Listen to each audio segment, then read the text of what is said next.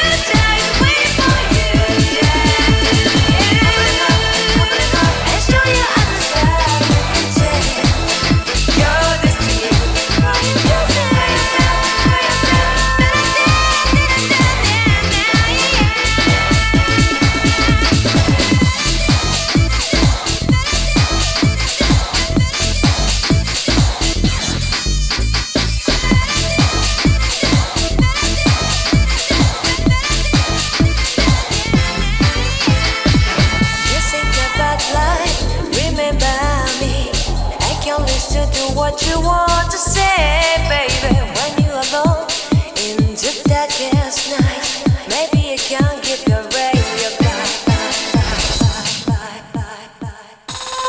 Open your heart.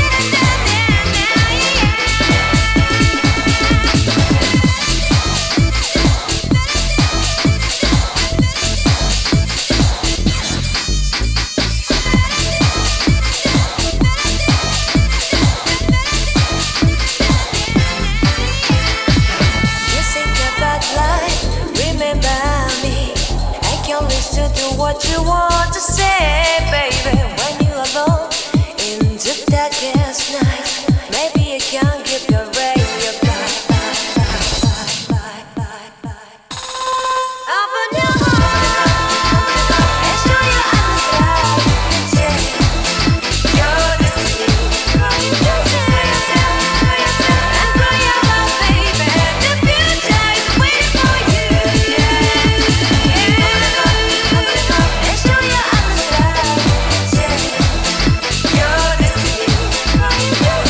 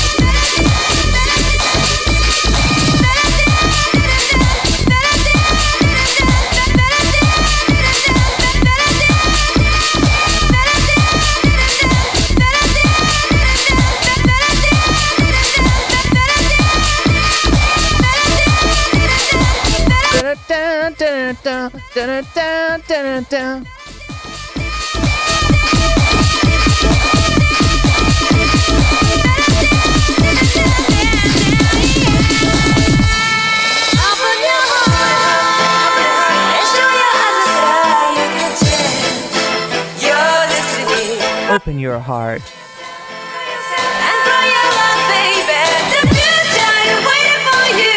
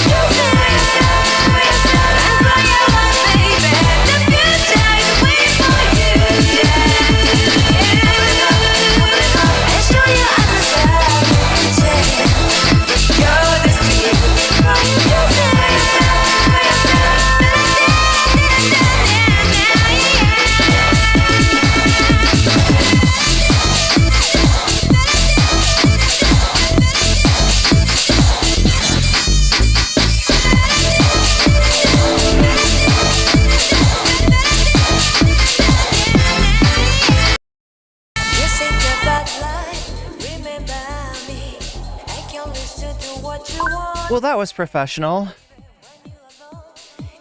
How's everyone doing? Let me switch back to where I want to be, which is here. Wait, there we go. Let's try this again. Yes. Yes.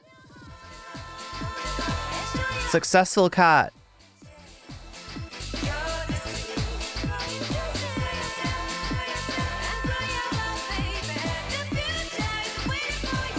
Twitch is not posted due to moderation settings? Oh, weird.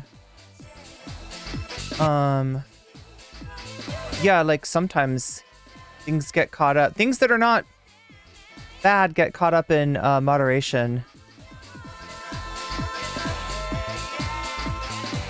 What's up, Twitchy Schmegly? I'm just realizing that I need to make chat work. So I'm not seeing all of chat. I'm only seeing Twitch right now. Let me grab this link and put it right in here. And there we go. And I should be able to see all of you, all of your lovely chattings in 4K. Yo, all right. Let's get ready, okay? We got... Wait, is there something... I feel like there's something different, right? There's something, something feels not entirely right, like not entirely seasonal.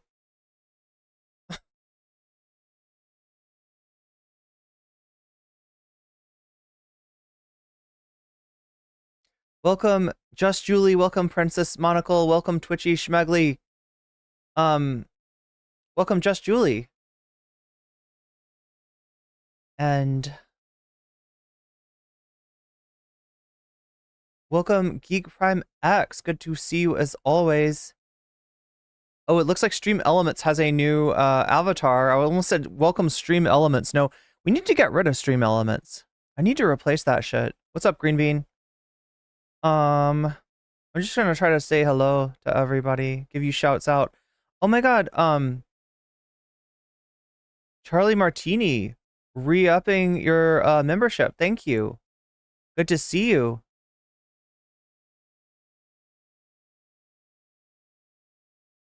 Wait, you didn't get your thing, did you? You didn't get your... I don't know why it does that when you sign or doesn't do that. Moe Nope, Zera Xerax, Vamps, Schmegly, Narwhal by Nature, Shaxpia, Moe Noape, CJ, Charlie Martini, BCat K, Crotchy. I do enjoy seeing Mr. Borelli take L's. I mean, we all do. We all do. But like I hate it when like lately it's been that like he's giving the left L's, right? Like he goes on Pierce Morgan and he gets rinsed, and it's just like, you know, the on when he's actually like LARPing as a leftist. Anyway, or not as a leftist. I shouldn't have said it that way. A lefty, a leftoid of some variety.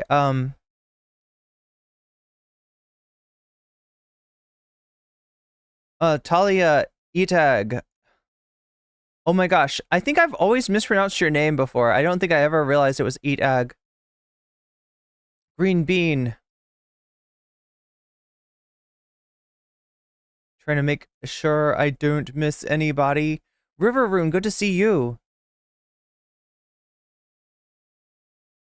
Looking comfy. I mean, kind of comfy. It would be comfy if it was a different season. No, it's like just so I can do.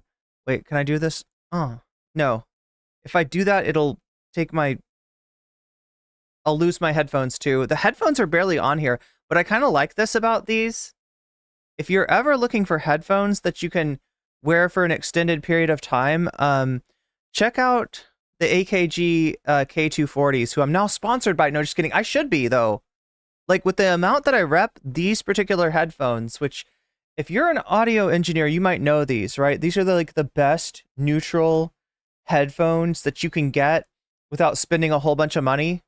They represent sound as it is, not sound with an enhanced bass or anything that'll, you know, there's like, so the, when you're, if you mix audio, you know this, right? The best thing you can do is like get like neutral headphones to get a sense of like not just what it sounds like on your headphones, but what it's going to sound like. What's the average sound? Like what are people hearing from your track? Because otherwise you can get fooled into thinking that you have enough bass on something when really you should be adding more bass to that. AKG 240s, yeah. Make them sponsor you. They should have to sponsor me. It should be, like, they don't even have a choice, right? Like, I'm sorry. There's only one way. That's the kind of capitalism I want to do, is like where we do direct action on brands to force them to sponsor me, right? And the direct action means adding them on Twitter. It's the direct action. No. Oh my god. I feel like I'm embarrassing myself here. NCC is all bass with no treble. Wait, that's a song, right? Is that a song? You got the Irenes with the glass. It's like Dark Irene. It's like, wait, no, would it be Dark Irene if the glasses were white though? That's what I've been seeing lately, is people will like white out the glasses to make you look mysterious and dangerous. Am I mysterious and dangerous, chat? Am I mysterious and dangerous enough? That's the real question. I feel like I need to get more mysterious and more dangerous.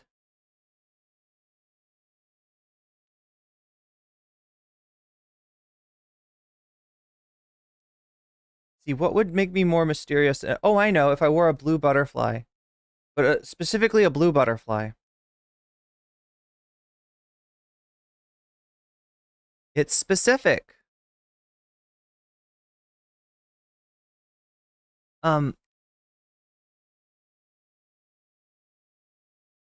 Like America, when it was mobilizing during World War II, forced companies to gunpoint. Yeah, it's like the WPA, right? Wait, no, it's not like the WPA. That's different. Well, we should do that too. Oh, Megan Trainor. God, that's like a throwback. The Red Eyes emote isn't on Twitch. And we have room for emotes on Twitch too. We have rooms for emotes on Twitch.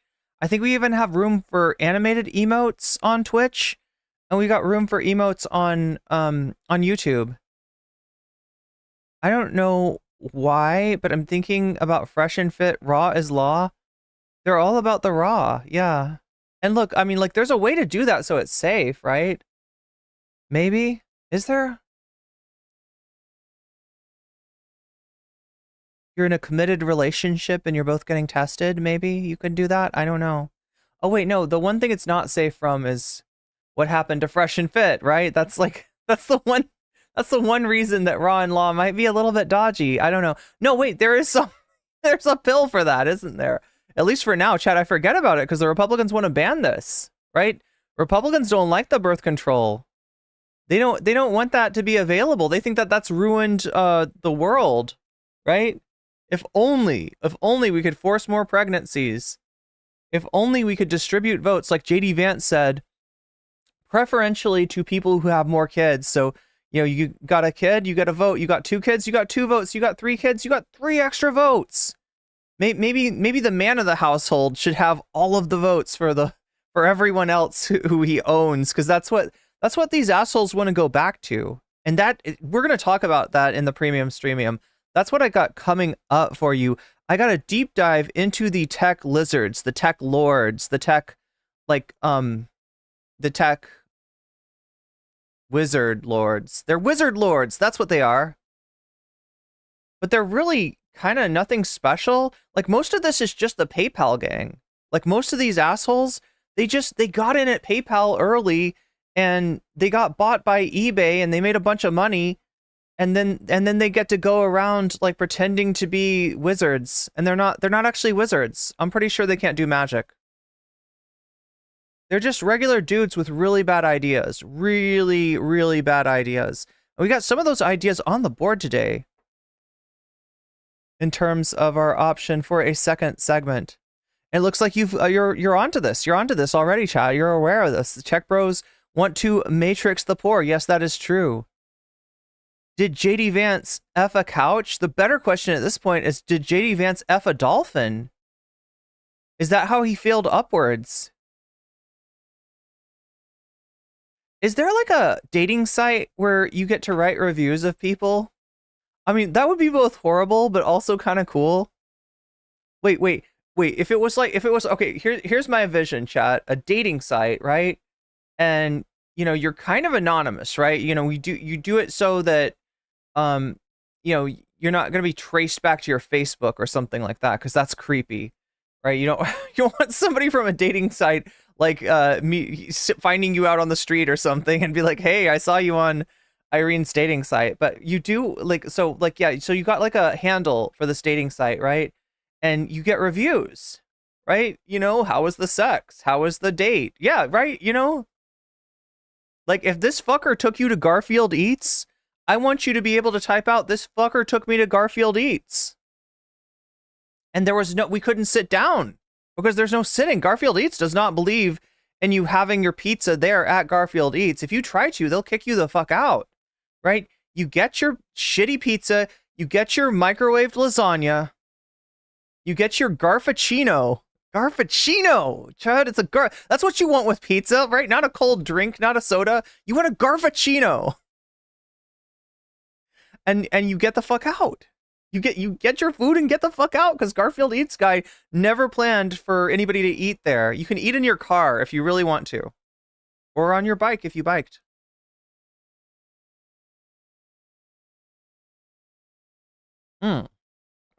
Oh my god, that's good coffee. Chat, I'm almost out of my coffee. I gotta re-up on this. This is good. This is like really, this is hitting the spot. Like, this is complete. Void coffee. Is this a real restaurant? Do people not know about Garfield Eats? We'll have to go into the lore sometime. I bet there's a bunch of people that are just not aware of Garfield Eats. And is it a real restaurant? I don't know if you can't sit down there. Is it a restaurant? I mean, you can definitely order food from there and pick it up, or you could. I don't think it exists anymore. I'm trying to remember where we're at in terms of the lore.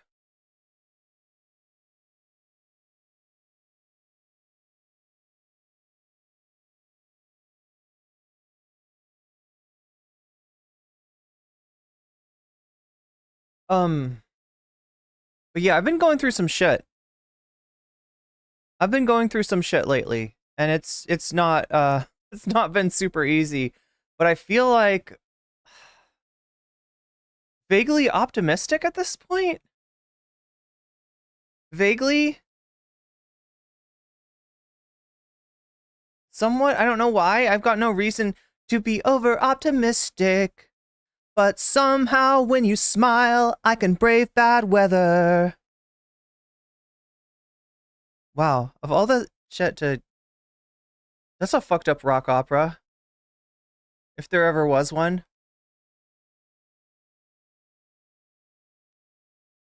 Libertarian candidate? Wait, are libertarians optimistic? Are they allowed to be optimistic?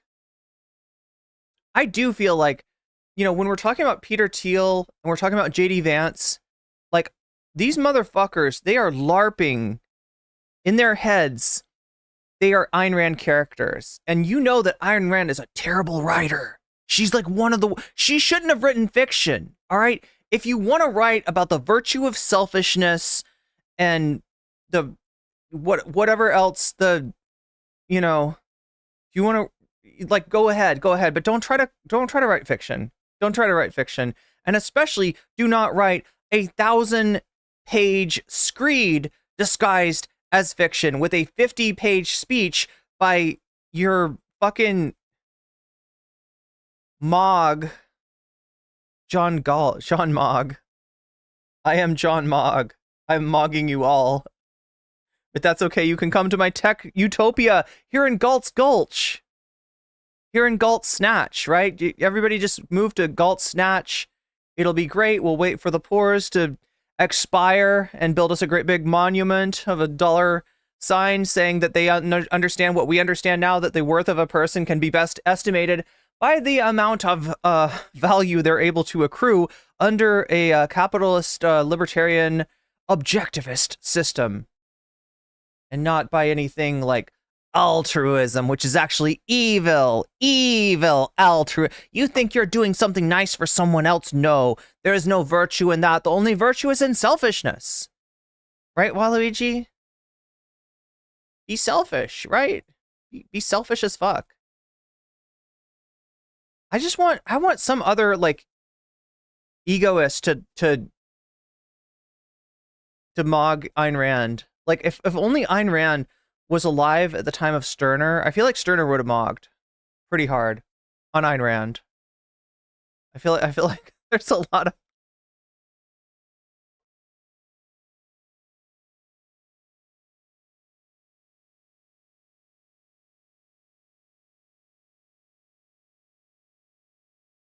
Altruism, it all traces to selfishness because it makes you feel good and that's selfish. Oh yeah, well actually, like, wait, isn't there's like a... I don't know if this is true or not, right?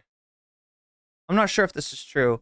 But supposedly Abraham Lincoln was an adherent of wait, is it ethical egos? No, I think it was actually like psychological egoism.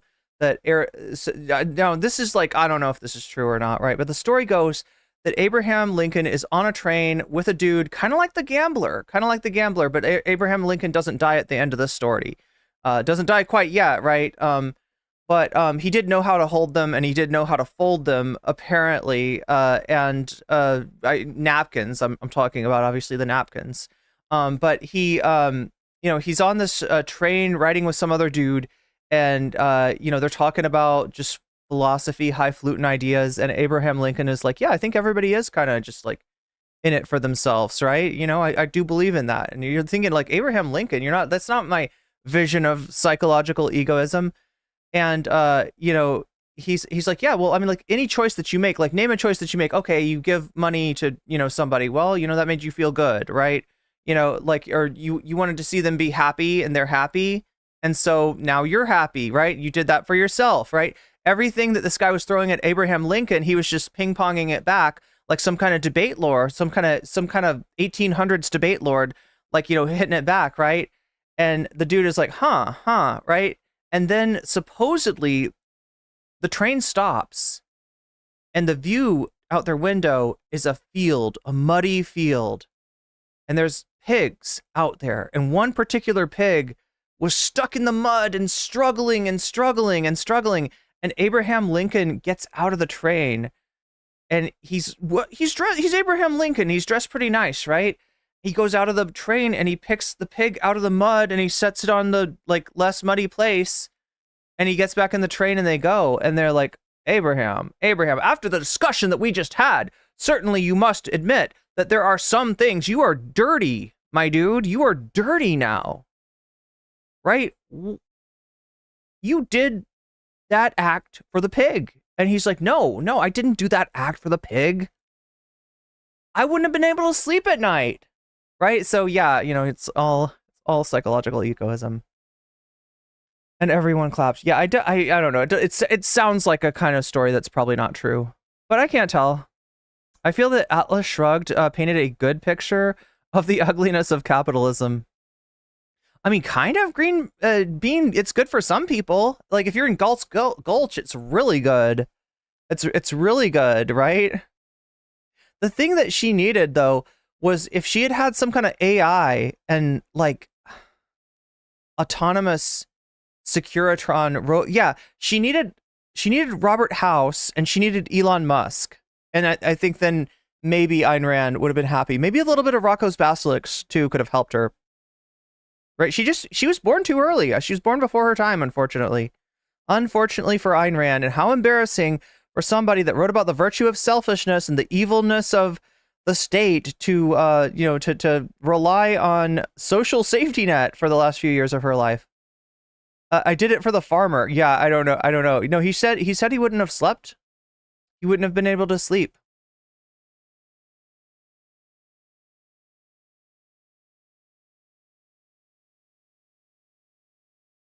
It's funnier as a recovering libertarian.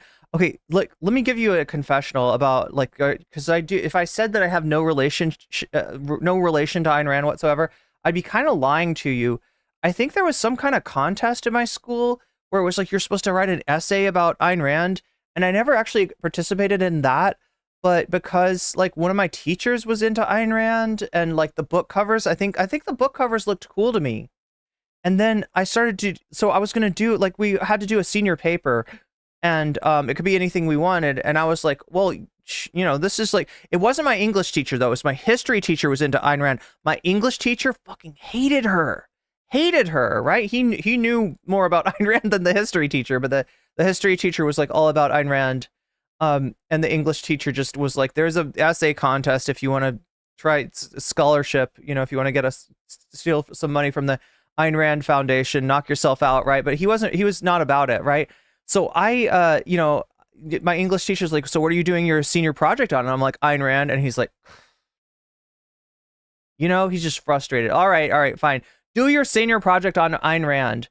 And, I was like looking into her, and the big thing that enthralled me was pictures of her, right? Let's see if I can find some pictures. Let me see if I can find the picture in question.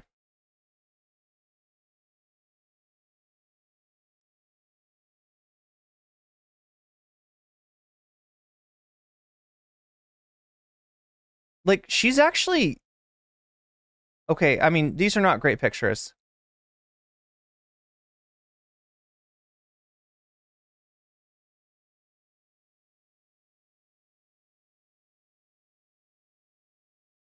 Why are they comparing... Oh, wait, there's one. Ayn Rand is for children. Salon.com. Nice.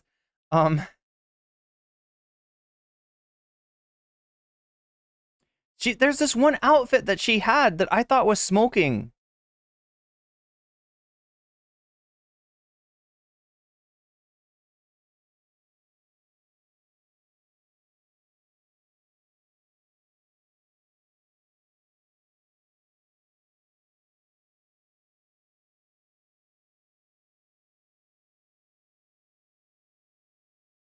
I can't find it now, chat.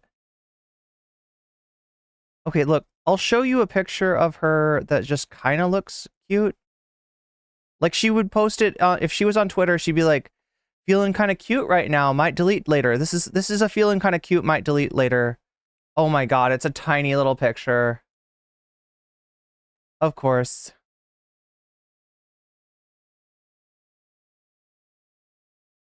There we go. Not bad. Not bad. I like it. But like, no, I swear to God, there was this like outfit that she would wear. I thought she was really hot. I like admired her for her fashion sense, right? I thought her fashion sense was really cool. and the fact that she's like an iconoclast and all this stuff, you know, it appealed to the edgelord in me, right? But then the more that I started to read about her philosophy and her life and everything else, right? So it started out, it was going to be like, hey, there's this really cool author named Ayn Rand, and she's pretty cool, and like more people should know about her because she's rad and she's got this idea. I mean, she likes to be nice, but she doesn't think that being nice is actually being nice. You shouldn't be altruistic. You should be selfish because that's the better for all of us, right? We can all be selfish together. I don't know. No, actually, I didn't know about her ethical philosophy, right? I didn't. It was when I started to like be like, wait, so no, why is Ellsworth Toohey bad? I was like, oh, because he's a collectivist. A collectivist. Okay, so what does a collectivist mean? Well, he's altruistic. Altruistic. Let me look that up. Oh, that seems like a good thing. That's why is this not a good thing? Right? And then like you get more into it, and you get into like, there's literally like a unconsensual scene with the hero as the person acting on the love interest without her consent. And that is a central part of the Fountainhead. And yeah, like I don't think I even got into like Atlas Shrugged that much. Like I was like, prime movers, ugh, get this out of here. Like I don't want to read this. Trains? Really? Like I like trains, but I don't like Ayn Rand's trains. And I don't like Ayn Rand's composers, and I don't like Ayn Rand's people. But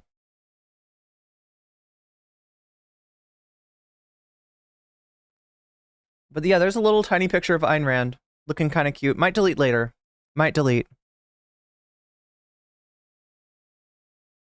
Sometimes you get right libertarians, or is it anarcho-capitalists? I get them mixed up talking about communities getting together to build a fence or a school, etc. But try to get them to mask up. Exactly.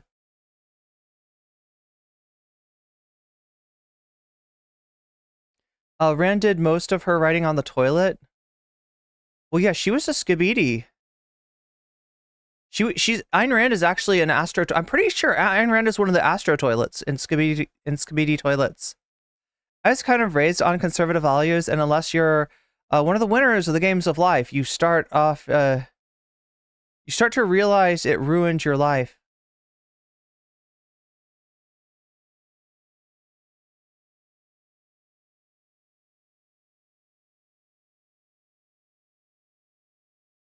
But yeah, my senior thesis, it's high school chat. So my senior paper on Ayn Rand ended up being more negative than positive.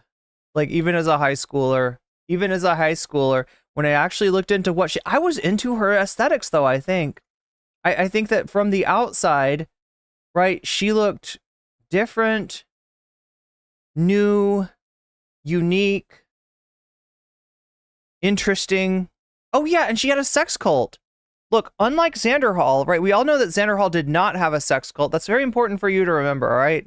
Xander Hall wants you to know that he did not have a sex cult. And, you know, look at him. No, he didn't have a sex cult. This guy didn't have a sex cult. Come on. Come on. You spend any amount of time watching Xander Hall, and you could probably tell that dude did not have a sex cult. That is not a thing, right? But unlike Xander Hall, Ayn Rand did have a sex cult. She literally did. She had a sex cult, and it was called The Collective. And it was like, she was like trying to recreate like the Greek philosophers or something?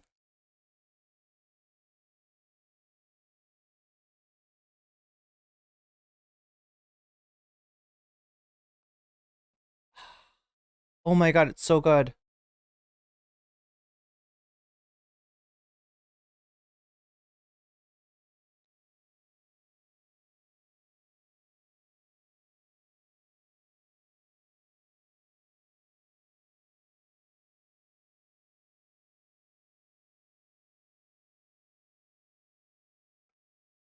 One of my psycho friends loved Ayn Rand, and she also cheered for the slavery subplot when we watched the and Isekai anime together. Okay, you wanna know who the real sus buckets are?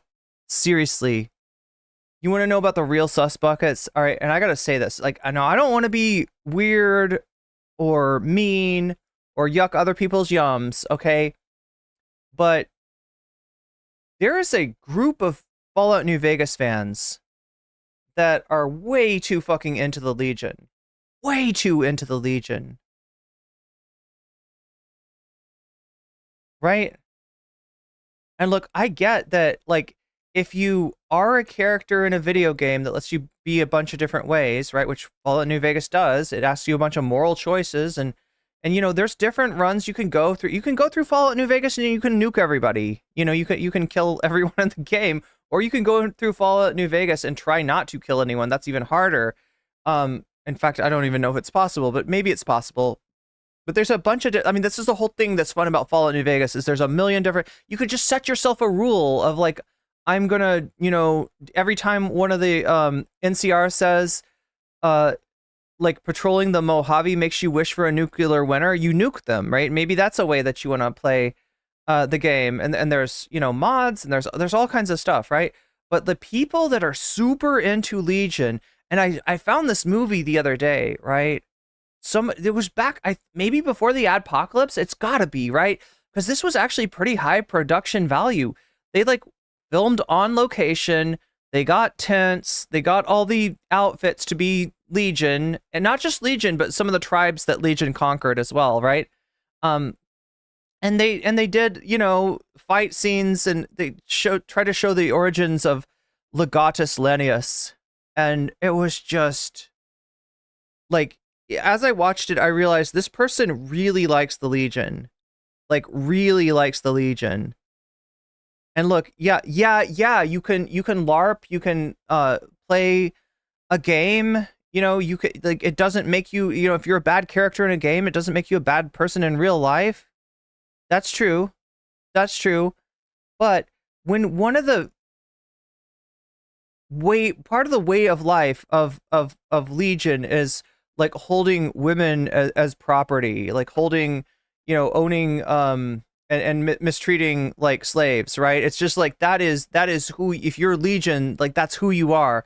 So as much as I could say that, like, if somebody wants to do like a playthrough where like, yeah, let's see what's like to be the, you know, let's save Kaiser from well, we won't get into it, but he had a very similar problem to RFK Jr. Let's just say that. And if you save Kaiser from the worm, you know, then the playthrough goes differently. If you help Legion instead of helping House or the NCR or the Smiley guy or whatever, you know, it goes differently. So I get people doing different wanting to see, okay, what's it like with this faction? What's it like with this faction? But if you're like really into the Legion, I'm sorry, I don't know what to say about you. I don't know what to say.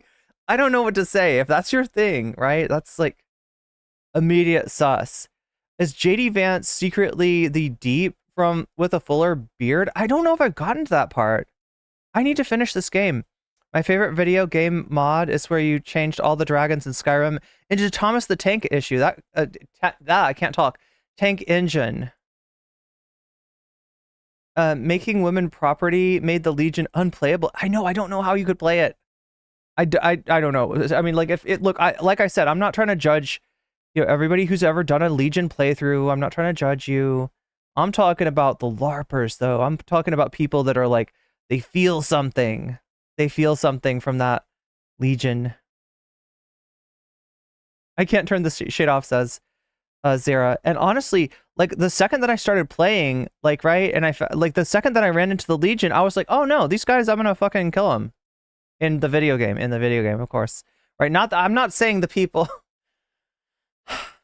But yeah, you know, when, like, what's his name? Vulpus? Oh yeah, fuck that guy. That was like the easiest choice. And I generally play that game trying not to unalive people, right? I generally play through, like, I try to, you know, understand people and work with people and treat people like I would like to be treated. But when it comes to fucking Vulpus, oh my god, that guy was so dead. It was the easiest choice I've made in the game. And I'm the person that tries not to kill people, honestly. Legion fans in Fallout are like the Empire fan in Star Wars. Fans of Hogwarts. Yeah, like it's one thing to be like, well, you know what? The Jedi are actually not all they're cracked up to be, because in some ways they're not. I don't know about the Empire though. Yeah, the Siths seem not great. I prefer the Macho Man Randy Savage mod. Oh, you're talking about in what's it called? Why can't I remember it?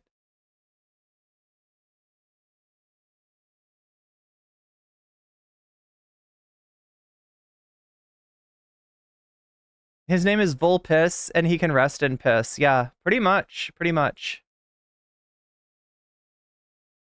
But yeah, it was weird because people were watching me do this playthrough, and I'm playing it like Lucy. I'm basically Lucy. That's what my that's what Hilmandra said watching the playthroughs, is that like I'm literally like a vault dweller with like vault morals, and I'm like, yeah, no, everybody can get along together. We can just be like shiny, happy people holding, but yeah, obviously, the wasteland is the wasteland, and war is always mogging. War is always mogging. Did Jedi have to be celibate? Oh yeah, wait, I forgot about that. I need to watch through this sometime, because I swear to God, so like I watched the first one with when Anakin's a kid, right? And I was like kind of like, okay, cool, we got some pod racing, and he's also good at flying a spaceship and going pew pew pew pew. I mean, that's pretty cool. And then the second one, it was like, begun, they have the Clone Wars. And I'm like, okay, Yoda, that's great. That's like I started to kind of fall off. And by the time the third one came around, because it's like, these are the sort of movies that I wasn't watching like myself. Like other people would have me watch these movies, because you got to watch the movies. Jedis are actually Volcells. People, oh my God, we're talking about dolphins. I feel like we got to talk about the dolphin thing. Look, chat, I won't even make this a, I'm not even gonna make this like a,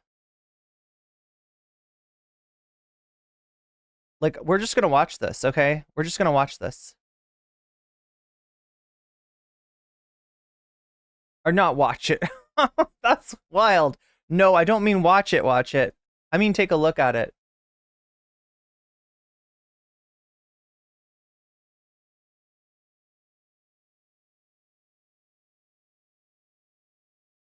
Shiny happy dolphins on the shiny happy dolphins on the. Okay, so this is JD Vance, who you may know has a thing for couches. Supposedly, allegedly. I mean, I can't guarantee it, right? But it's been said that the man fancies a couch, fancies a nice comfy couch with tight cushions.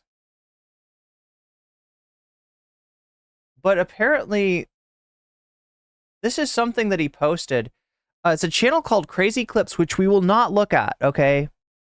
We will not look at those crazy clips. I don't care what you say. It's not going to happen. We're not doing it. All right? It's just not. I just don't. I don't want to see it. I don't want it in my memory. I don't want to know what this actual clip is about, right?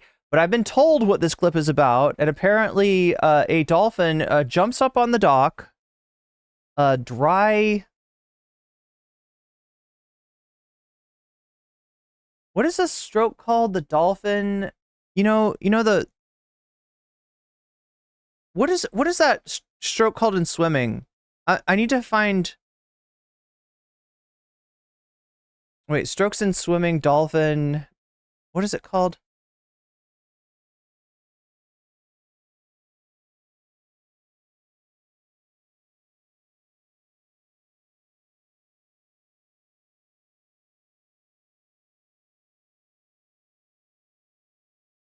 Dolphin stroke. It's just called dolphin or butterfly is the other name for it. Yeah, he just butterfly strokes all over this woman, and apparently she's just kind of entertained by it, right? But this dolphin, he goes whole hog. He goes whole hog on this woman. And that's what JD Vance here is reposting. Like, he's sharing an encounter of sorts between a dolphin and a woman. God, I'm scared if I. Okay, just I'm being cautious, chat. So there's the actual post, but we're not gonna click. If we click on here, we'll actually see the Well, there's the perfect partner for JD Vance right there. It's a dolphin and a couch.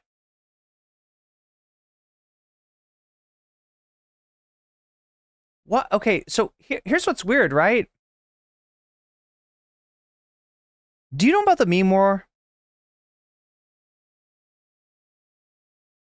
Don't ask how I know, but it's fine on YouTube. It's fine on YouTube, but what about Twitch? Twitch might be... Headline, AP News cannot corroborate reports that JD Vance...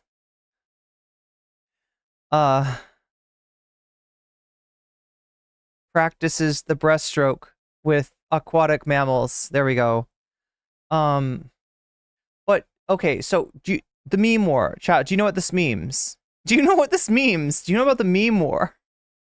The great meme war, all right? It was a long time ago in a galaxy far away, and there was a meme war, right? And the SJWs lost the meme war, right? It was like, is it 2015 or 2016 that we're talking about? And you know how the SJWs lost? It's because Lacey Green took the red pill, right? And so there we go. Somebody goes from the SJW side to the red pill side, I guess you'd call it.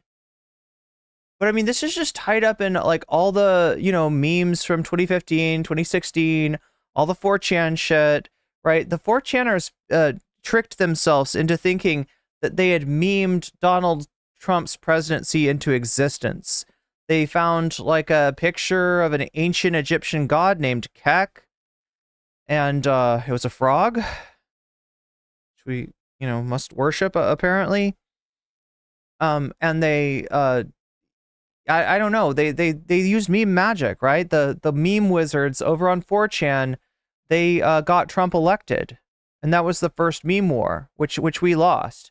The second meme war, though, like, I think it's shaping up very differently, right? Because we got Kamala Harris, and we're gonna talk about Kamala. All right, if you're here for Kamala, don't worry, I got you. This is just the opening. This is just the douchebag buffer, as we call it, when we talk about anything, everything, and nothing, in order to make sure that all the douchebags have left the stream by the time that we get started with the real content, because we only want the real ones. We only want the real ones with us for the actual stream itself.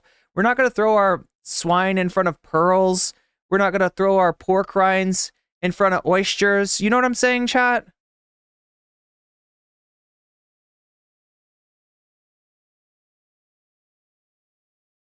We're going to meme our coconut paradise into existence, even if we're doing so with an imperfect, and that is to say the least, queen of memes, meme queen, right?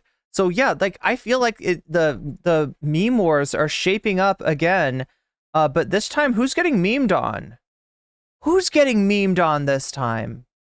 It's not the in Soviet Russia, SJW memes on you. Dolphins after JD Vance gets locked up. That's right. I'm glad that there's nothing really bad so far. I'm like so scared.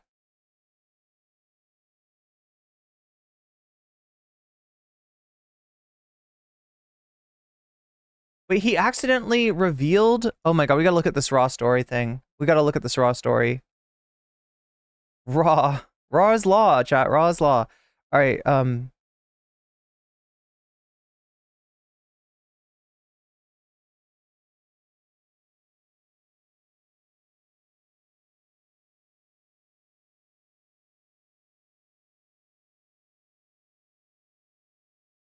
cocky Trump campaign? God, they're all about this. Raw story. Their name is not a joke. They really are raw. They really are serving it to us raw. The cocky Trump campaign. Okay, raw story dolphin. All right, here we go.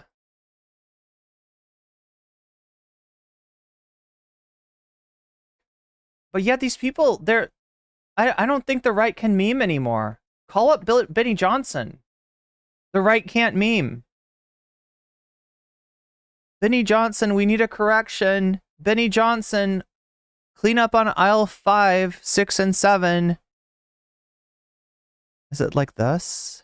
Maybe even like this? Oh, no. Wait, can we? Yeah, this is perfect. This is perfect. Okay, I like this. All right. So here we have Trump and JD. Republican Senator JD Vance, Republican of Ohio, a staunch ally of former President Donald Trump, was the subject of ridicule this weekend after attempting to post a photo on social media that took aim at the content that could be found on the internet. And this is the guy that wants to ban corn, right? So chat, I don't know where you're living at, but right now corn might be in season. It might be time to go to the grocery store, farmer's market, something, check out the corn, right? Corn is nice once in a while. You shouldn't live your whole life eating corn, but it can be good. Corn can be good. I like a nice tortilla myself, right? It's very versatile, okay? And less calories than toast. So there we go. So yeah, the Ohio senator was mocked on his own social media post because of a picture that he shared in which showed a dolphin apparently attempting to cohabitate with a woman. This dolphin wanted to move in. This dolphin had a U-Haul, okay? That's what I'm talking about. Maybe the internet was a mistake, said Vance, posted on Saturday with the picture in which was captioned, "Woman gets violated by a dolphin and enjoys it."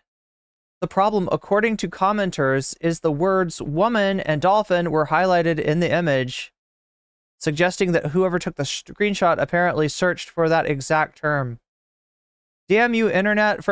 This is like, what's with all these gay guys sucking his cock, right? This is the same kind of shit, right?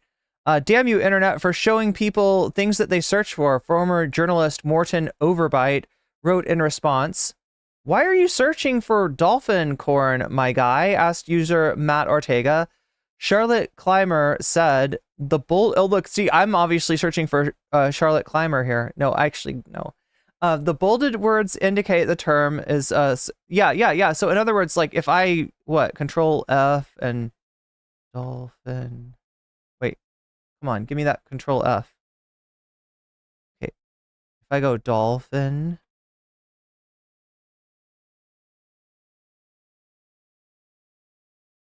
Then you kind of know that I'm... Well, I mean, okay, it's different, chat. It'd be more like if I did this in my Google search, right? So it's one thing if you're on Twitter and somebody shows you something and you're like, holy shit, look at this shit. Like this tub girl. Wow, tub girl. Or you're like, 2 girls, 1 cup. Damn, that's not ice cream, right? It's one thing if somebody sends it to you, right?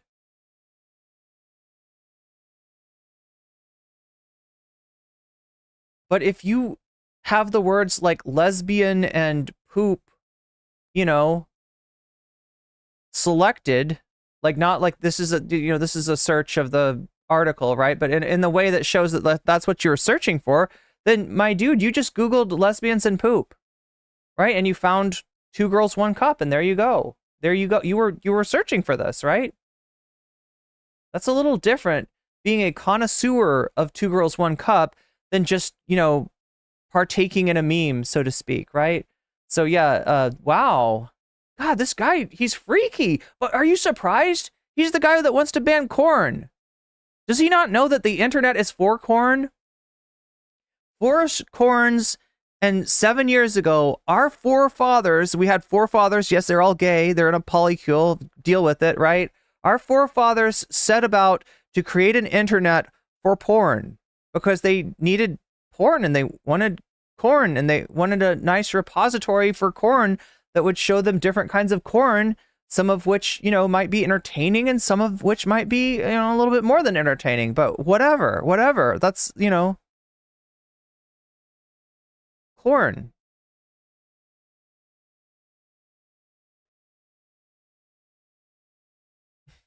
Corn. It's corn. Why do you have Roman Empire and busty Latinas in your search history? Exactly. We don't know what all is in JD Vance's search history at this point. And I'm not exactly sure that I want to find out. But what I do want to find out about, chat, I want to find out what you want to watch today for the second half. I am most interested in this subject. This particular subject is definitely in my search history. And by search history, I mean, I'm looking at the poll right now to see where we're at. And it looks like Tech Bros want to matrix the poor is in first place, with Trump getting did he even get shot? Did he? We want to know. Christopher Ray, can you help us out with this? What's the deal with shrapnel? I don't know, chat. I don't know. Right, that's in second place. Third place is Destiny losing his shit. Look, I have something really spicy for you, right? And by spicy, I mean like Garfuccino spicy, that I wanted to put in that fourth place, but I didn't do it because I knew that some people might want to, you know, I wanted to give it one more chance. A lot of people are interested in this particular subject matter, so I wanted to give it one more chance before we get into the Garfuccinos.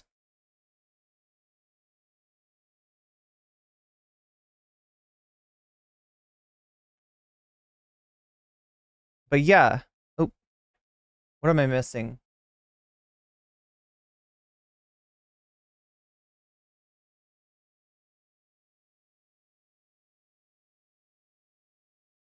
Okay, so where are we at? I think we're 3% there. We are 3% towards the dono goal before I even mentioned the dono goal. And you can thank Charlie Martini for that. Thank you, Charlie Martini. Thank you for becoming once again a weird champ, and also you've just been weaseled. You just that's a good thing. Weaseled the fuck up. You just weaseled the fuck up. And I'm here for it. All right, and we're here for it. We're here at 3% of the dono goal, which if we get it to 100%, we'll be able to see one of these subjects. Right now, people seem to be choosing Tech Bros and how they want to matrix the rest of us. That's what I mean by the poor. Because to people, like, look, all of you are poor to Peter Thiel. I gotta be real with you, all right? He's mogging on each and every one of us, even if you're a millionaire, all right? If you don't have, like, a sketchy Roth IRA that you were able to max the fuck out in a way that no one's ever done before, you are poor. You are a poor person to Peter Thiel, right?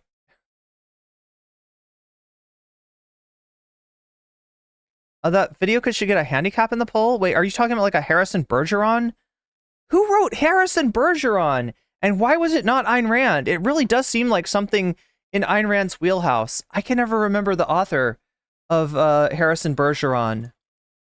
But I don't think it was Rand.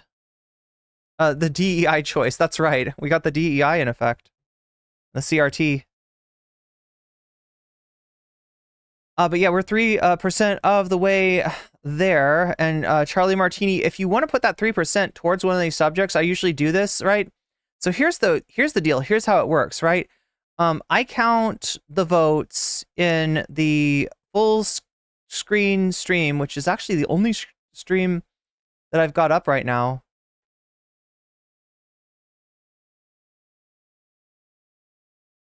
And I also count them in the live stream,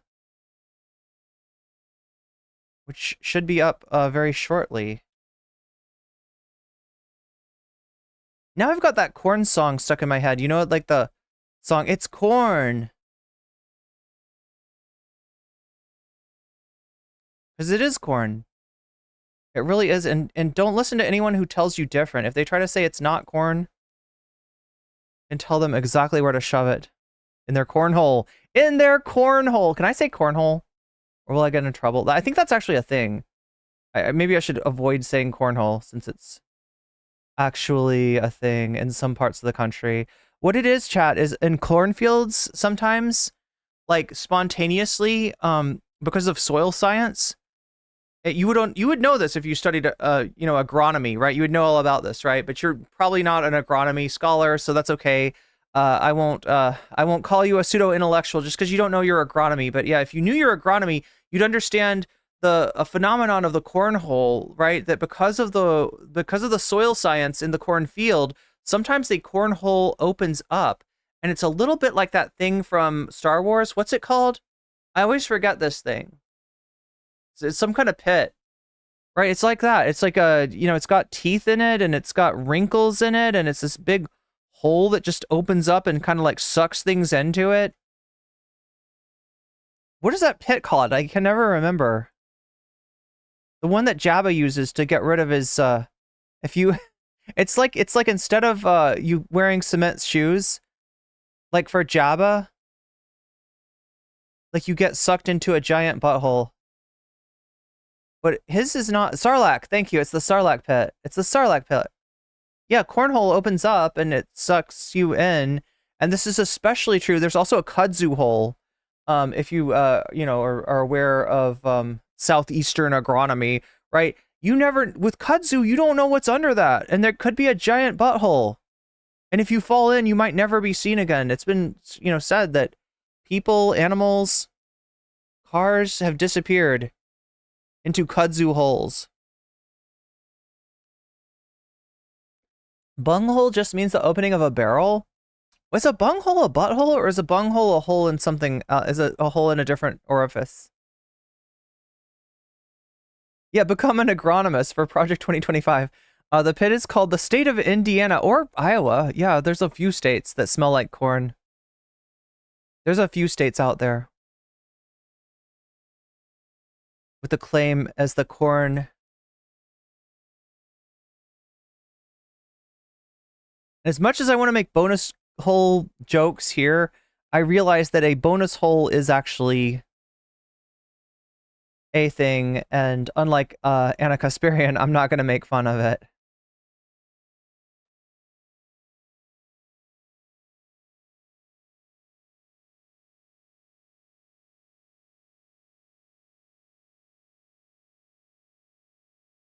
But I love how, anyway, let's not talk about Anna Kasparian some other day, chat. Some other day we'll talk about Anna Kasparian. Didn't she debate? Oh my God, was it Dershowitz? Is it Anna versus the Dersh? Is that what's gone on recently? Kamala is going to dig an even deeper hole for America. Yeah, drill baby drill. Drill baby drill. That's what we're here to do, chat. We're here to drill baby drill. The Simpsons predicted Trump? Yeah, the Simpsons predicted a few things. Wait, is a bunghole a butthole? Is that the same thing? I never knew. What a bung... Like, I remember people being like, they would talk about bungholes. They would be like, you're a bunghole, bunghole. Shut up, bunghole.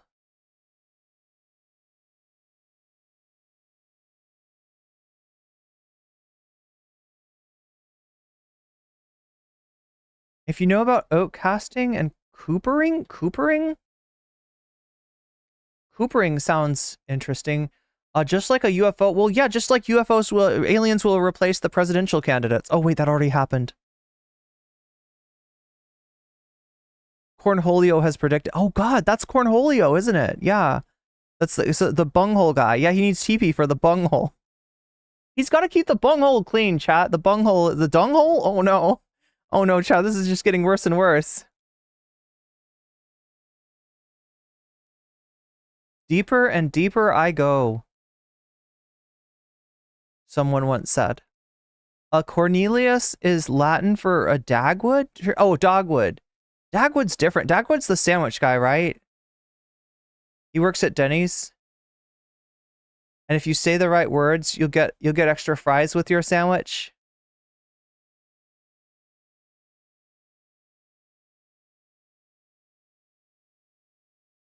It used to mean corn used to mean wheat? Like einkorn? Wait, no, einkorn's a unicorn, right? Or is that einhorn? Oh no, chat. We're drifting swiftly towards transphobic movie 90s territory. If we're not careful. We'll fall right in. We'll fall right into that hole.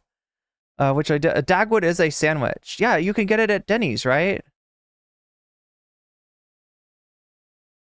If people want to understand what American cuisine is, just go to Denny's. There it is, right there. Moons over my hammy. You know, you can get all that's American food culture right there. Denny's at 2 a.m. I mean, that's the best part of Denny's, right? It's the only place that's open when you're hungry.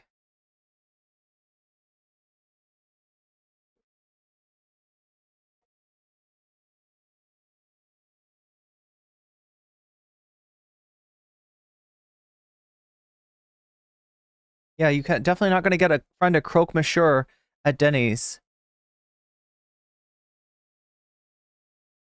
The corn gods in the history book do not mean maize gods, so they would call like because there was different kinds of wheat too, right? There's kamut, and then there's red wheat, and there's like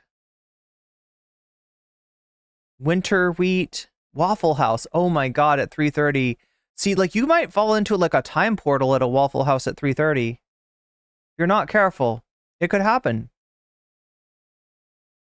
I mean, that's where you go if you want to fight, though. I've almost gotten into a fight at a Waffle House, chat.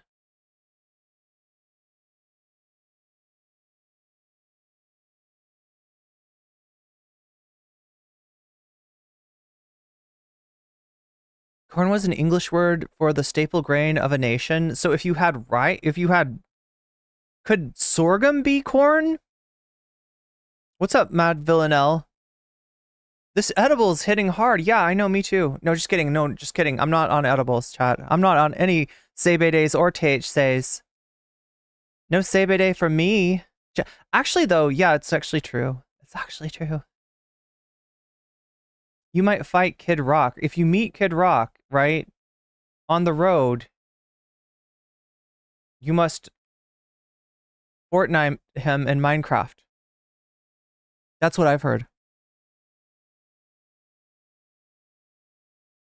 But yeah, like I was trying to say here, we've got 4 topics.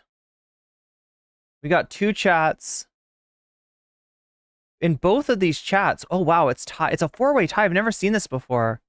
It's probably because I just opened Shorts chat up, but everything's tied.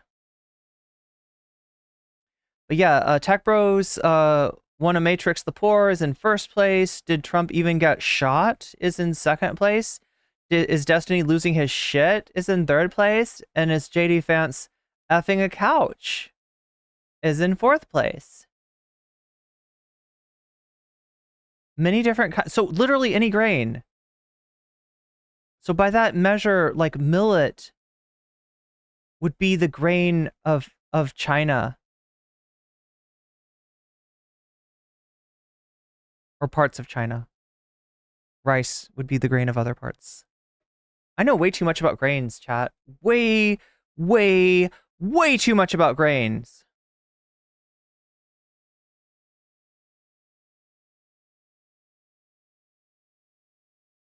You were not expecting this level of granularity. I know, like, you never know what you're gonna get here. But I don't know what you're gonna get either, right? Because like we've got this topic to cover, and that is a topic of Kamala Harris and whether she might be better than Biden at a certain subject that, you know, YouTube doesn't want me talking about, but we're going to talk about it anyway, chat. And you might have figured out from the background of the thumbnail exactly what that topic is, or might not. You might be figuring that out later, but millet. Yeah, millet. The only thing is millet is goitrogenic. That's the only drawback with millet. It's hella goitrogenic. And I'm from California, so I can say that. I can say hella. Which grain is my fave? Jeez. Wait, what is my favorite grain? Oh, quinoa. Quinoa is awesome. Quinoa is like the tastiest. Is there a cat in my room? I feel like I hear a cat. I can't tell. There might be a cat. There might be a cat in my room. God, chat, I'm sorry, I'm getting distracted over and over again. So yeah, like I said, we've got 4 possible topics of opportunity that we could do after we get done with the discussion about Kamala and Biden and their relative merits, etc., etc., right? And you can vote for them in the stream that you're watching on. And many of you have. Looks like 46 of you have voted, and 34 of you have liked. That's not a horrible ratio. That's not the worst ratio I've ever seen. It could be a better ratio, but it's not terrible. Because it was so peaceful. What is goitrogen? Do you know what a communist invading radical? Yeah, do you know what? Yeah, you looked it up. Goitrogens are substances that disrupt the production of thyroid hormones. So it's goitrogenic, right? In that it could generate a goiter, which is like a large thing on your neck that you don't want on your neck. It's this big old bump on your neck that's like big and swollen, and I think is it actually a goiter? It's something that grows on the thyroid, I think. Quinoa, California confirmed. That's right. That's right.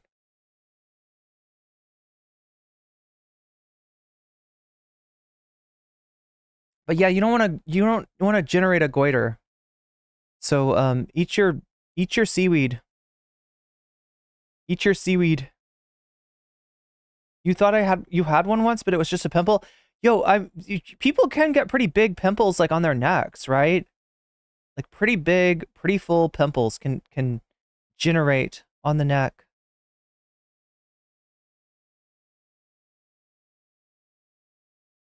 So like I was saying, oh yeah, now we're tied. Did Trump even get shot as tied with Tech Bros want to matrix the poor on the full scale stream? JD Vance F at Couch is winning in terms of the short stream, but it's pretty early and everything else is tied in second, right? So there's two parts to how this works, right? And one of them you've already figured out. It's voting on them. And understand this, right? I'm running 2 streams right now. God, I'm supposed to do this.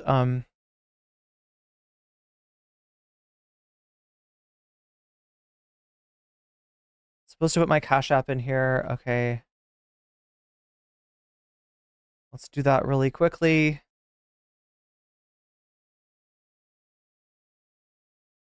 And pin that. I'm doing this chat because it is getting close to rent day. It's getting close to the day that I have to pay rent. So oh yeah, and it also bears something else, right? So how does the bonus content happen? Well, it doesn't just come out of nowhere. It doesn't just drop out of a coconut tree, right? We kind of have to get there, right? And we get there by pushing the dono goal. And one of the ways that you can push the dono goal is to donate to my Cash App, which is right there. That's just one of the ways. The only reason I'm making a special point about this is because of the said impending due date of my rent, and that being one of the ways that you can get money to me immediately. The way that it works in terms of the other donos, whether it be super chat, super sticker, whether it be getting yourself a membership or giving memberships to others, whether it be over on Twitch in terms of getting yourself a sub to get yourself out of the top of the ad break, which you can do maybe even for free if you have Amazon Prime. You can use Prime to get a free sub. If you give that to me, you will no longer see ads in my stream. They're 3 minutes in a row, right? Unskippable. It's terrible. So if you want to get out of that, that's the way you can do it for free. You can also do it for $6. And you can also do it maybe by being gifted a sub, right? It does occasionally happen. And you're more likely to get it if you're active in chat. And also know that if you gift subs, that also is a donation. So I'm just going over the different things that push the dono goal forward, right? And letting you know that when you do like a super chat or super sticker or sub or membership or whatever, right? I will add that amount to the dono goal, and I will also add that amount to the topic of your choice. So we got 4 topics here today. Tech Bros want to matrix the poor. Did Trump even get shot? Did JD Vance F a couch. I love how I had to do the motion. Like, I don't know, chat. I don't know. Did JD Vance F a couch, right? Or is Destiny losing his shit, right? These are the topics. These are the topics that we have today. This is the bonus content that you can get after the regular content, but on two conditions. One, we hit the dono goal, and two, that this thing gets the most percentage. Now, how does the percentage work? I'm glad you asked. A Roman Goliath says you exist in the content of everything that came before you. Exactly. That's what I'm trying to exist. And chat, I'm almost existing. Do you know that? And that means we're almost existing, right? As a real, stable, permanent, community that's always going to be here, right? Because we're very close to, being self-sufficient. I consider myself incredibly lucky for that. So, but yeah, anyway, like I said, any kind of donation can count towards the dono goal, and it also can count towards the topic of your choice. So I'm taking a poll in YouTube, the regular chat. I'm also taking a poll in the shorts chat. If you're joining us in shorts, did Trump even get shot is winning now. No, it's did JD fuck a couch? That's what's winning right now. But regardless, right? I'm counting the polls. Oh my gosh, it's very fluid. It's very fluid right now, chat, as far as what's winning and what's losing in the poll. So the other thing that contributes to the poll is that when people donate, they get the chance to tell me to put their money where my mouth is. If you imagined my mouth being like on Waluigi's head, which is right next to the notepad, right? It would be putting my money. I'm not going to put my mouth there, chat. If you think I'm going to do a poggers right up here, you're wrong. I'm not going to do that's exploitable, chat. If I purse my lips and put them on something, somebody's going to take a picture of it and they're going to cut me out. And they're going to put something else in my mouth, probably an eggplant, possibly a zucchini, large zucchini. And it's just going to be bad. It's going to be bad memes. And we want good memes. We want happy memes. We want our vibes to be immaculate.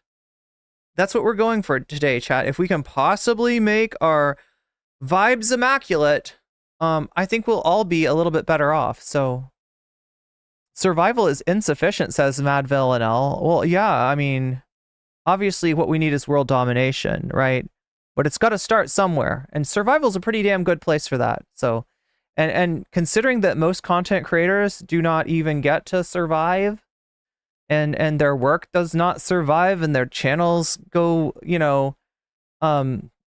vacant. Their channels look like Novak in Fallout New Vegas, right? They just get abandoned. They get covered in kudzu, chat. They get grown over by the kudzu. And I don't want to be like that, and I don't want my community or my channel or anything to be like that. So that's why, yeah, survival is insufficient. We got to keep growing. We got to keep growing. But we got to feed the kitty for now in order for the content to keep coming. Because I don't know if you know this, but I can't do the content with insufficient calories.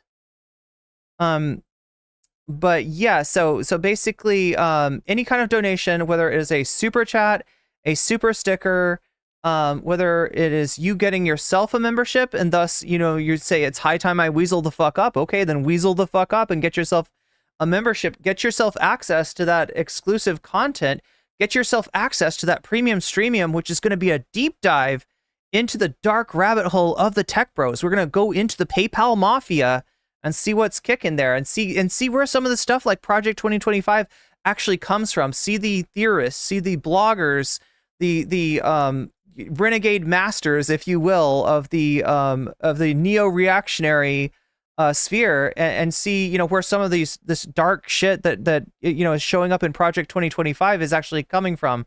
So it gets you a golden ticket to that as well. You can also push the dono goal forward when you sign up for Patreon, when you donate on Throne, which is how I crowdsourced all of that which you see around me, other than Waluigi, right? Which I had to have a plush Waluigi, right?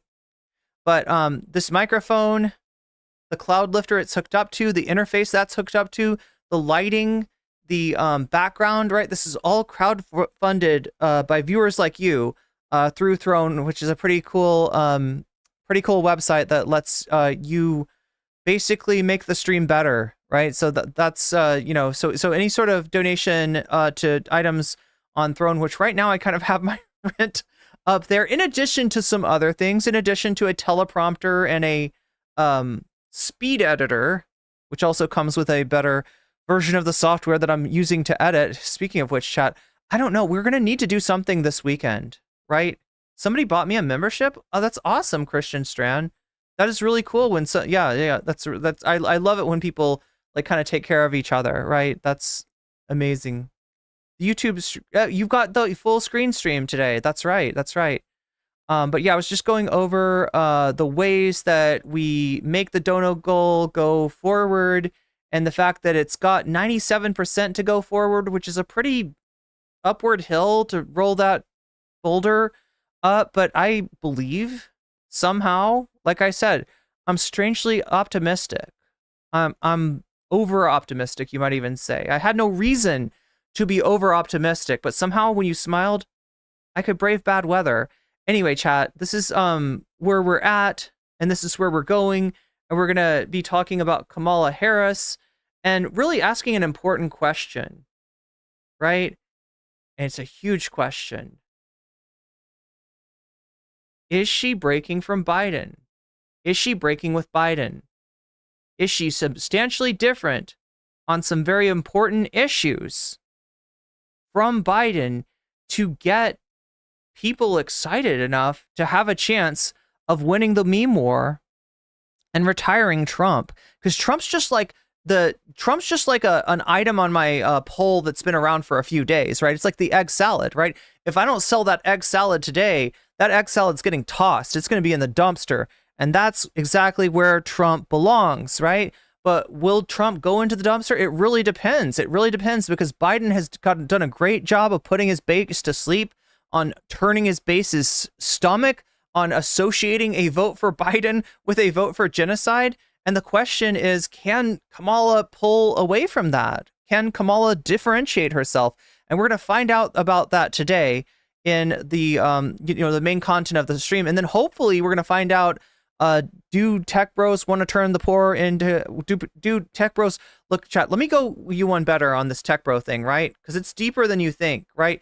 It's not just tech bros and do they want to matrix the poor, which, of course, if they could, they would, right? What other ideas do they have, right? Like maybe turning the poor into biodiesel? If you think I'm kidding, you might be naive. Because there's lots of stuff on that objectivist PayPal mafia menu, right? There's lots of gross stuff. There's lots of eugenic stuff on that menu that is, at the cafeteria for the PayPal mafia. And they'd like to put us on that menu as biodiesel. Because guess what? If you don't have the money of a Peter Thiel, if you're not a venture capitalist, you're poor to them.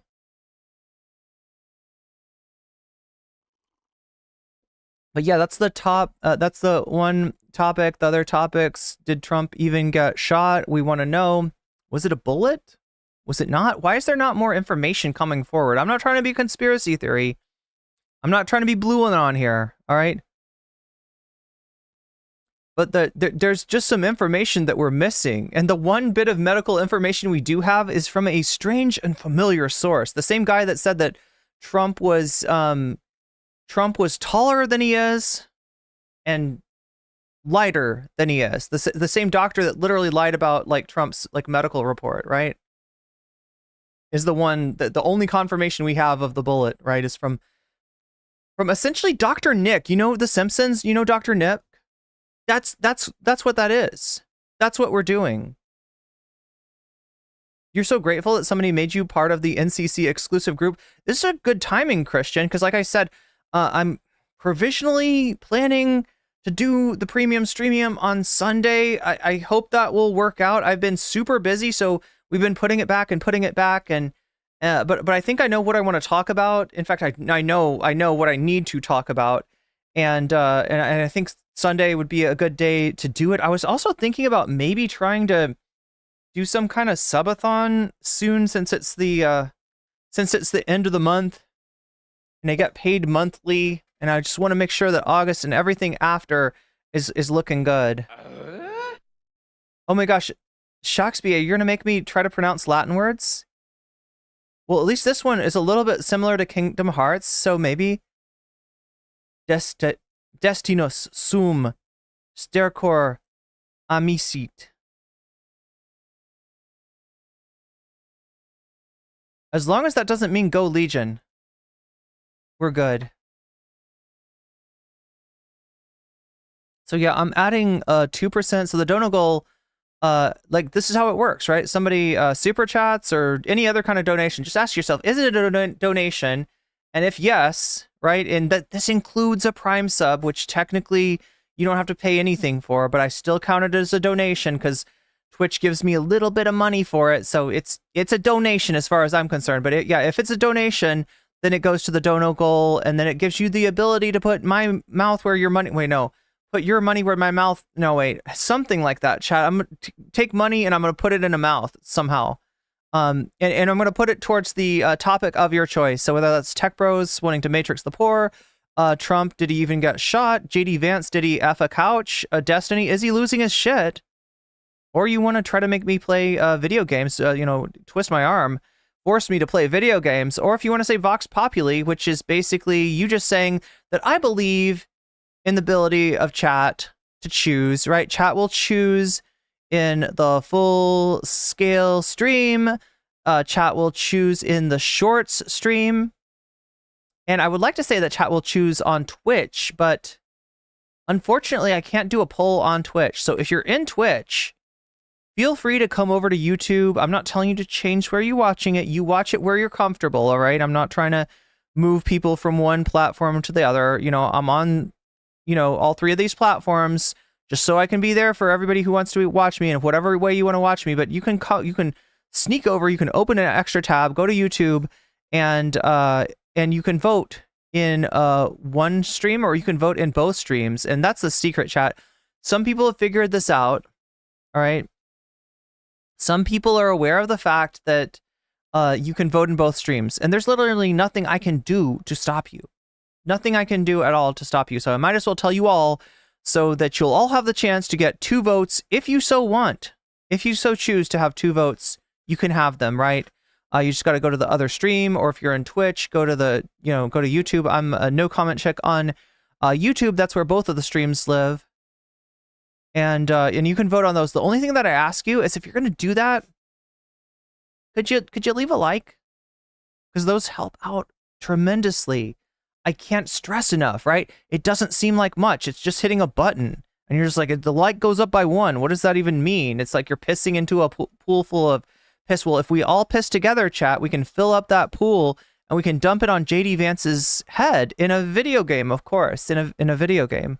Right, I'll learn to code, and I'll write a Minecraft mod where we can do that, where we can actually, you know, piss all over the Tech Bros. Right, that's satisfying, isn't it? But yeah, that's how it works, and that's what we're doing, and we are at 5% now. I still need to get Shakespeare and Charlie Martini. You have been the sole donors so far in the stream, and I need to know. It means Destiny has lost his has lost it to the dunghill. Wait, which part is the dunghill?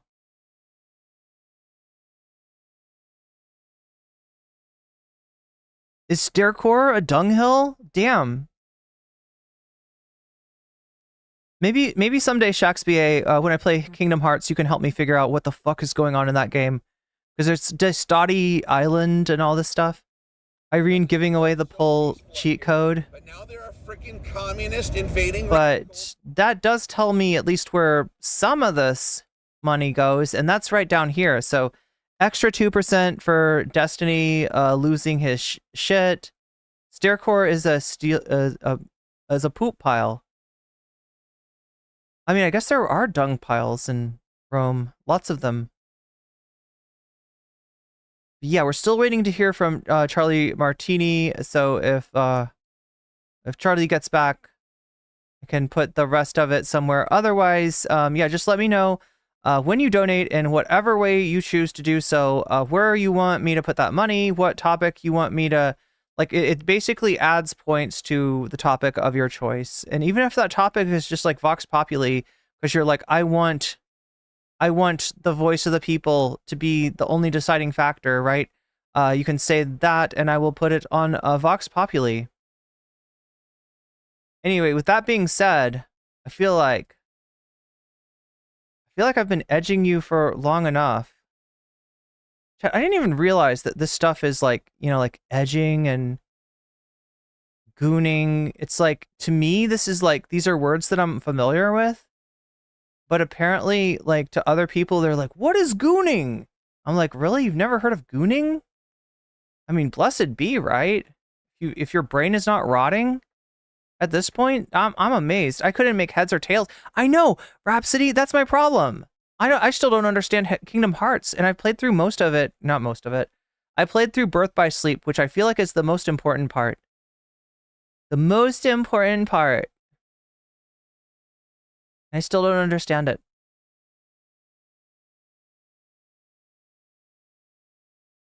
All right. All right. What are we doing? We're doing this. All right. So, yeah, yesterday,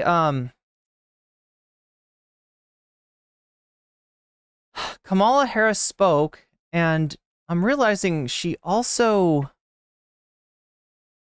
made a tweet. And one of these things might give us some hope. The other thing is pretty dim. It's pretty grim.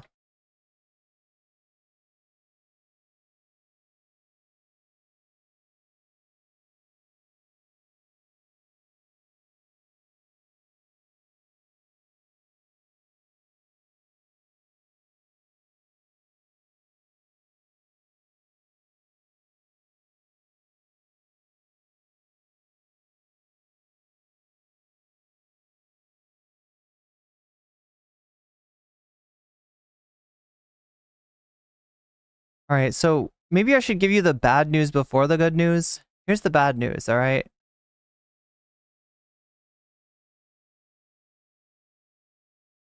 So yeah, Kamala's been out there making her moves, and some of them are good, some of them are encouraging, some of them are not so good. This one I would file in the latter category, right? This is a statement from Vice President Kamala Harris, right? The context of this is that Bibi Netanyahu made a speech. It was, I think, Wednesday. Yeah, he spoke on Wednesday at the to like a joint session of Congress.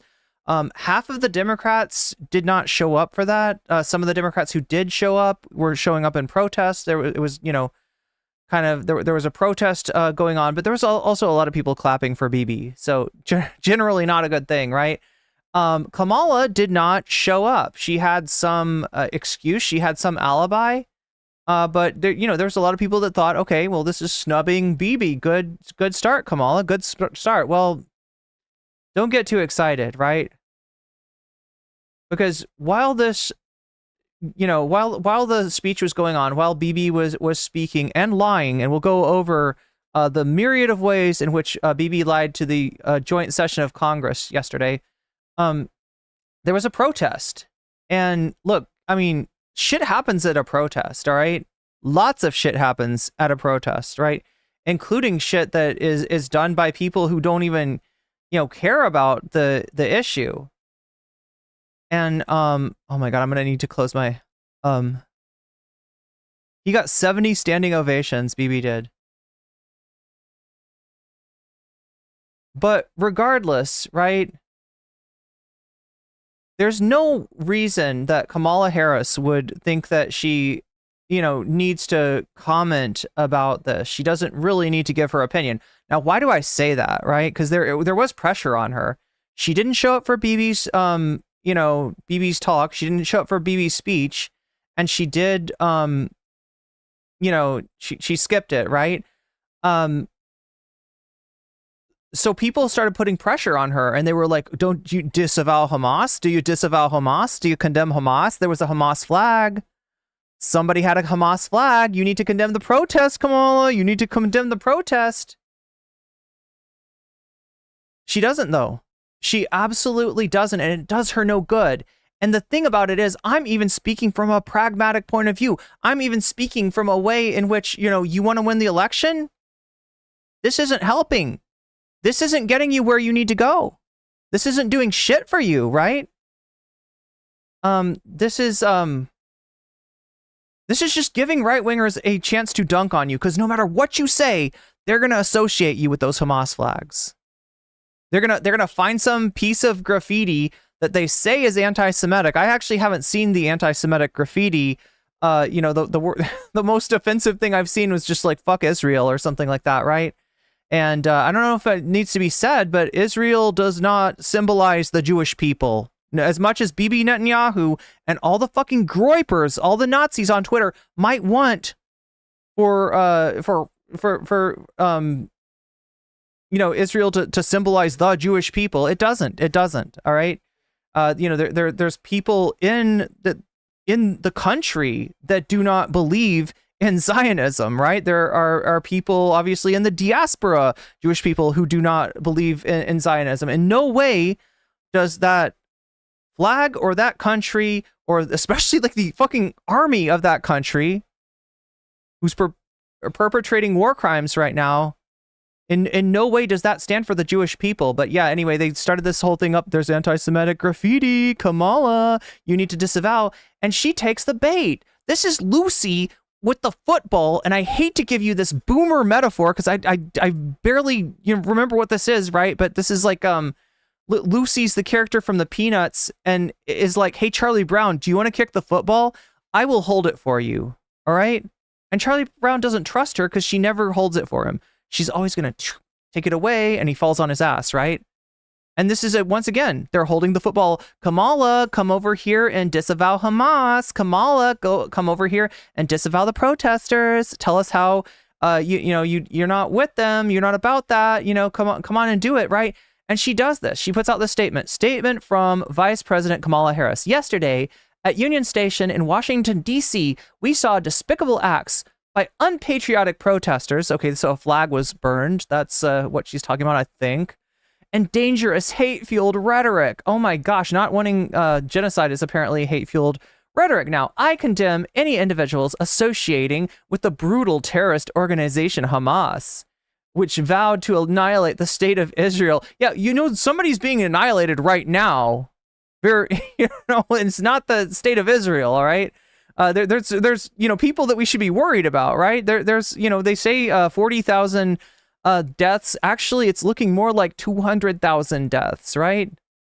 They can't count the bodies. They can't count the amount of people that are dying, but it's more than 40,000. But yeah, like there's an existential danger to somebody here. It's not the state of Israel, all right? But no, they got her talking about this instead. Pro-Hamas graffiti and rhetoric is abhorrent, and we must not tolerate it in our nation. It's weird that you don't hear that about like any other form of protest, right? Including protests that are literally done by like Nazis. Nobody's asking, like, Trump's not coming out and disavowing Patriot Front or whatever group is out there, doing Nazi shit, right? I condemn, and you know why he doesn't do it? Because if he did it, he would be more associated with it. He doesn't take that question seriously. People do ask him to disavow this shit, and he doesn't do it. He doesn't do it because he knows that, in the mind of his opposition, he's going to be tied to that stuff regardless. In Trump, I think it's actually warranted, right? He said stuff like "Proud Boys, stand back and stand by." He's a lot more associated with, right-wing groups than Kamala is with any group that was out there protesting, right? But he knows better than to make this "I disavow" statement, because it doesn't actually help him. It doesn't help him at all. It just hurts him. I condemn the burning of the American flag. Okay, so free speech, not cool. The flag is a symbol. The flag is a flag. The flag is a piece of fabric, all right? And yeah, it's a symbol of our highest ideals, which we're not living up to because we're allowing 2,000-pound bombs paid for by taxpayers to get shipped overseas to kill people. That's not the highest ideals. I would hope that this country could do a little bit better than fucking that, but yeah, it remains to be seen, doesn't it? Represents the promise of America. It should never be desecrated in that way. Oh, please clutch your pearls harder, Kamala. This is not helping her win. Right? I know what she thinks. She thinks she's got to walk a tightrope and she's got to do, like, skip the speech with Netanyahu, make the speech or make the tweet condemning Hamas. You know, she's got to do one for each, one for me, one for you, whatever, to win the election. Communist invading radicals. But she actually doesn't. She actually doesn't need to do, and this hurts her, right? And I'll tell you that if you look at this thread, right, you're going to be scrolling through pages and pages of people that are like, we know that you're with Hamas. We know that you support Hamas. Kamala, what about those protesters in Minnesota who you bailed out? No, you're with the protesters, Kamala. It doesn't matter. This does not help her at all, right? But she's going to do it anyway because she's getting bad advice. And this is worrying me. This is worrying me, right? I support the right to peacefully protest. But let's be clear. Anti-Semitism, hate, and violence of any kind have no place in our nation. So can I just remind everybody out there, right? As far as Trump versus Biden, there was a point in the polling where Trump started to overtake Biden. That point is right around October. So when October 7th happened and Biden, like, you know, rubber stamped all the propaganda, all the Hasbro that was coming out of there, the 40 beheaded babies that never fucking existed, like all the inhuman acts supposedly perpetrated by Hamas, and it's never acknowledging the acts perpetrated by Israel, never even acknowledging the horrible diplomacy done by his predecessor. The nepotistic diplomacy of sending Jared freaking Kushner, fail son-in-law, over to negotiate between Israel and countries like Saudi Arabia and cutting Palestinians out, right? That was the cause. That's what brought about October 7th. But you don't hear that from Biden.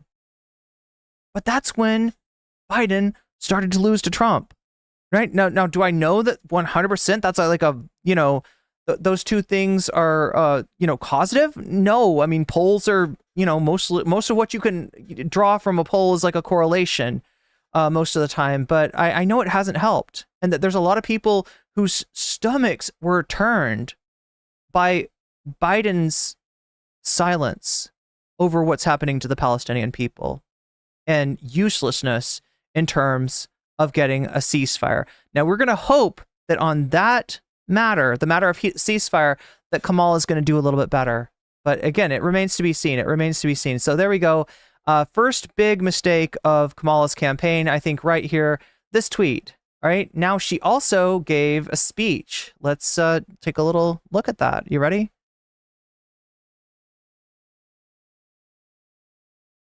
Oh, I think we need to make this unmuted, don't we? House where Vice President Kamala Harris is speaking to reporters after meeting with Israeli Prime Minister Benjamin Netanyahu. How it does so matters. Hamas is a brutal terrorist organization. On October 7, Hamas triggered this war when it massacred 1,200 innocent people, including 44 Americans. So, you know, she's swallowing a narrative hook, line, and sinker. And she is dissipating the momentum that came to her by meme magic, right? Her own goofiness, her own awkwardness, her own weirdness was memeified by mostly Zoomers who were kind of wish casting. And the wish that they had is, I wish we had a president that gave a fuck about the genocide that's going on right now. Hamas has committed horrific acts of sexual violence and took 250 hostages. There are American citizens who remain captive in Gaza. Sagi Deko Hen, Hirsch Goldberg, Poland, Idan Alexander, Keith Siegel, Omer Nutra, and the remains of American citizens Judy Weinstein, Gad Haggai, and Itai Hen are still being held in Gaza. I have met with the families of these American hostages multiple times now, and I've told Peter Martin says she has to get elected first. Look, I told you why this isn't helping her get elected, all right? I called the fact that Biden was not going to be the candidate, right? I think I know what I'm talking about here, and I'm telling you, this isn't actually, you know, that tweet that we saw is not helping her, right? We'll keep an open mind about the speech, right? Because, you know, it's going to be a little bit more nuanced than the tweet. Told them each time they are not alone, and I stand with them. And President Biden and I are working every day to bring them home. I also expressed with the Prime Minister my serious concern about the scale of human suffering in Gaza, including the death of far too many innocent civilians.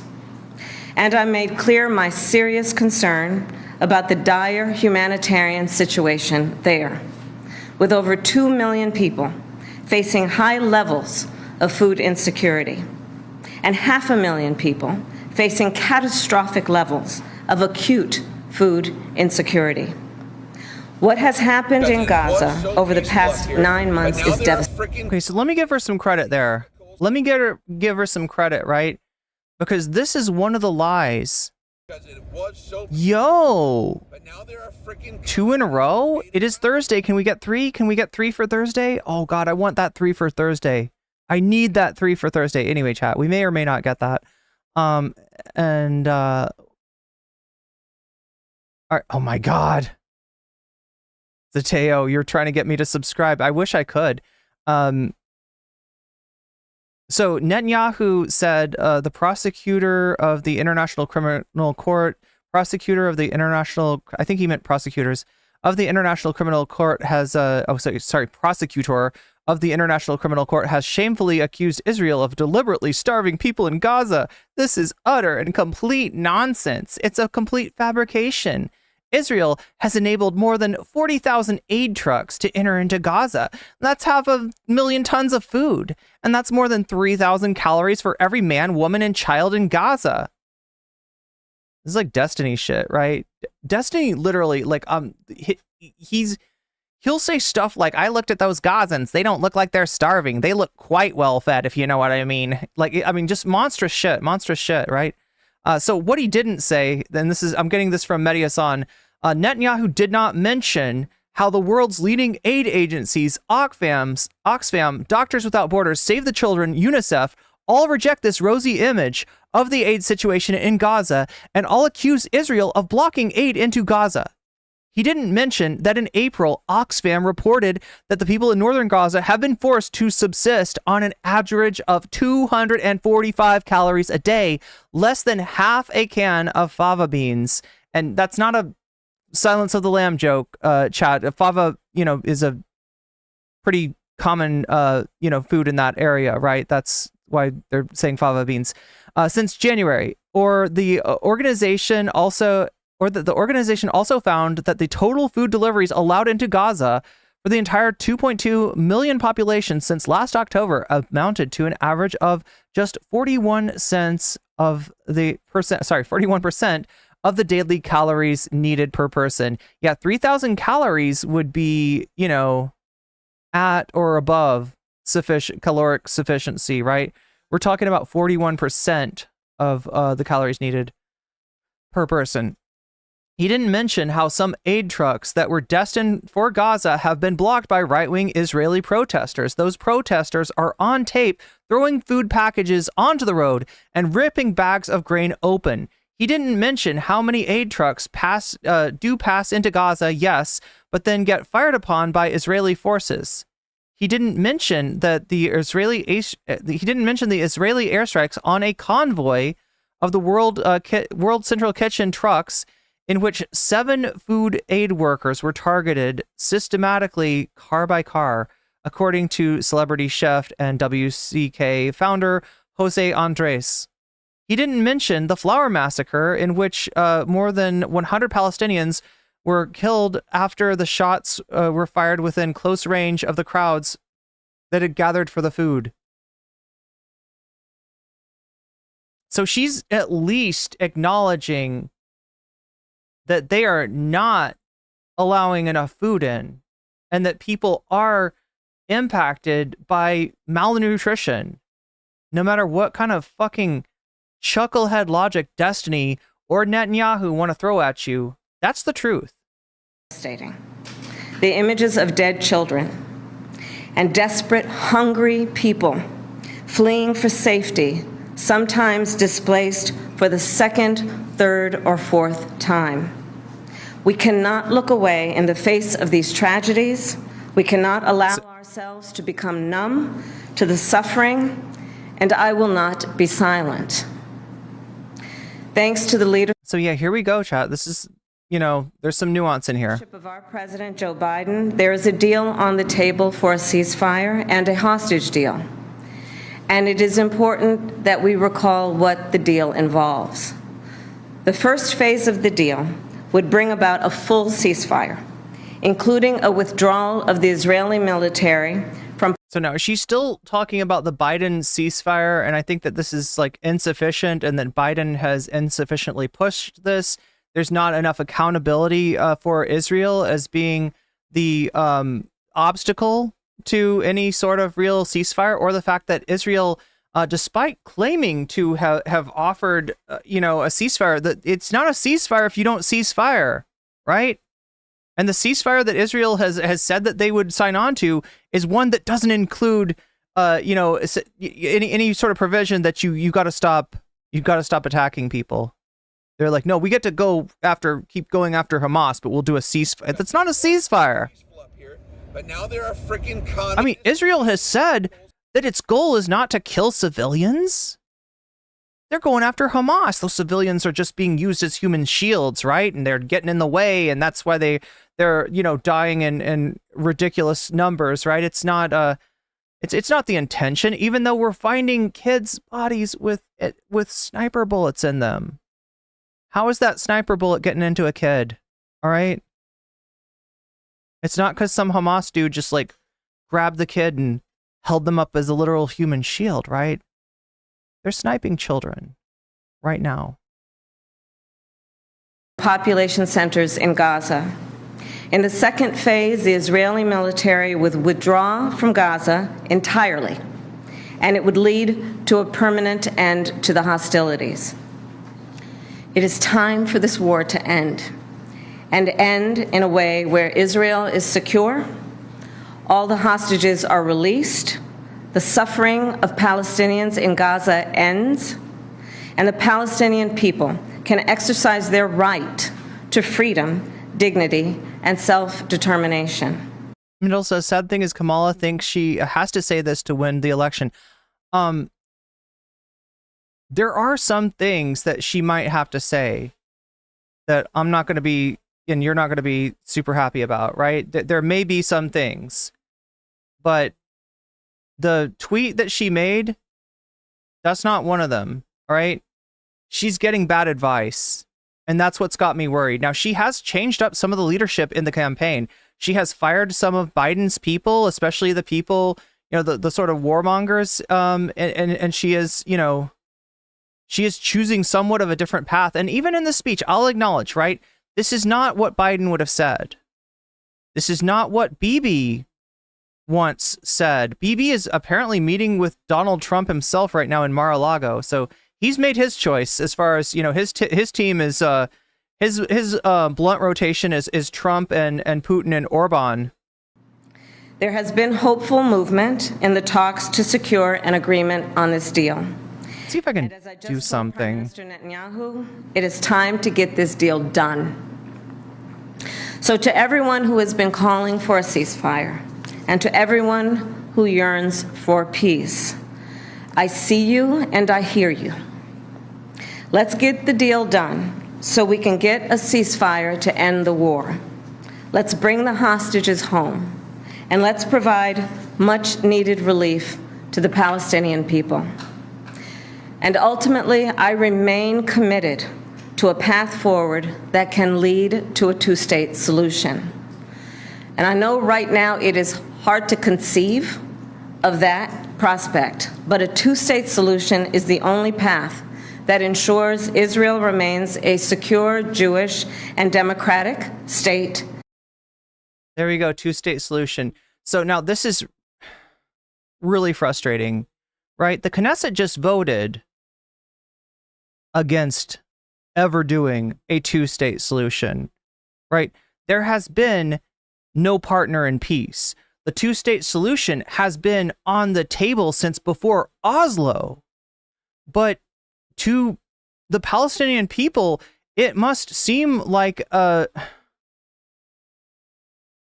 talking point, a false offer, something that's not really on the table, because yeah, Oslo was, poison pilled, right? Oslo came with conditions that no leader of Palestinians would sign on to unless they wanted to see them no longer be able to, lead the Palestinian people. It's the kind of shit that if you signed on to, you would be considered a collaborator, right? You would be considered to be on the other side.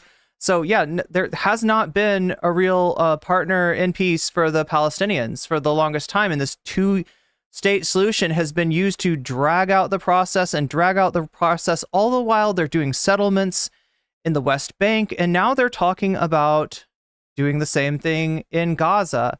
And who knows what, chat, will happen.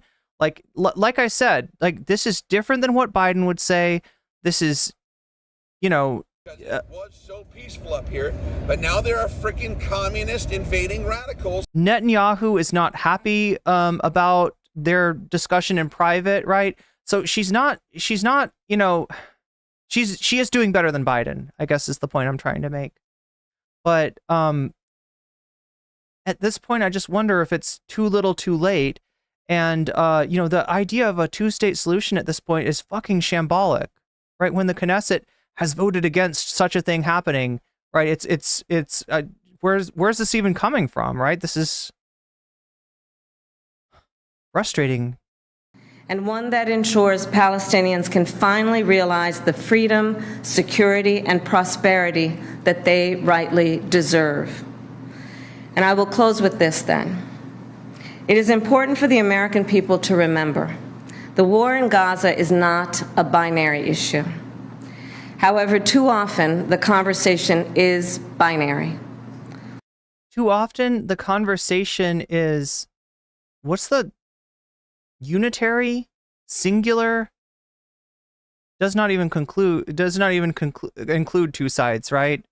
Too often in the conversation relies on tropes about angry Arabs that come from fucking racist movies that people have watched, right? Too often the conversation comes down to civilization versus barbarity, right? With the Palestinian side being called barbaric, when in actuality the inhuman acts are being enacted mostly on the other side, right? But I guess according to where she's assuming that the discussion is at, a binary or a more nuanced conversation it's definitely an improvement from where Biden was at. Biden has, not even, most of the time does not even give lip service to the fact that there's two sides to this situation. He talks about America is always going to be the ally of Israel, and America and Israel, name a more iconic duo, right? And that's kind of true, unfortunately. Israel and their settlements are reminiscent of the worst parts of the American empire. When the reality is anything but. So I ask my fellow Americans to help encourage efforts to acknowledge the complexity, the nuance, and the history of the region. Let us all condemn terrorism and violence.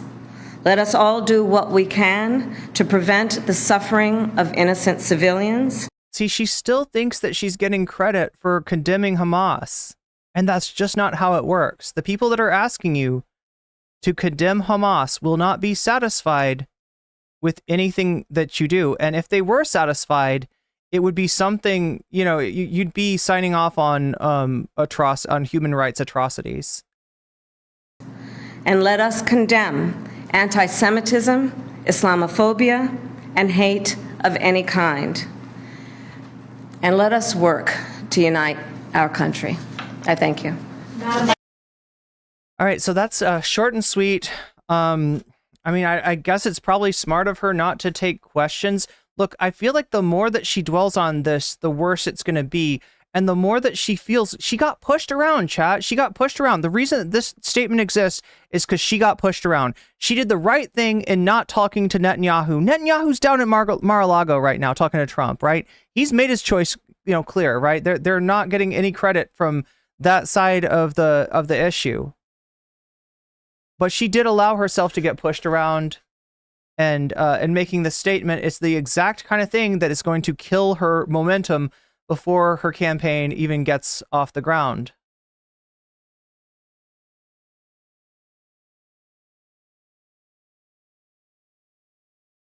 Free Palestine from chat. Here's a direct quote from a Republican politician.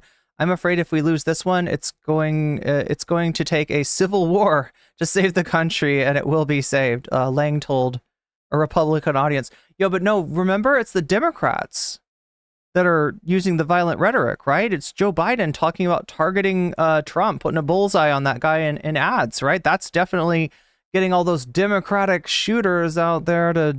No, that's right. The shooter was a Republican. I keep forgetting it was a Republican. It was a Republican who maybe was more conservative than Trump even. The call is coming from inside the house, Donald. The fucking bullet is coming from inside of the house. But it might not be a bullet. We're not like 100% on that, are we? And that's what this poll's about, right? So I've got a poll I'm taking. You can see it if you're in YouTube chat, whether you're in Shorts chat or you are in the full stream, you're having the full experience over in the full screen stream. I've got a poll for each of you, and I'm counting up those numbers. I'm seeing which of these topics that you want to see next, right? We're going to cover Kamala in depth. We're going to talk about her attempt to differentiate herself from Biden and really how well it's going. What we can expect, we can read from these tea leaves, right? And, the speech is a great example, right? There's something there.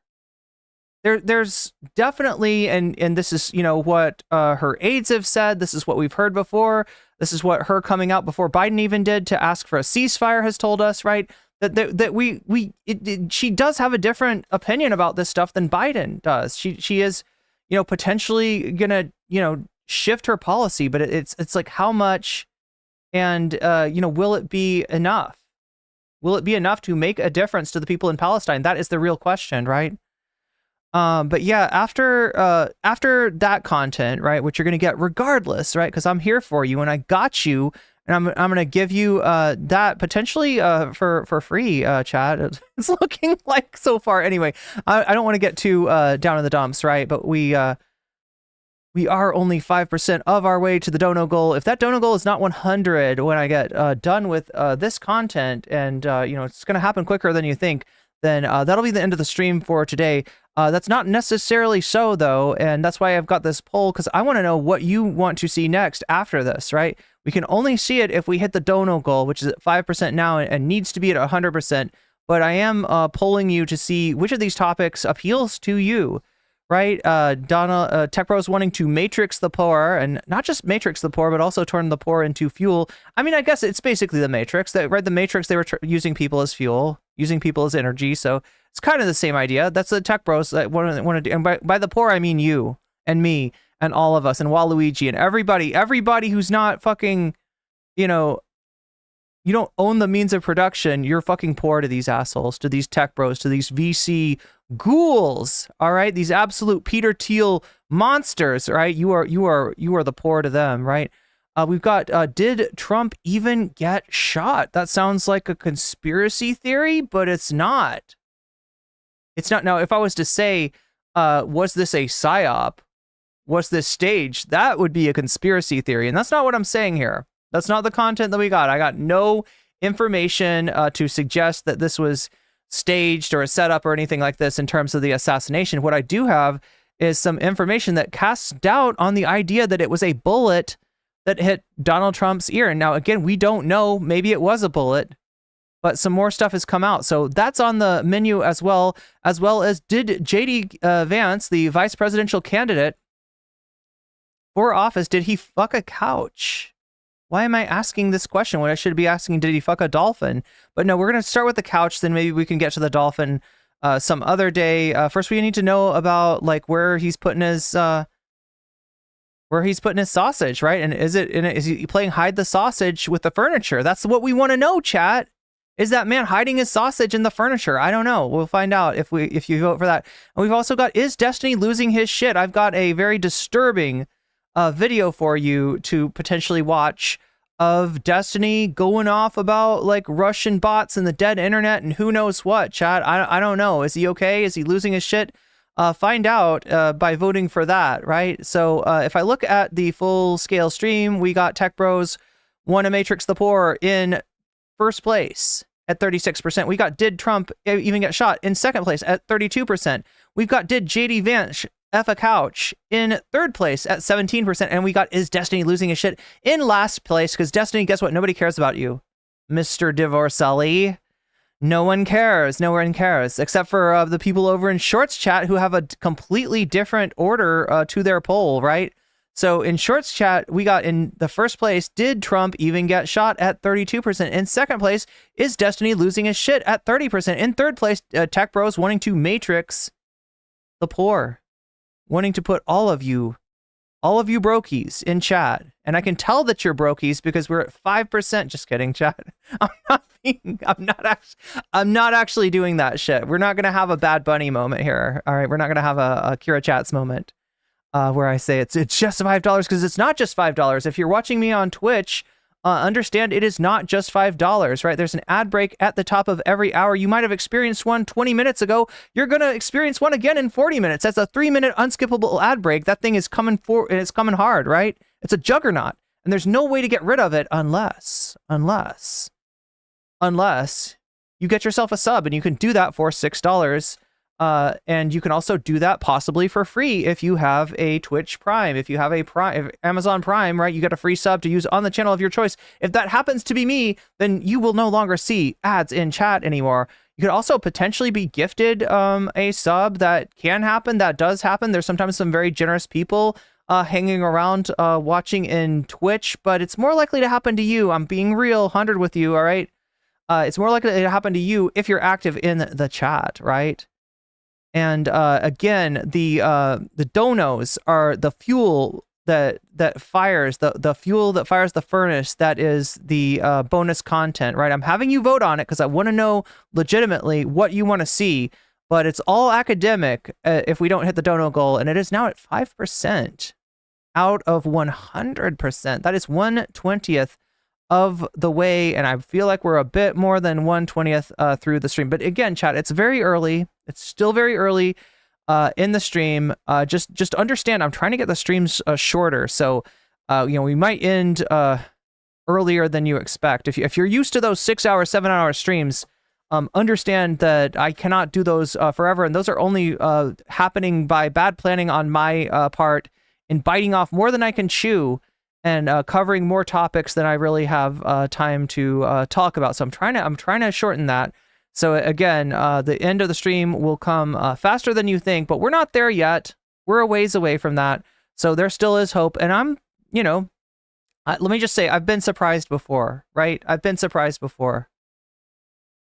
Sometimes miracles can happen, right? Right, Christian Strand. Sometimes, sometimes you get a free. Sometimes somebody gifts you a free membership, and you get to watch just in time for the premium stream too. That's really fortuitous, and that's the word of the day, chat. Fortuitous. If something is fortuitous, it is. Wait, do I have to look up the definition? I know what fortuitous means. Fortuitous. Fortuitous, happening by accident or chance rather than by design. Or the definition that I really like for fortuitous is happening by a lucky chance. Fortunate. Yeah, there we go. It's easier than I thought. It's just fortunate. Fortuitous. It's like a $15 word there for a $2 word. But that's what we're doing, chat. We got a good exchange rate here. The dollar is strong, in my chat. And once again, the donos are what drive us towards this dono goal and what open up the chance for a slightly longer stream, possibly even like more than slightly, because I take forever. I yap, and some of the stuff I have a lot to say about, like the tech bros wanting to matrix the poor, or whether Trump even got shot, JD Vance fucking a couch, right? Any of these topics could be a follow-up for the Kamala topic if we hit the dono goal before I get done with that. So just so you understand, things like a super chat, a super sticker, things like whether you get yourself a membership and weasel the fuck up, or whether you pass on the weasel to other people, right? These all count towards the dono goal. Not only do they count towards the dono goal, but they also allow you to put your money near where my mouth is. I mean, it's pretty close to my mouth. Is like, again, chat, I'm not gonna literally put my lips up here, but you get the idea. You know, you can put your money where, like, maybe like Waluigi's mouth is, right? Sort of, right?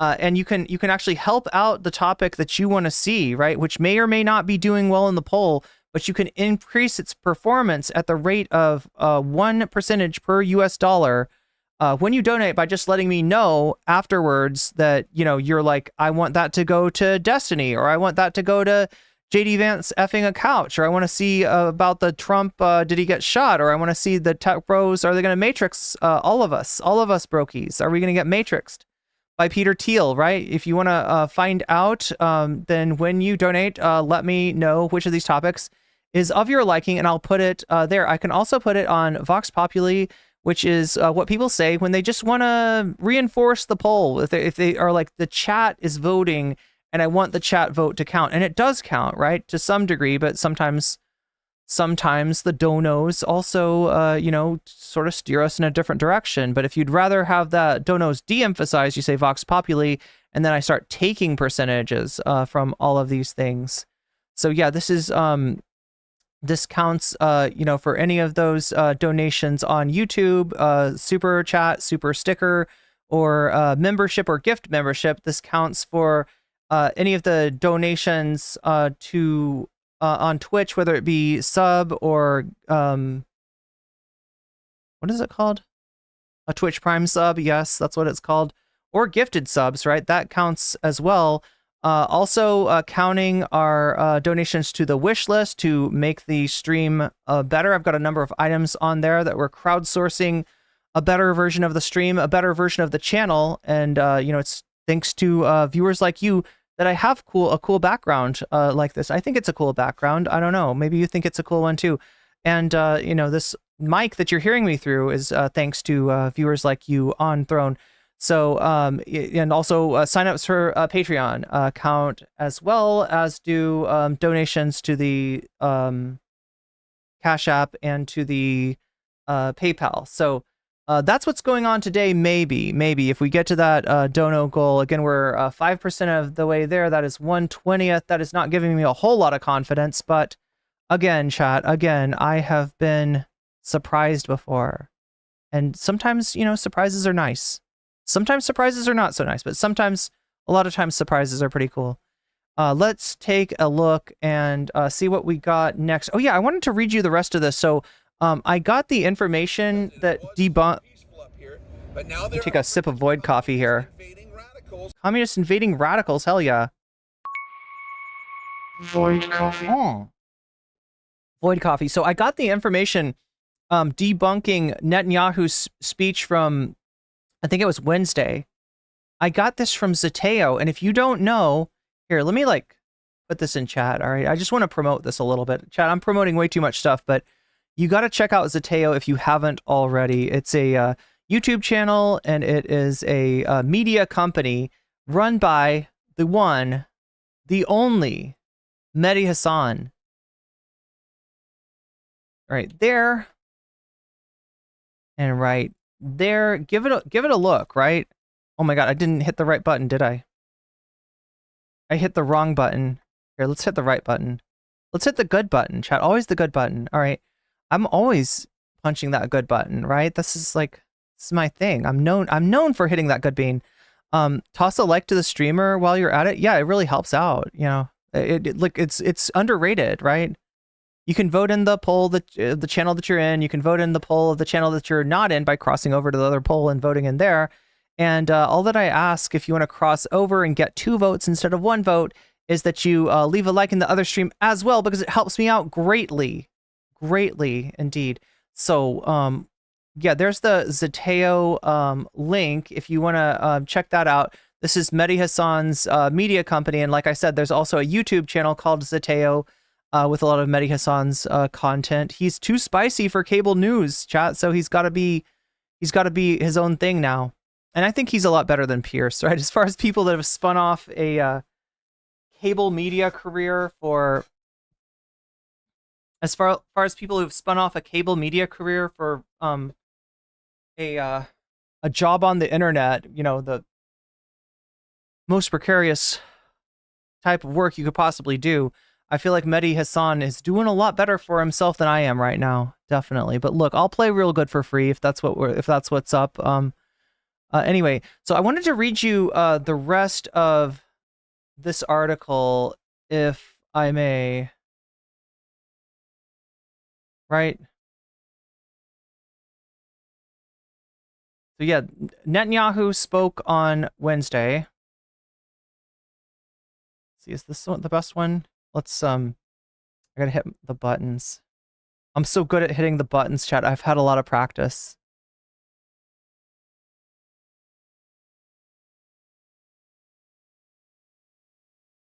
Yeah, all the practice in the world at hitting the buttons. What? Why is there no sound to it? That's pissing me off. Did I lose the rights to the sound? Oh my god! Wait, you're hearing it, aren't you? Wait, maybe you're not hearing it. Let's try one more time. Oh my god! You heard it? You could hear the sound? So it's just not appearing in my headphones. Try it one more time. Why? Oh, wait. Mute it there. Well, anyway, if you're hearing it, that's what's important. This is Bibi Netanyahu. This is a bad man. Even if you are somebody who, you know, you're like, Israel deserves the right to defend itself, and Israel needs to maintain itself as a Jewish-only state, and, you know, every second-class citizenship for everybody else, right? Even if you're that kind of person, right? You got to admit that this guy's no good. This guy's giving you a bad name. I think even Destiny admits that Bibi is no good, right? He is head of a right-wing coalition full of war criminals, full of violent, scary people, and he is enacting a massive ethnic cleansing. And I say that because I'm not sure YouTube wants me saying the other word that starts with a G for what's going on right now in Gaza, but this is the guy doing it, right? And I think we should all be able to agree that he's a bad guy. Even the, you know, like, right, even the people that, you know, want the US to stick with Israel and keep arming them, right, agree that this guy's gone way too far. So yeah, he spoke at the to a joint session of Congress. This is how fucked up our government is. Even though most people are not with this guy, are right, the Congress is, because of the effect of money in politics. So Benjamin Netanyahu was met with sustained applause and dozens of standing ovations from members of the United States Congress on Wednesday afternoon. Those in the chamber, a majority of them Republicans, didn't seem at all bothered with his non-stop gaslighting, not just the number of brazen lies he told, but also his many blatant omissions and evasions. I was bothered. This is Mehdi Hassan speaking. I was furious, in fact. So I put together a fact check on his hour-long address to his Republican and Democratic pals. And again, like half the Democrats didn't show up for this, so it's not all the Democrats, but it's way too many of them. It's way too many Democrats. A receipt-filled debunking. So he's got Mehdi has arrived. Mehdi Hassan has arrived, and he's got receipts. He's got receipts, y'all. Let us see. Is this a better way to read it? Yeah. Yeah, that works. All right, so I read you the first thing about the aid and the caloric sufficiency that he claimed 3,000 calories when actually we're actually talking about more like 245 calories. And there's a lot that Netanyahu's leaving out, right? It doesn't matter how many trucks you send if the food is getting intercepted and thrown out and stomped on, right? On the way there. And if it's not even safe for Palestinians to pick up, i.e. The flower massacre. Netanyahu on civilian casualties. What he said: John Spencer is the head of urban warfare studies at West Point. He studied every major urban conflict. Israel, he said, has implemented more precautions to prevent civilian harm than any military in history and beyond what international law requires. That's why, despite all the lies you've heard, the war in Gaza has one of the lowest ratios of combatant to non-combatant casualties. Well, that's easy. That's an easy clap. That's an easy thing to achieve when you're like literally counting any male over 16 years old as a combatant, which is what they seem to be doing, right? Casualties in the history of urban warfare. What he didn't say, what Netanyahu didn't mention, is that the Israeli military conveniently defines almost, there we go, okay, almost every adult male it kills, and by adult, I think we're talking about 16 and up. I don't think we mean 18 and up, right? As a combatant, as one soldier told the Israeli publication 972, every man in Gaza between the ages, yep, I was right, between the ages of 16 and 50 is suspected of being a terrorist. The soldier added, it is permissible to shoot everyone, a young girl, an old woman. What Netanyahu didn't mention is what Israeli newspaper Haaretz has extensively reported on, that there are kill zones inside of Gaza where any Palestinian who crosses into them is shot. Per Haaretz, Israeli army says that 9,000 terrorists have been killed since the war in Gaza began. Defense officials and soldiers, however, tell Haaretz of these are often civilians whose only crime was to cross an invisible line drawn by the IDF. In other words, into the kill zone, right? You go into the... Netanyahu quoted John Spencer, a pro-Israeli U.S. academic, but he didn't quote U.S. military historian Robert Pape, who has called Gaza one of the most intense civilian punishment campaigns in history. This is group punishment, right? This is a tactic to, I guess, combat Hamas, but not by going after them, but by, going after the civilians and trying to reduce their support via, immiserating civilians. From what I understand, though, it has not worked. And if you know anything about the, history of counterinsurgency, the Battle of Algiers being a movie that kind of comes to mind, right? You'll understand why that does not work, right? He didn't quote former UN Assistant Secretary General for Human Rights, Andrew Gilmore, who said, we are witnessing probably the highest kill rate of any military killing anybody since Rwandan genocide of 1994. He didn't quote the U.S. Marine Corps veteran Philip Clay, who argued that even if we accept the IDF's claim of 12,000 of the roughly 29,000 Gazans reported dead by February 20th were enemy fighters, that would still mean that for every 100 Israeli airstrikes, the IDF killed an average of 54 citizens. In the U.S. campaign in Raqqa, the American military caused an estimated 1.7 civilian deaths per 100 strikes. Netanyahu on Rafah. What he said. Remember what so many people said? If Israel goes into Rafah, there'll be thousands, maybe even tens of thousands of civilians killed. I feel like there's orders of magnitude more. Well, last week I went into Rafah. I visited our troops as they finished fighting Hamas's remaining terrorist battalions. I asked the commander there, how many terrorists did you take out in Rafah? He gave me an exact number, 1,203. Yeah, that much certainty. I asked him how many civilians were killed. He said, Prime Minister, practically none. With the exception of a single incident where shrapnel from a bomb hit a Hamas weapons depot. Oh, it's the Hamas weapons depot and unintentionally killed 2 people. The answer is practically none.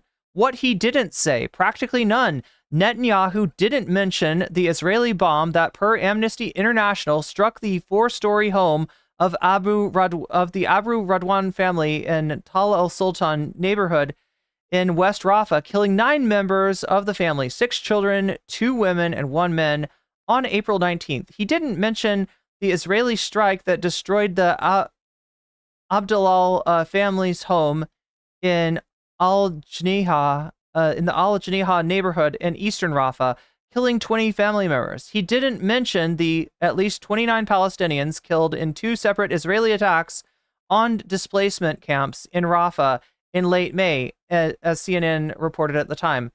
Then there is his suggestion that the dozens of Palestinian civilians, including women and children, who were killed in a horrific fire in Tel al-Sultan, in the Tel al-Sultan refugee camp in Rafah on May 26, were not killed by a pair of 250-pound bombs dropped on them by the Israel Air Force, but by shrapnel from a bomb that ignited a nearby Hamas weapons depot. I'm trying to make sure.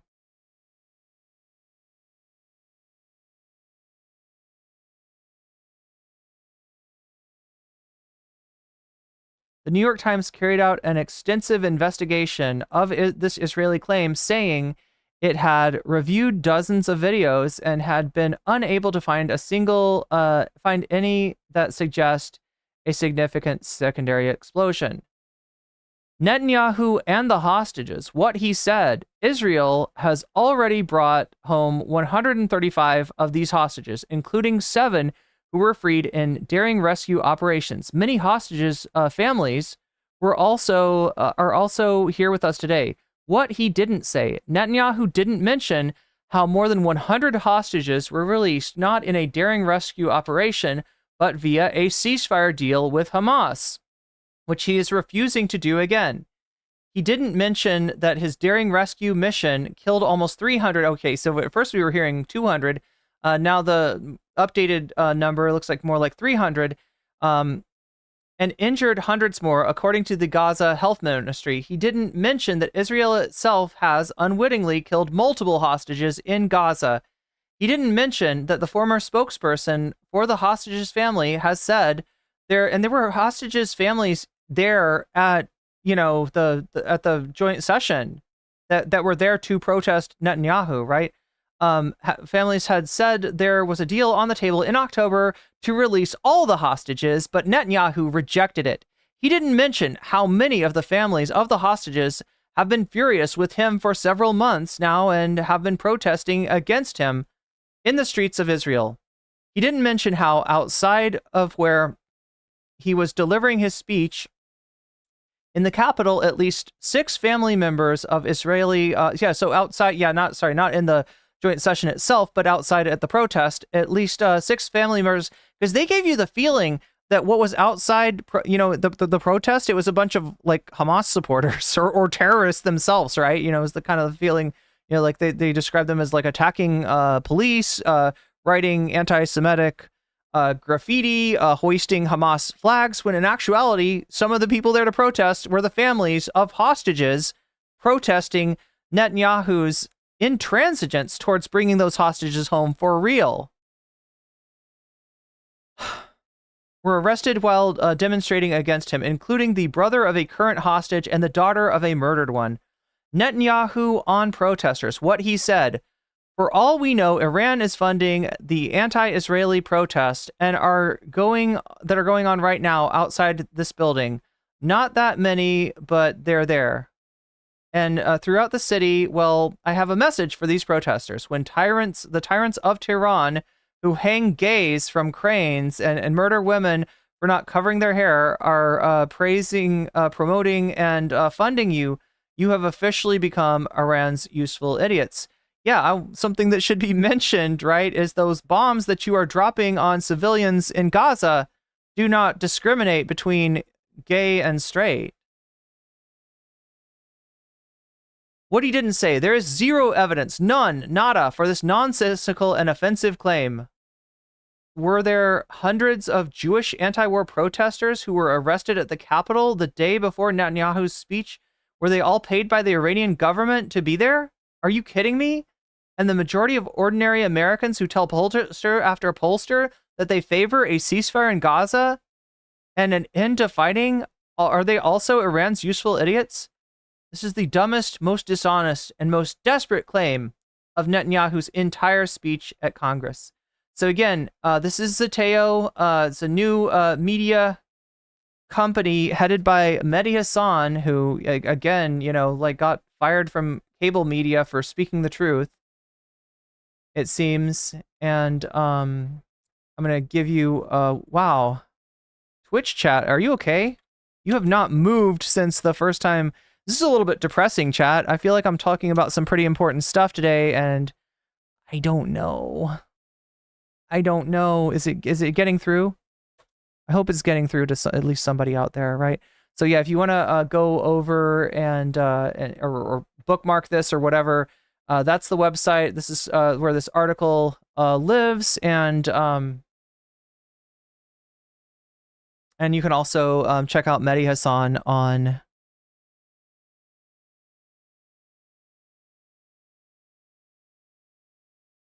You can also check out Mehdi Hassan on YouTube, which is where a lot of his content lives.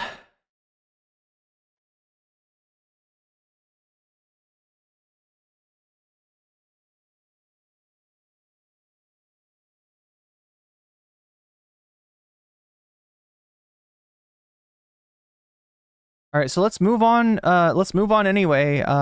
Yeah, this is depressing stuff.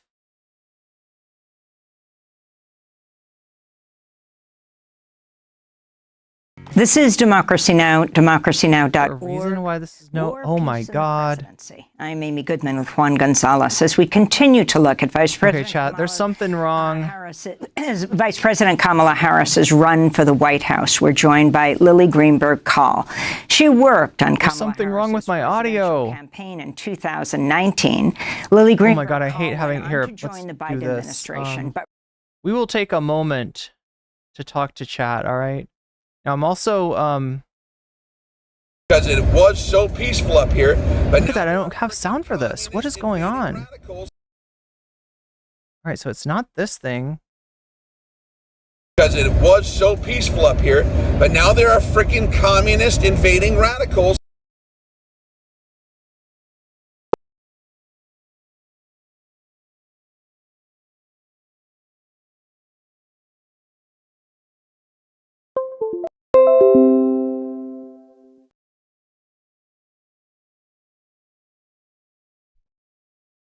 All right, there we go. So I've got my sound. What I want is like Amy Goodman's sound. resigned from her position in the now, chat, you can hear this, right? To protest Biden's. You can hear the audio was loud on that video. Yeah. So the reason that is because most people do not have their shit together. And so I have to turn up their audio extra loud, but we're having a real problem, chat, a real tech issue here today. You can hear communists invading radicals and you can hear Amy Goodman. Guess who can't hear Amy Goodman right now? Guess who can't hear anything at all?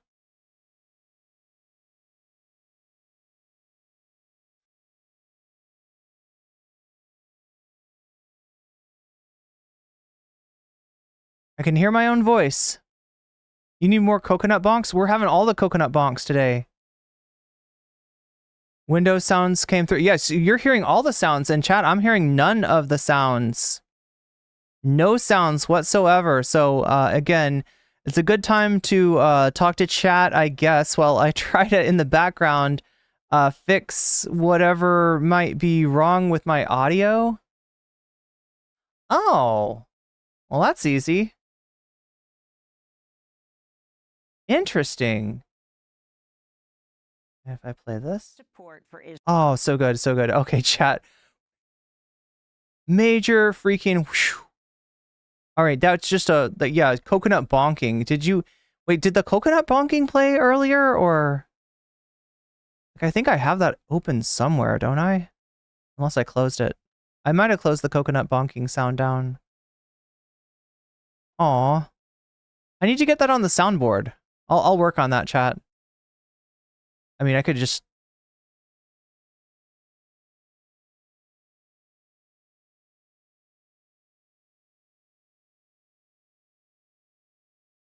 Here we go. The bonks. Oh yeah, it's so good. It's so good to hear. Chat, it just scared the crap out of me. That just scared the crap out of me. That just scared the living, breathing poop of the universe out of me, okay? That was scary. It's scary when, like, all of a sudden, like, part of my sound doesn't work, but yeah, I can't tell. I don't know why this happened, but it just, like, randomly muted, like, my main desktop audio, like, to me, like, my, like, you know, the little symbol with the speaker, you know, that's on your computer, right? It was, like, X'd. I didn't ask it to mute. I didn't tell it to mute, but it muted anyway, and I don't know why.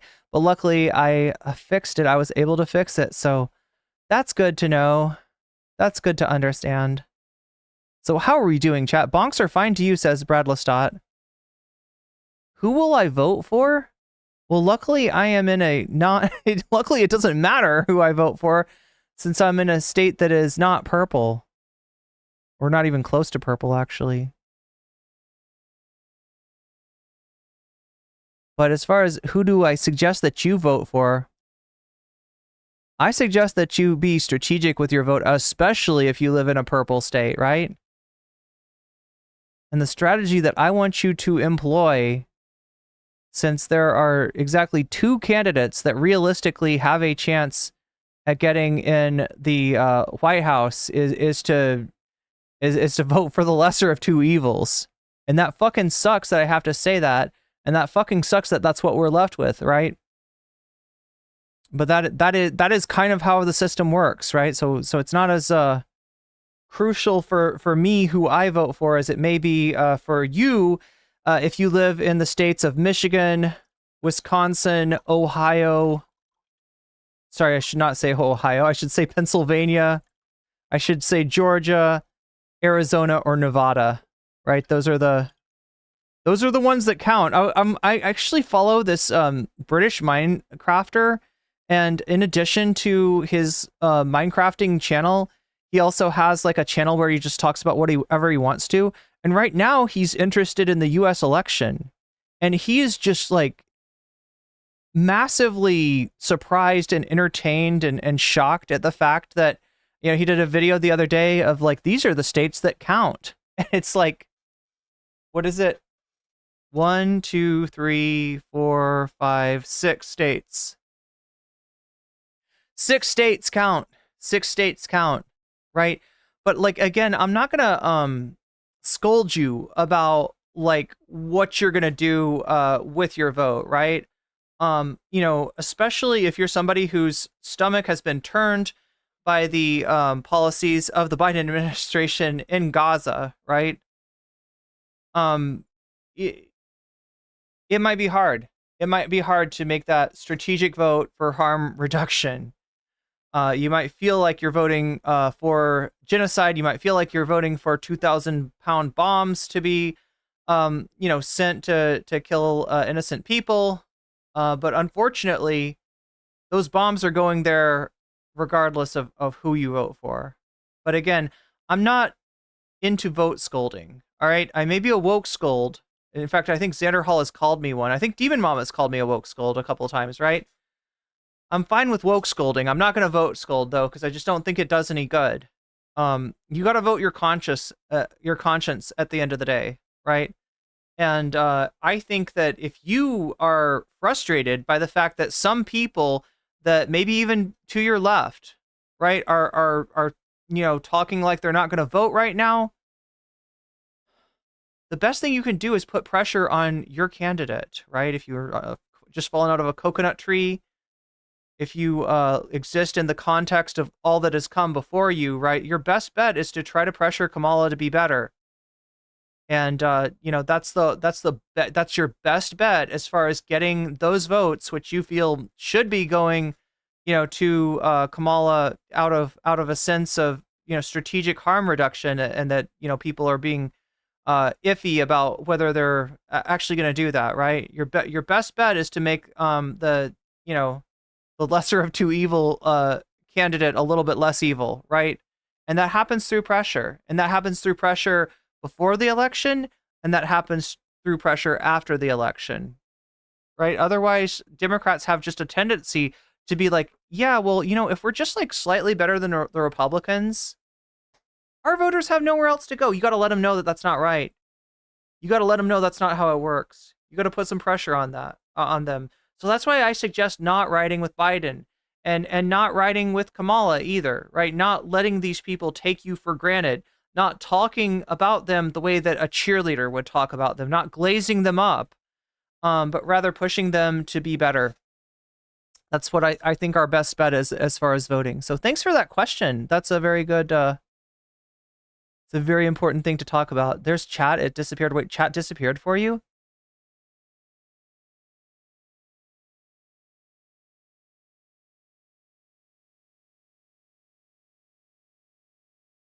Imagine all the mind-bending mental gymnastic delusions that Republicans go through in order to tell themselves crooks. They're still struggling with this idea that the Republican shooter was a Democrat, was an Antifa super soldier. I bet what they're doing is they're like, he looks like a soy boy to me. He looks like a soy boy. You must be a liberal. There's no way a guy like that votes Republican. Chat, for all we know, he's more, reactionary than a Republican. For all we know, if he had a problem with Trump, which it sounds like he did. I mean, we don't have a lot of sources on him, but we do know that he's like a little debate bro, running around his school, acting like he's better than everybody. Wanting to talk politics, but if you're like, no matter who you support, you're a piece of shit. And he knows more about politics than you do, right? And for all we know, he wants somebody more like Nick Fuentes to run for president rather than Donald Trump. But yeah, this guy looked up. He looked up Donald Trump. He looked up, the DNC event. He looked up Merrick Garland. Right? He apparently just looking for somebody to shoot. And it turned out that Donald Trump was in the neighborhood. Donald Trump was the closest one to him. So Donald Trump got the ear piercing. We still don't know, though, like, if that ear piercing came from a bullet. And Christopher Wray, the director of the FBI, in a hearing in the House recently, offered up the possibility that it might have been shrapnel. And we just don't have like the medical information of like, this was the wound. This is how we know it's a bullet, right? And all we got is Trump's shitty doctor, the doctor that got lost his license, right? Chat, do you know about, maybe we should talk about this for a second, right? Trump's doctor, Trump's favorite doctor, Mr. Ronnie Jackson, as he calls him, but his name is actually Ronnie Johnson. Trump's got a little memory problem. Wait, am I mixing it up? It is Ronnie Jackson.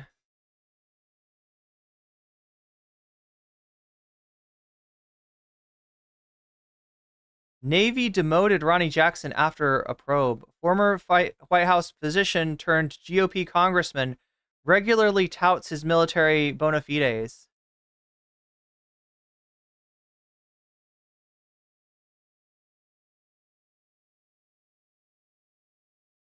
Born in 1967, is an American physician, politician, former United States naval officer. He is the U.S. representative for Texas's 13th congressional. Look, Texas is where Ted Cruz gets elected. So, I mean, I guess, right? That's there you go. There you go, Texas. They'll elect anybody as long as they kiss Trump's knob. The district is based in Amarillo and includes the Panhandle. Okay, wait. So let's get. So this is Trump's doctor. He's kind of famous for.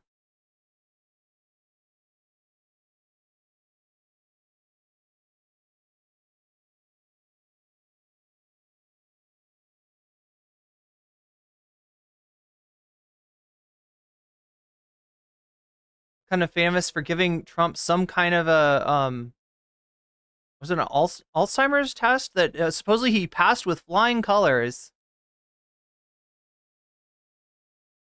for reporting Trump to be taller than he is and lighter than he is.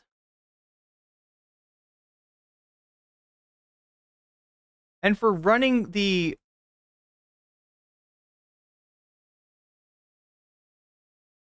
Office of Inspector General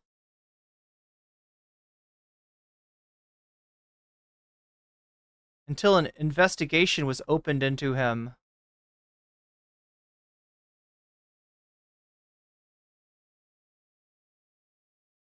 Secretary of Veteran Affairs.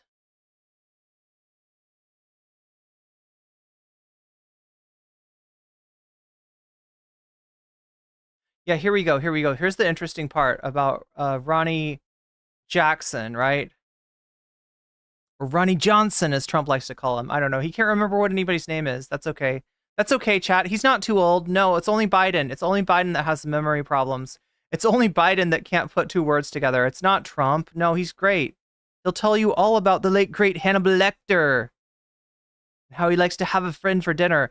So, the U.S. Senate Committee on Veterans Affairs postponed a hearing on Jackson's nomination.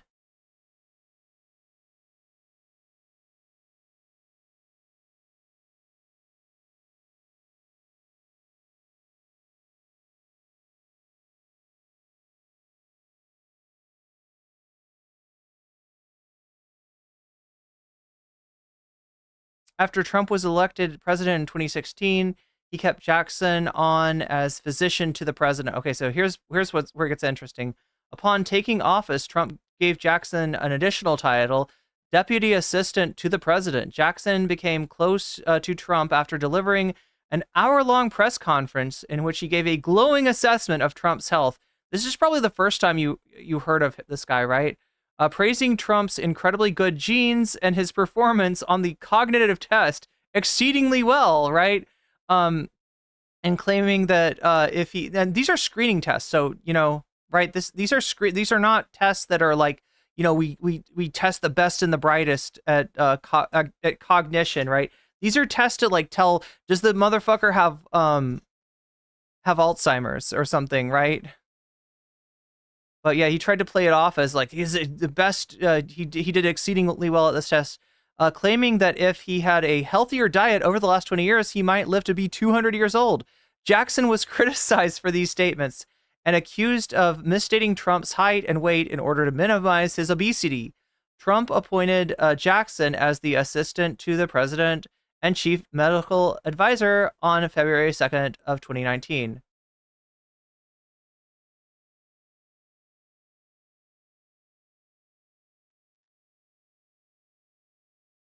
In July of 2022, the Navy demoted Jackson from Rear Admiral to captain for his actions. Now, which actions are we talking about?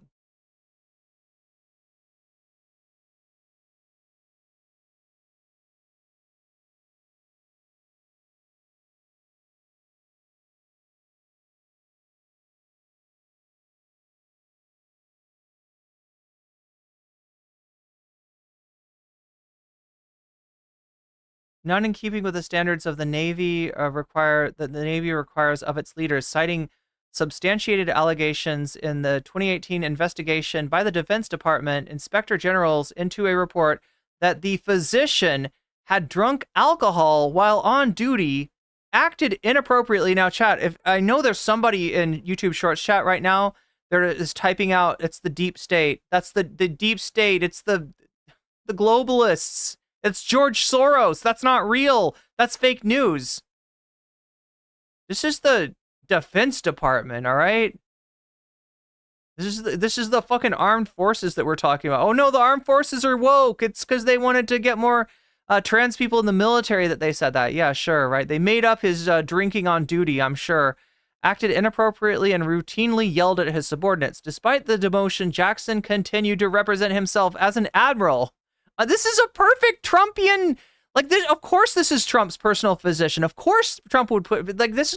This guy's cut from the same cloth as Trump himself. Jackson continued to represent himself as an admiral on his congressional website through at least March 2024, when the story was first uncovered by the Washington Post. All right, so we're getting into the good stuff here. Getting into the good stuff. On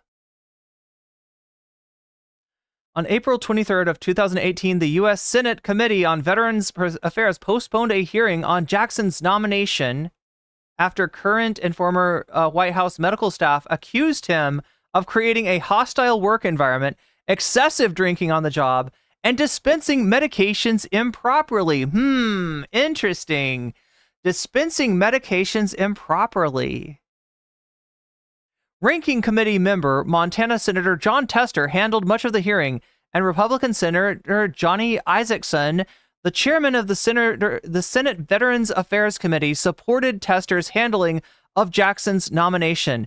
Tester told CNN on April 24th that Jackson was known as the Candyman. Look out the Candyman.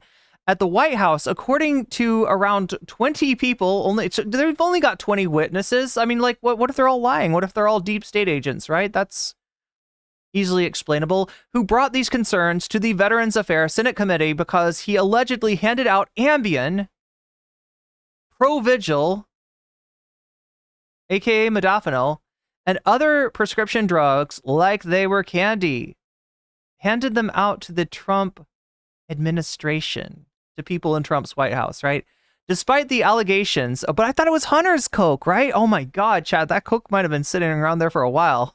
Maybe that was Ronnie Jackson's. I don't know. Despite the allegation at a press conference, Trump called Jackson one of the finest people I've ever met. Of course you did. Just like Ghislaine Maxwell was one of the finest people that you ever met, and you wish her well, and you hope that she doesn't finger you. Hinted that Jackson might drop out, and accusing Democrats of mounting an unfair attack. No, it was the deep state, right? It was the globalist, right? Meanwhile, CNN reported that during an overseas trip in 2015, an intoxicated Jackson knocked on a female employee's hotel room door so noisily that the Secret Service stopped him to prevent him from waking President Obama. Oh my God. So he's been around for a while. The Secret Service officials said they had no record of such an incident, of course. Jackson withdrew from consideration for the Secretary of Veterans Affairs on April 26, 2018, after the Senate Committee of Veterans Affairs began formally investigating the allegations. Senator Johnny Isakson, the Republican chairman of the Veterans Affairs Committee, defended Tester's grilling, saying he had no problem with Tester's handling of Jackson's nomination. But no, guy's a rhino. It's a rhino. That's why he's a globalist. He's a rhino. He's a deep stater. Okay.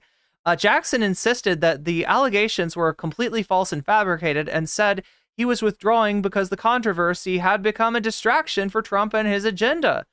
Selfless act. If there ever was one. Jackson returned to work in the White House medical unit, but did not return to his position as Trump's personal physician. He was replaced in that position by Navy officer Sean Conley, who had taken over that whole month. That role a month earlier in an acting capacity. The 115th Congress returned his nomination to Trump on January 3rd of 2019 without being considered in the Senate Committee on Armed Services.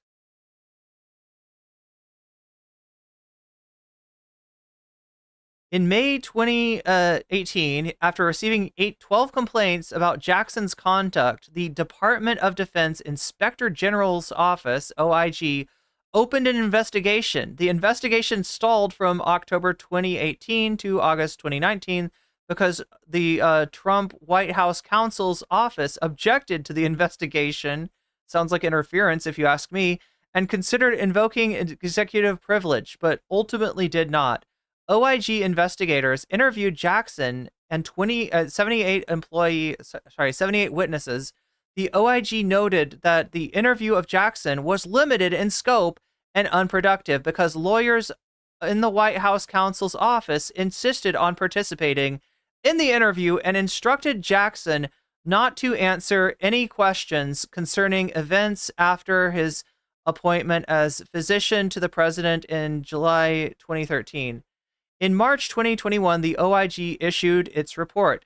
It documented Jackson's inappropriate interaction with subordinates and heavy drinking while on duty. The OIG concluded by a preponderance of evidence that Jackson had made sexual and denigrating statements about one of his female medical subordinates to another of his subordinates, that Jackson drank alcohol with his subordinates in Manila, became intoxicated, and while in his hotel room, engaged in behavior that witnesses described as screaming and yelling, and behavior that some complained might wake the president. This is back during the Obama administration, this part. Jackson took Ambien, a sleep medication. This is the Roseanne medication, right? You remember Roseanne making racist tweets and then blaming it on Ambien? Then Ambien had to come out and say, our medication does not have racism as a side effect. Sorry. Sleep medication during office travel, raising concerns about his potential incapacity to provide proper medical care during his travel. In addition to finding that Jackson had engaged in inappropriate conduct involving the use of alcohol during 2 presidential trips, the report also found that he disparaged, belittled, bullied, and humiliated subordinates, creating a negative WHMU work environment, and failed to conduct himself in an exemplary manner and made an unfavorable impact on the overall WHMU command climate. On March 2nd of 2021, the Inspector General briefed members of Congress of this review. After the review was issued, Jackson said that the allegations were a quote-unquote political hit job because I stood with President Trump and lied about his weight and height, right? I stood with the soon-to-be 200-year-old President Trump, who, you know, if he just ate a little bit better, he'd live to 200 years, right? This guy that he said was the healthiest, patient he'd ever examined, right? Donald Trump. And that they resurrected those same false allegations from my years in the Obama administration because I have refused to turn my back on President Trump. There he is. There's a Texas rodeo incident? What the fuck is this? In July 2023, Jackson was briefly detained by law enforcement in White Deer, Texas during a rodeo. Video of the incident provided by the Texas Department of Public Safety showed Jackson tried to help a teenager suffering from a seizure. Okay, but had he lost his medical license at this point? After a trooper requested that he step back and allow paramedics to help her, Jackson confronted the trooper, pushed past officers who positioned themselves between him and the trooper, and was subdued and handcuffed. Rising, Jackson shouted, "You are a fucking full-on dick. You better recalculate, motherfucker. I'm gonna call the governor tomorrow, and I'm gonna talk to him about this shit because this is fucking ridiculous." Jackson later spoke to Carson County Sheriff Tam Terry, who reported that Jackson demanded that the deputies who handcuffed him be punished and threatened to go after Terry politically. Wow.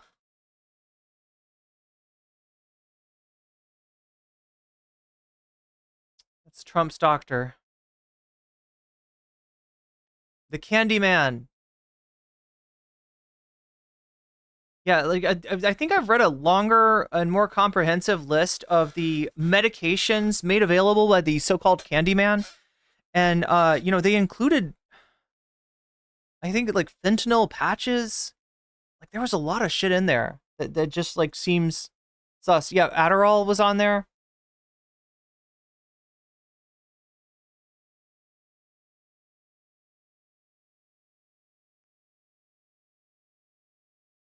So anyway, let's take a look at where we're at as far as the polls go, as far as the dono goal goes, all right? And then we'll get back to more Kamala Harris.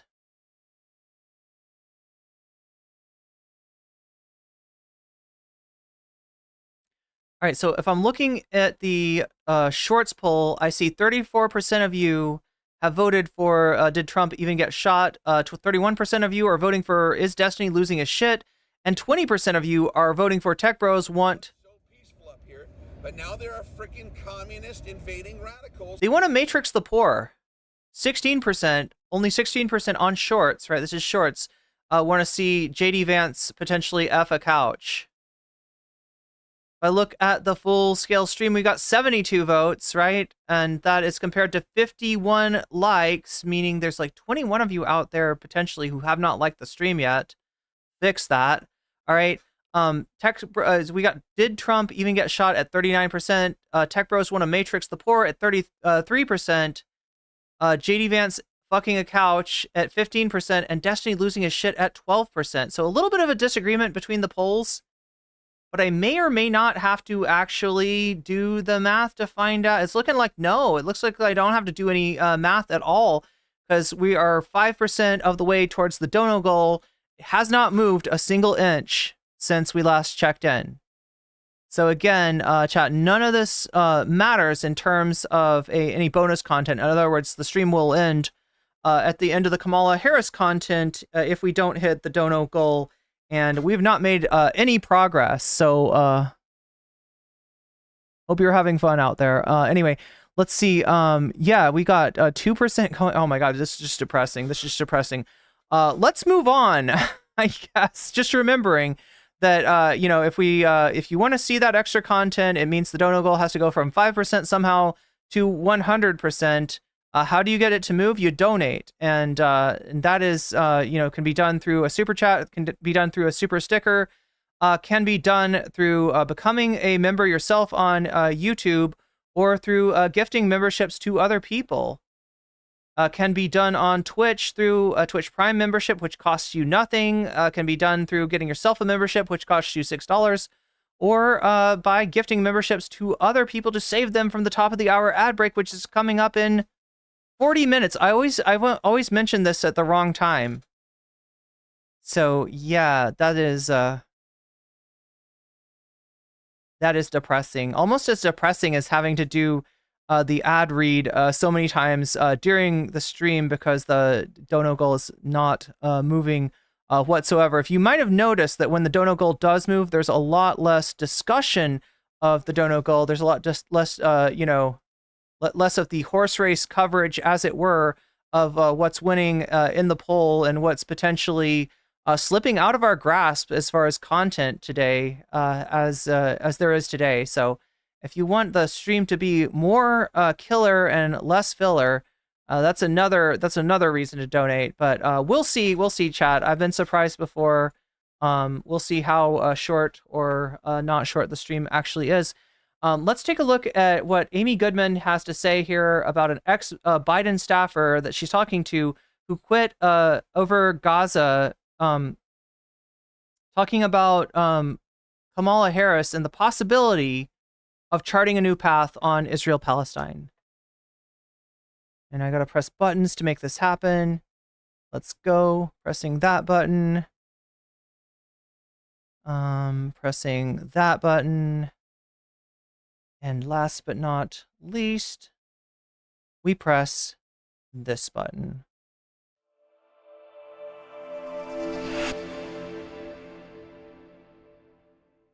Israel's war on Gaza. This is Democracy Now!, democracynow.org. War, Peace, and the Presidency. I'm Amy Goodman with Juan Gonzalez. As we continue to look at Vice President Kamala Harris's run for the White House, we're joined by Lily Greenberg Call. She worked on Kamala Harris's presidential campaign in 2019. Lily Greenberg Call went on to join the Biden administration, but resigned from her position in the Interior Department. to protest Biden's support for Israel's war on Gaza. She was the first Jewish political appointee to resign over Biden's policies on Gaza in May. I feel like we need to boost her volume, don't we? To the chief of staff at the Interior Department. She just wrote an article for The Guardian headlined, "I work to elect Kamala Harris. She must break with Biden on Israel and Palestine." Welcome Is that better? to Democracy Now!, Lily. Explain exactly Maybe give it a little bit more. what the plan is. So, Up to 9. Biden's unconditional support for Israel's assault on Gaza has been widely unpopular, with Americans writ large, with Democrats, again, with American voters across the board, and even within the American Jewish community. So again, a little bit of just like checking in and just giving you like the 100 on this, all right? Most Americans do not have Gaza and Israel as a top concern of theirs. Right. And this goes for, young voters. This goes for older voters. Right. That is true. And most people do not probably agree with my take, on what should happen in Israel, which would be a singular, secular state with one person, one vote that enfranchises, everybody. And it does not discriminate on its citizens based on their race or their religion, right? That would be, my take on that. That's not exactly, a popular view. However, most Americans don't like the killing of innocent civilians in Gaza.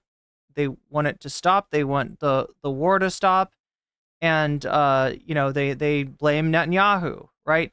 They might not, blame like I blame, the state of Israel and realize that even were you to swap Netanyahu out for somebody else, should this war end, right, it's very likely that Netanyahu would leave power and actually be prosecuted because there's a lot of charges chasing Netanyahu, just like there's a lot of charges chasing Trump. And there seems to be a perverse incentive for Netanyahu to stay in power. Just like, there's an incentive for Trump to run for president again, right? But like, so I'm trying to be real with you here, right? I'm not saying that my outlook on the conflict is like the popular position in America, but I will also say that unlimited, arms to Israel in its, continued killing of civilians is not popular either. But again, Americans place this down the priority list, and there is a big and important part of the Democrats' coalition that have been disgusted by Biden's policy. So in terms of the swing states like Michigan, swing states like Pennsylvania, there are voters who may not turn out to vote for Kamala, and we're definitely not wanting to turn out for Biden, based on the horrible enabling of these war crimes in Gaza. So it is an important political issue. It is not, stayed in the headlines. It is not being talked about nearly as much as it should be. There are popular support for, declaring a ceasefire by those who are paying attention to it. But unfortunately, not enough people are paying attention to it. So anyway. So Vice President Harris now has an opportunity to chart a new path, and not just because it's the right thing to do, but because it's actually both the popular and politically savvy thing for her to do. At this moment, she needs to support an arms embargo to Israel. She needs to reject AIPAC's right-wing agenda, and she needs to use all of the U.S.'s leverage to broker a lasting ceasefire, a hostage exchange, and a meaningful status quo change in Israel-Palestine that means a safety and a thriving future for all Palestinians and Israelis. And what is your sense that she would be willing to make that break from Biden policies, especially in the midst of a very shortened presidential campaign? Well, when I was in the administration, actually, I heard reports that she was pushing the president to pursue a more humane policy that complied with international law. She was the first administration official to actually use the word ceasefire, albeit calling for a 6-week one. But there were actually some reports that was an effort by the president's staff to kind of water down her speech in Selma when she first called for a 6-week ceasefire. So, it's really disappointing to think that potentially the president and the president's staff were not only not listening to the majority of the American people and voters, but to his own vice president. I believe that she would be, more amenable to breaking with Biden on Israel and Gaza. And again, I also think she has to, right? Over 700,000 Democrats voted uncommitted in the primary, which was a protest of President Biden's unconditional support for Israel's assault on Gaza. Those voters are really important. They're progressives, they're young people, they're Arab Americans. They're part of the coalition that the vice president needs to win in key swing states like Michigan, Minnesota, and Georgia. And if she wants to actually defeat Donald Trump, she has to not just reject authoritarianism here at home, but also reject it abroad, and that means rejecting the Israeli government. And Lily Greenberg-Carl, will you be participating in protests at the Democratic convention? And or if you're not going to be there, do you support those kinds of protests? I think voters have the right to hold our electeds and folks seeking elected office accountable. And I do think that I'm glad to see that people are rallying around Kamala. I think it's important that we, unite the party in this moment and we do everything that we can to defeat Donald Trump. But I also think that this is a moment to hold her accountable. Again, President Biden was weak by the end of his term. And this is what I'm saying, right? If you don't want to see this weakness in the Democratic Party, if you don't want to see a lethargic base and a lack of energy, a lack of activism, a lack of enthusiasm, a lack of younger people being involved in the race, and we're talking about the people who do the canvassing, who do the get out the vote, who do all the turnout stuff, right? Then it's incumbent upon you to let Kamala, I almost said Camilla, this has gotten into my head. I forget who mispronounced her name as Camilla, but it's incumbent upon you to let Kamala feel the heat and understand that our votes are not to be taken for granted. And that there is pressure on this side because she's feeling a lot of pressure from the other side. And we saw the result of that, chat, when she gives in to the pressure from the other side in terms of this statement right here, right? This is where that comes from when she thinks she has to, do this shit to win the race. And again, I don't think it's helping her at all. But so if you're frustrated with people, being a little bit cooler on Kamala, today than they were a few days ago, right? You're not going to be helped by vote scolding them. You're not going to be helped by berating them, by making fun of them, et cetera, et cetera, et cetera. You're going to be helped by pushing the Democratic candidates to be better, right? So, oh yeah, thank you, Narwhal by Nature. We got 5 gift subs. Look like Variant. You've just been weaseled, and that's a good thing. Let's see if I can pronounce this name. Pidheinik. You've just been weaseled, and that's a good thing. Mrs. Jones. You've just been weaseled, and that's a good thing. WTF Dad Shoes. You've just been weaseled, and that's a good thing. And David Denuno. You've just been weaseled, and that's a good thing. That is 5 new members to the Weasel Gang, and couldn't have been better timed, right? Because we are swiftly approaching. I'm planning it on Sunday, right? I want to get we do a premium streamium. I try to do it every month, but this month has been wild. I don't know how long it's been since the last one, probably too long, right? But we try to do a premium streamium.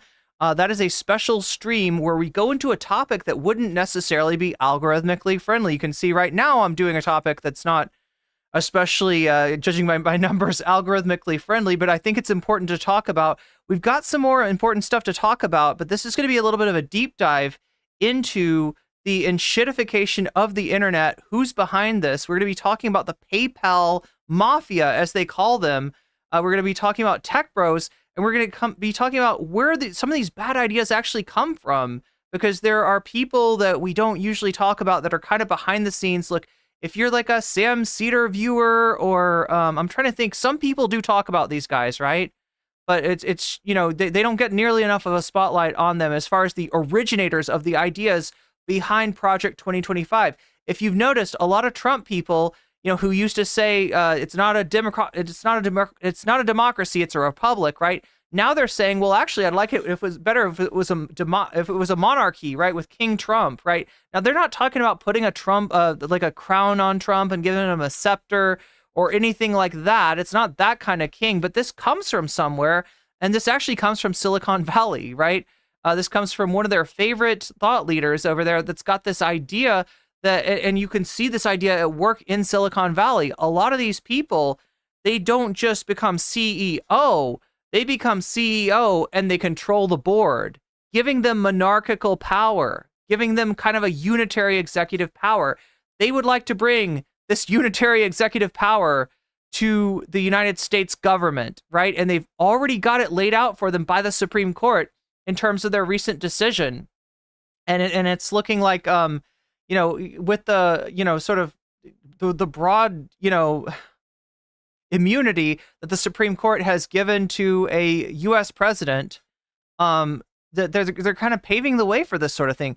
If you look at the way in which everybody to be part of the Republican Party in good standing, to continue in the Republican Party, to not be blacklisted from the Republican Party, you got to kiss Trump's ring, right? J.D. Vance used to be against Trump. J.D. Vance called Trump an American fascist, right? J.D. Vance thought that Trump was probably guilty of a lot of the sex crimes that he's accused of, right? But he's changed his tune because you literally have to. So they want this situation in which the people that would be the guardrails, the people that would be in control of the U.S. president, including like civil servants, are now instead beholden to the U.S. president, right? This is very similar, eerily similar to the way that big tech runs, to the way that Silicon Valley runs.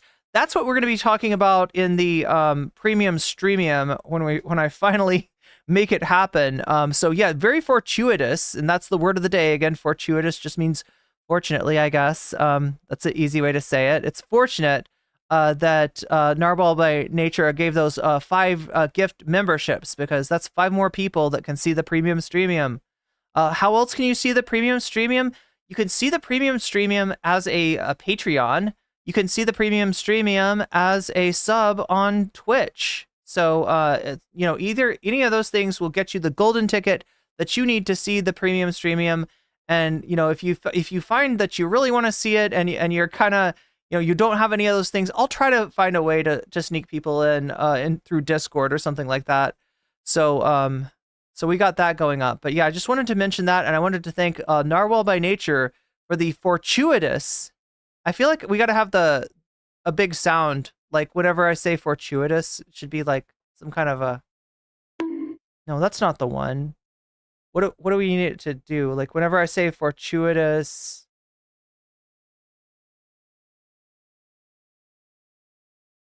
Oh my God, I don't have anything good on my soundboard. The closest thing. That's the closest thing. But anyway, chat, that's what I feel like today. I feel like I'm getting bonked by the coconut. But yeah, thank you, Narwhal by Nature, by bonking 5 more people with the weasel. They got weasels, and they'll be able to see the premium streamium, which is really freaking cool. Anyway, let me finish this segment. I'll try to talk to chat a little bit. I know I haven't been talking to you too much. I just, trying to control my yapping here, but let's finish this segment. I'll talk to chat, and then we'll take a look at where we're at as far as the dono goal, which I think, let me just give you a preview. We're 20% of the way there. That's 1/5 of the way there. That makes it a distinct possibility. Oh yeah, Narwhal by Nature, what do you want to see? What is your preference as far as the options on the poll?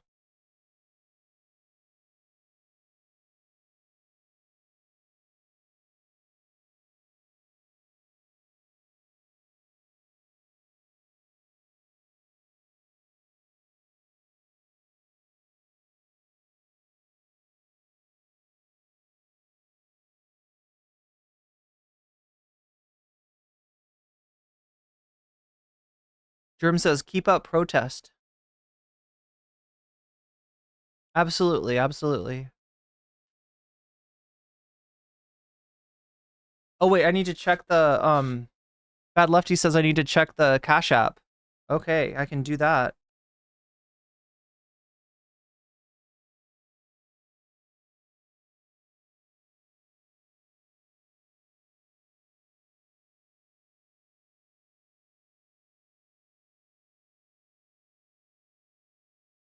Wait, is that what you're saying, Bad Lefty?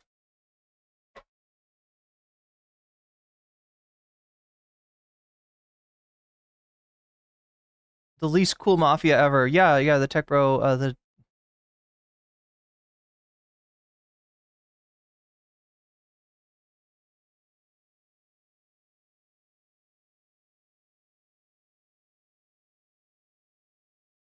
Destiny, I got you. I got you, Narwhal by nature. I got you. So Destiny's now, yeah. Okay, so we added that. I'll tell you where we're at when we get through with this segment.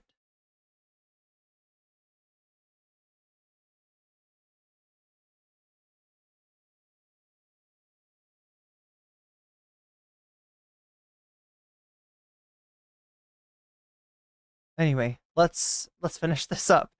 The party was divided, and he became a political liability for Democrats in large part due to his support for the war in Gaza. And so I think the vice president... And so now it's time to maybe talk about, let's get down to brass tacks, all right? So you know what my politics are. You know that they are far to the left of any Democrat that you're going to see running for any office, right? But I am also, when I put on my hat, a political analyst, and I can analyze how it looks from the Democratic side of things, and I can analyze how it looks from the Republican side of things. So let me put on my Democrat, my Democrat analyst hat now, and tell you a little bit about what difference a switch from Joe Biden to Kamala Harris makes, right? So with Joe Biden, the challenge for the Democrats was to win the suburbs, right? You've got your urban areas, which tend to vote for Trump. You've got your your urban areas, which tend to vote for Biden. You got your rural areas, which tend to vote for Trump. And then you've got the suburbs, which is like the land in between.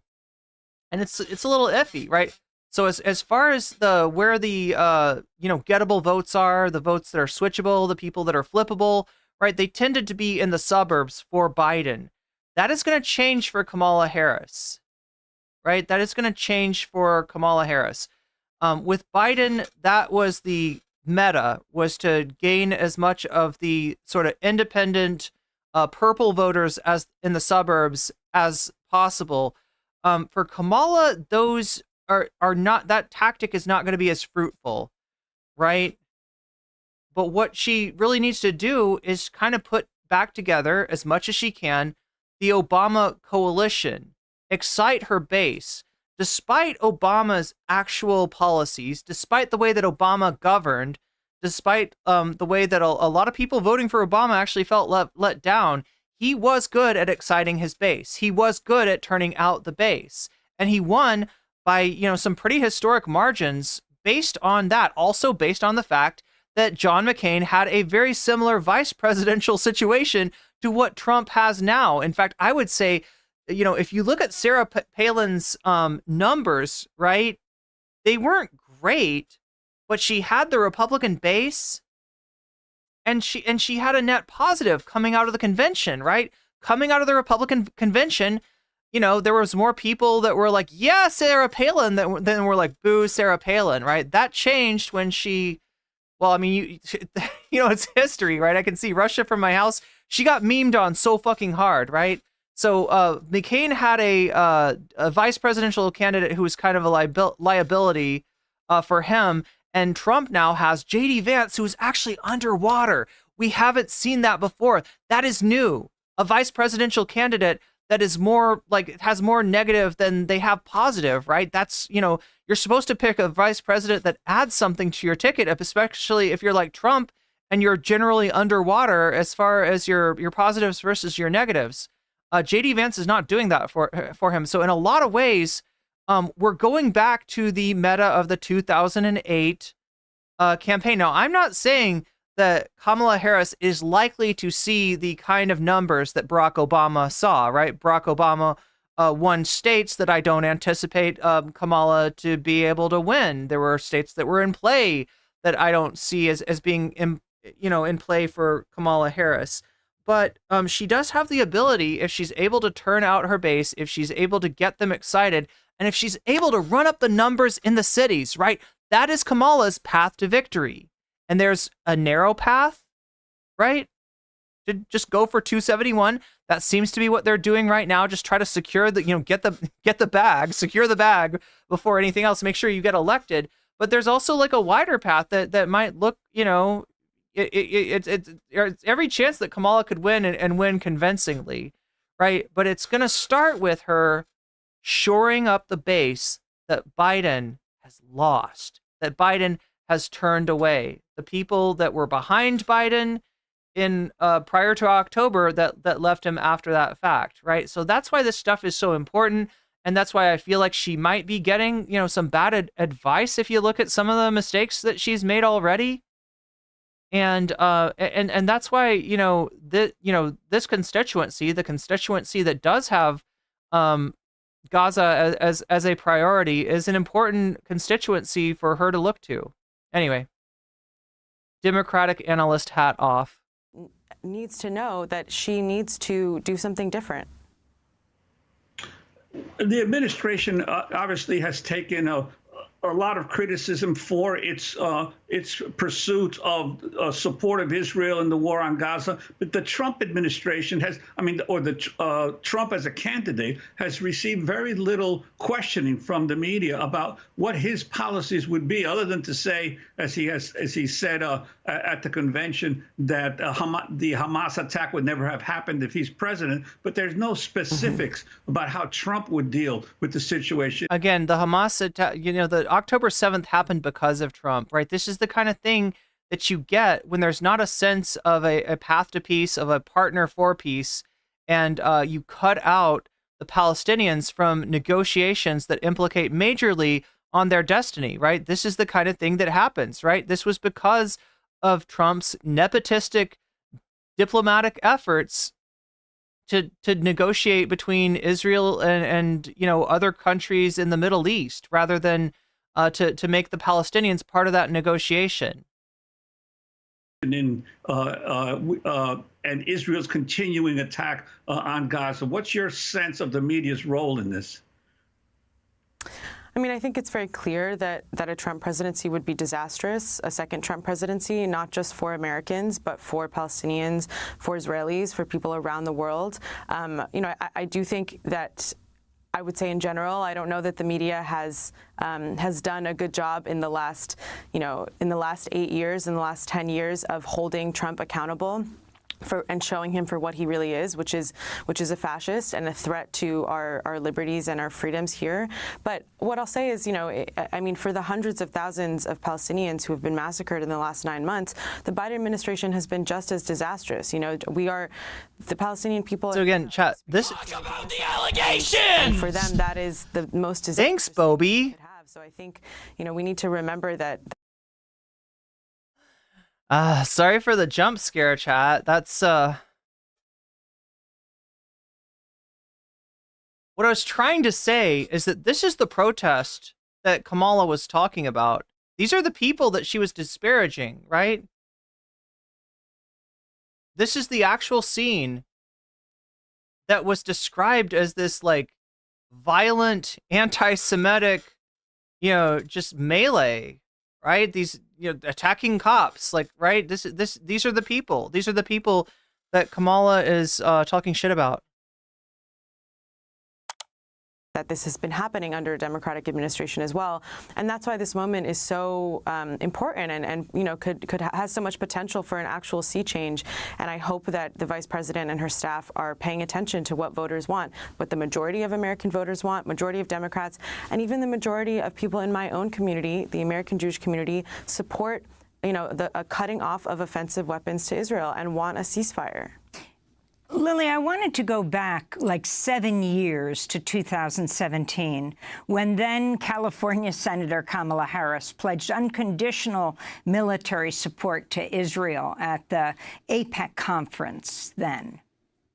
Our defense relationship is critical to both nations, which is why I support the United States' commitment to provide Israel with $38 billion in military. I'm going to try to take a quick tea break, but I'm going to be listening on my phone. Harris was senator. Again, it was 7 years ago. Be right back. This week, Netanyahu has already arrived in the United States. He'll be addressing a joint session of Congress on Wednesday.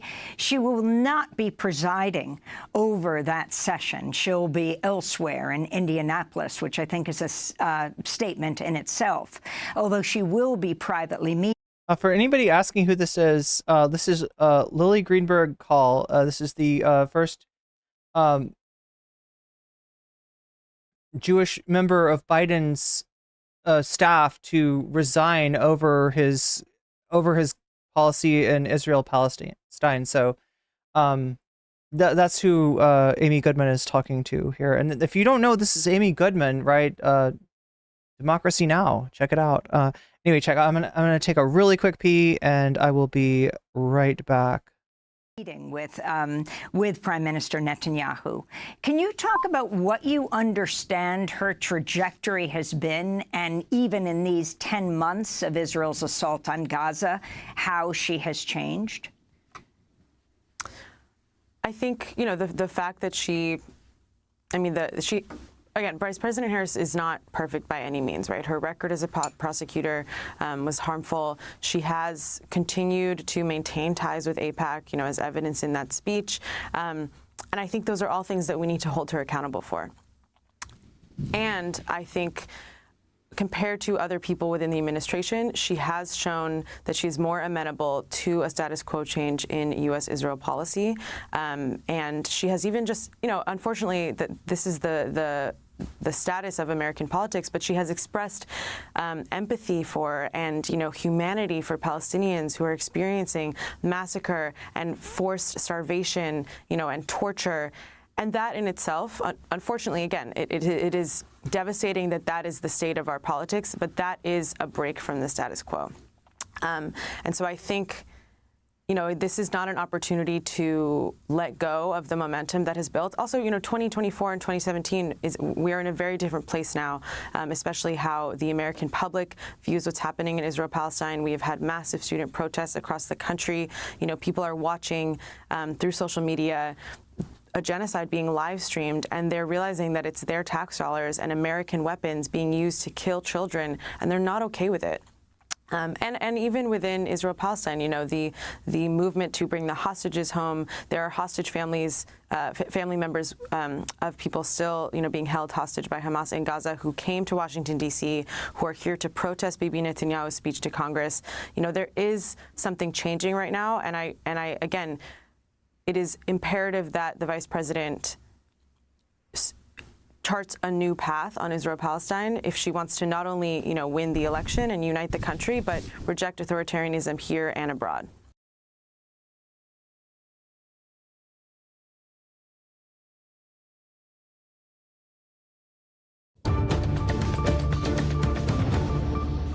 We want to take you live to the White House, where Vice President Kamala Harris is speaking to reporters after meeting with Israeli Prime Minister Benjamin Netanyahu. How it does so matters. Hamas is a brutal terrorist organization.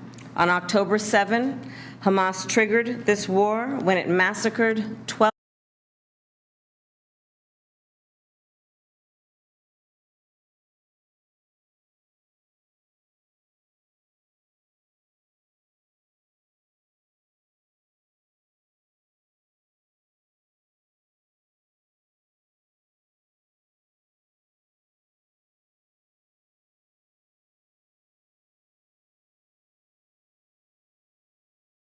decades now, Palestine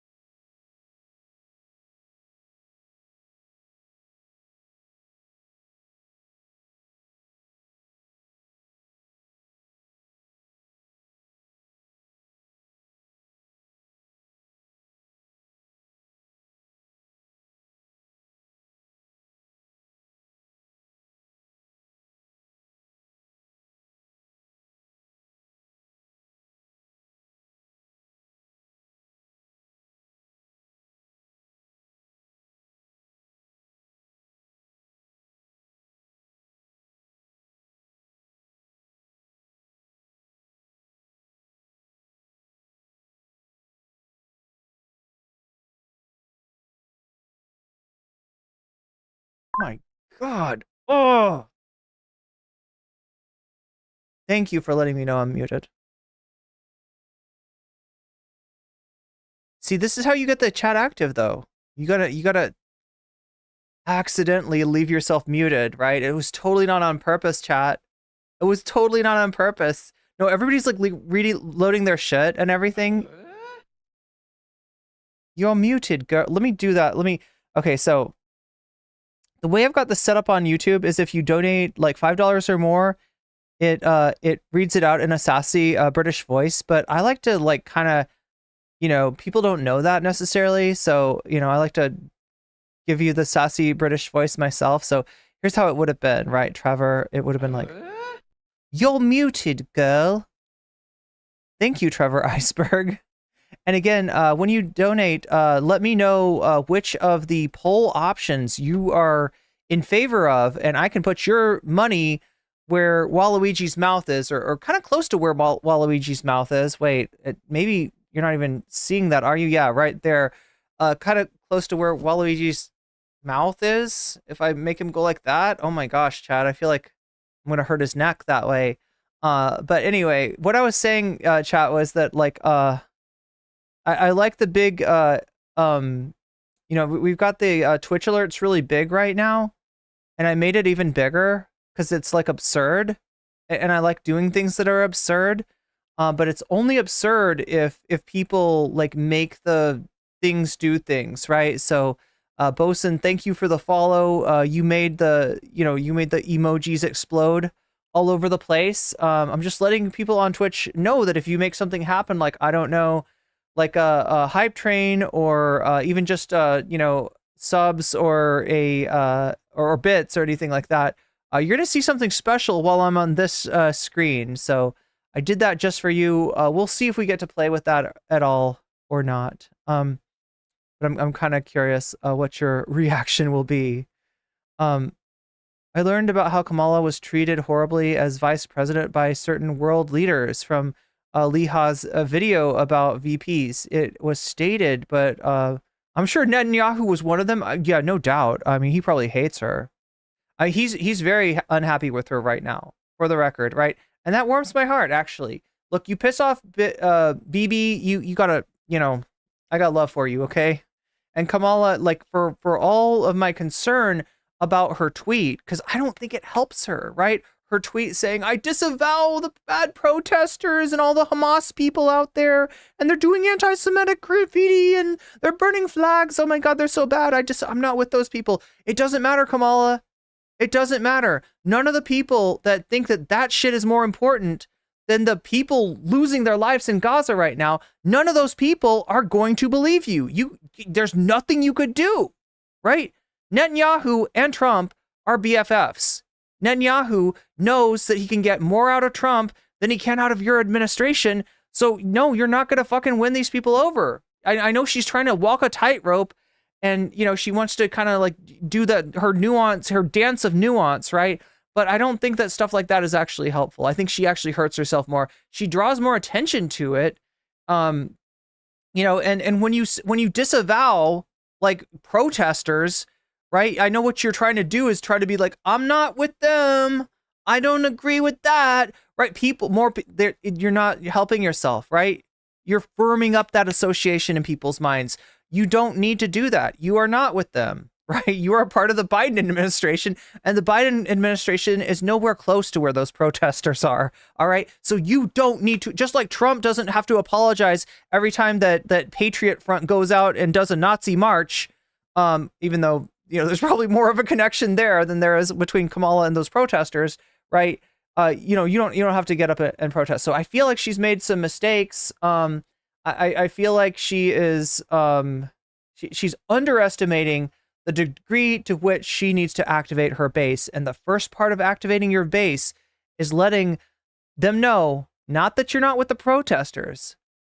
And you don't have to say that you're with the protesters. You don't have to say, "Yay, protesters, go protest." You don't have to say that either.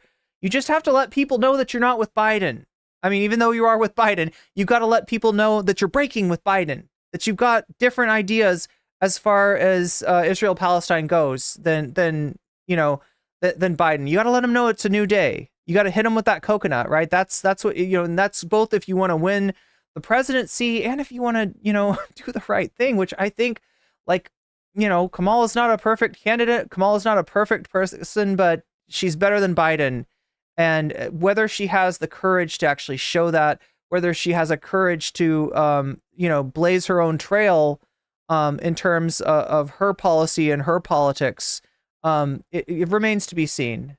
But anyway, yeah, I just wanted to say that. So, what are we up to? Why am I getting ads every 5 minutes? SM, I was worried about that the other day.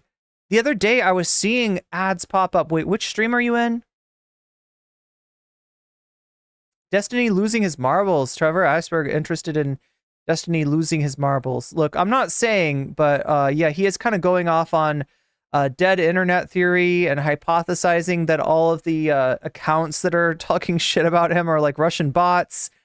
I don't know. I don't know where Destiny's at. You can judge for yourself. If we end up voting for that, right now I should probably wait. SM, are you in the which stream? What's up, Newt Newt?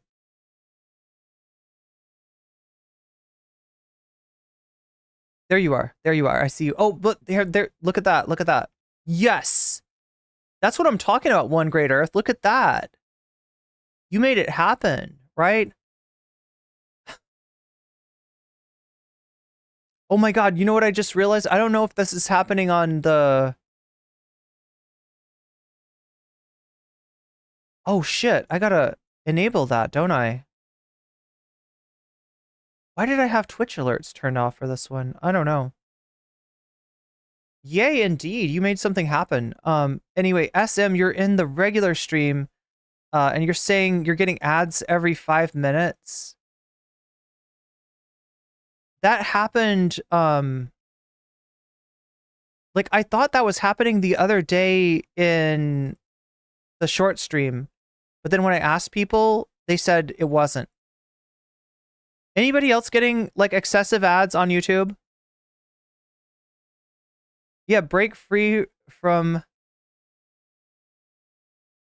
Biden. That's right. Fall out of that coconut tree. Anyway, she is the meme queen, chat. We got Meme War Part 2, and this time the boot is on the other foot and it's kicking the other ass. It's JD Vance that's getting memed on, and it's Kamala that's become the meme queen instead of Trump being the meme queen. Anyway, chat, I don't know what I'm saying here. I don't know what I'm saying exactly, but there we go. There we go nonetheless.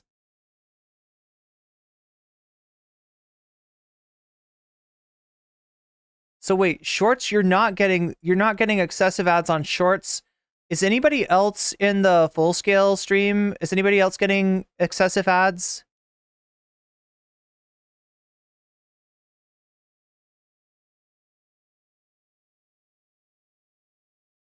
Obsidian says I wasn't paying attention. Oh wait, maybe that's just something else.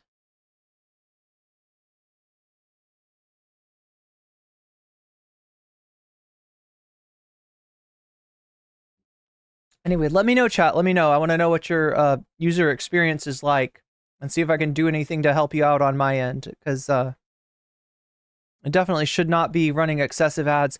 Yeah, the other day I saw, like, there's a little thing that shows up on my screen when ads play, where it says, like, right now it says there's going to be an ad on the regular stream in like 55 seconds, right? But it was popping up again and again on the short stream, and then I asked short stream, are you getting excessive ads? And they were all like, no, not getting too many ads. Ads are fine, right? But yeah, I'm keeping an eye on that, because it looked like it was going wild the other day, but when I asked people, they were like, they weren't getting it.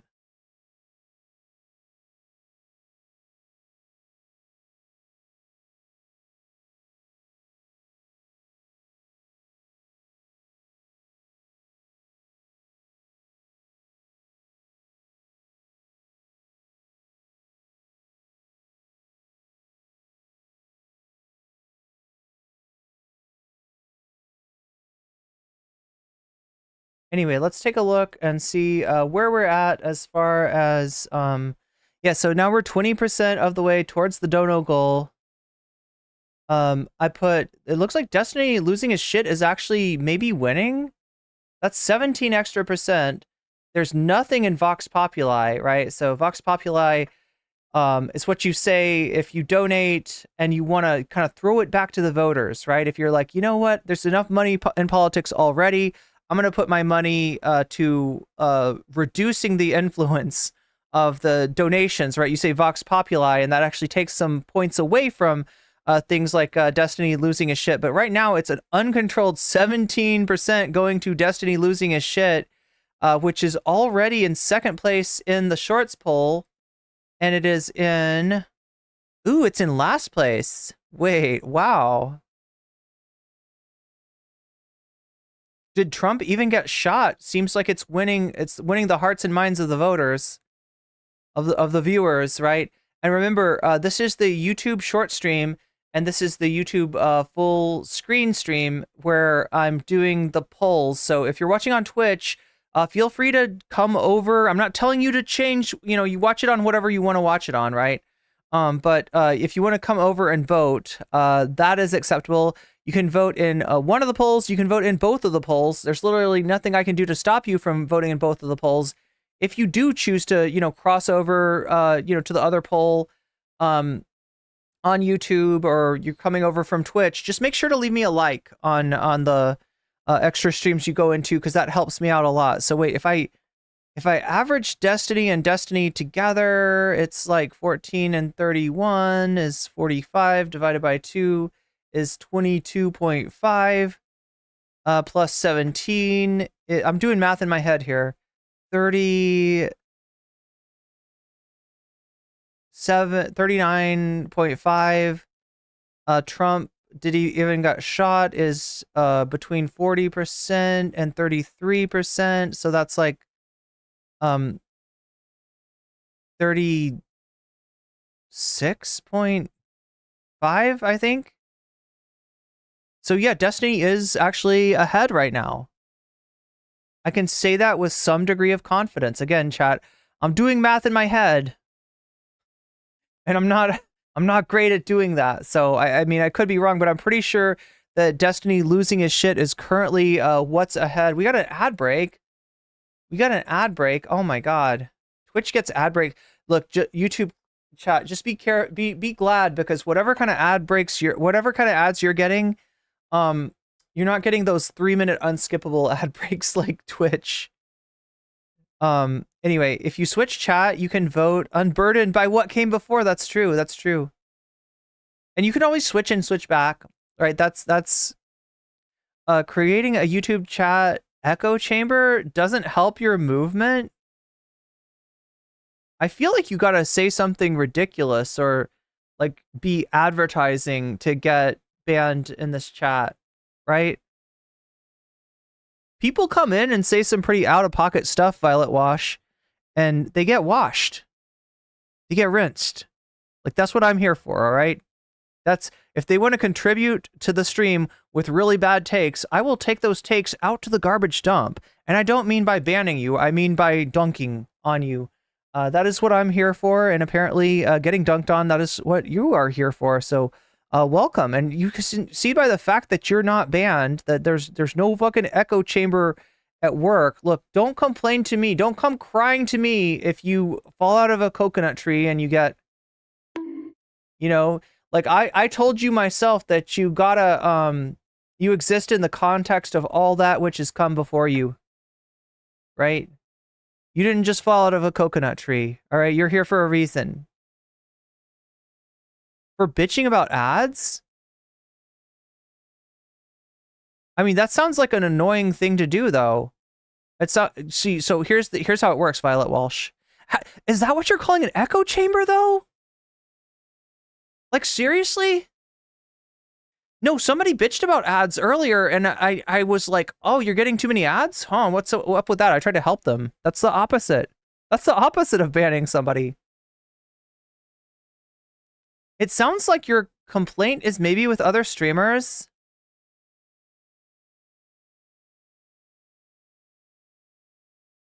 Yeah, I don't think that... Violet Walsh, I don't think you've done anything ban-worthy. I don't see anything you've said that's like It's ban-worthy. But yeah, generally when you make the chat a less pleasant environment for people, right? That's when you get banned. That's how that works. Have I solved the mystery for you?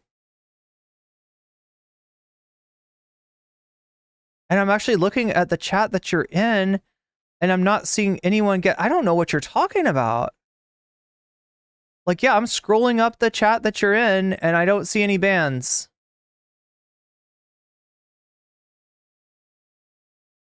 No, but I'm interested in what you're on about, honestly. I want to know.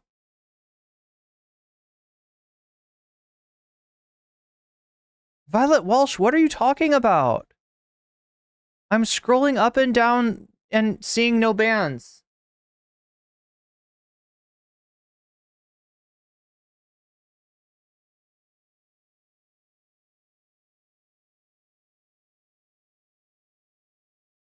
It sounds like you're somebody... See, you sound like...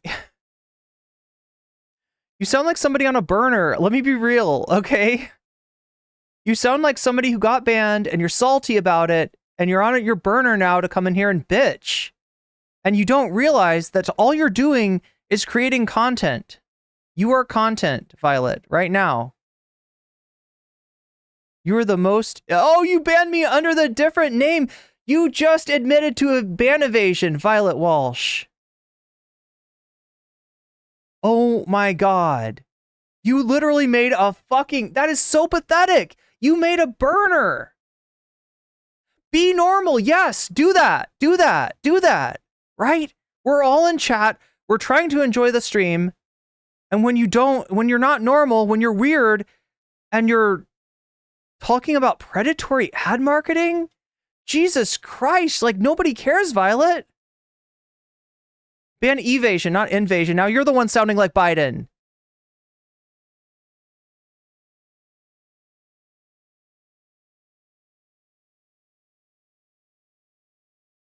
Now you're the one with psychomotor whatever. I made a new, yeah, sure. I made a new account for other shit. Is it because you started a new channel, Violet Walsh? Is that why it was? Is this your gaming channel? What's going on? What's going on? Just be normal. Just, seriously. I mean, like, look, nobody's normal, all right? I'm not trying to tell you not to let your freak flag fly, all right? You should do that. You should absolutely do that, all right? But I'm just saying be normal as in, like, in your social interactions with other people in chat. How hard is that? I don't feel like it's not... I don't feel like it's that hard. Ban invasion. Anyway, I think Violet obviously meant to say... I'm exactly like Xander Hall. You're comparing me to Xander Hall.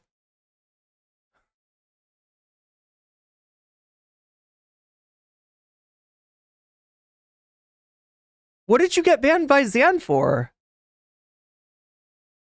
Were you woke scolding Xander Hall? Ban me right now. No, we are having fun with that. We're having fun with you, Violet.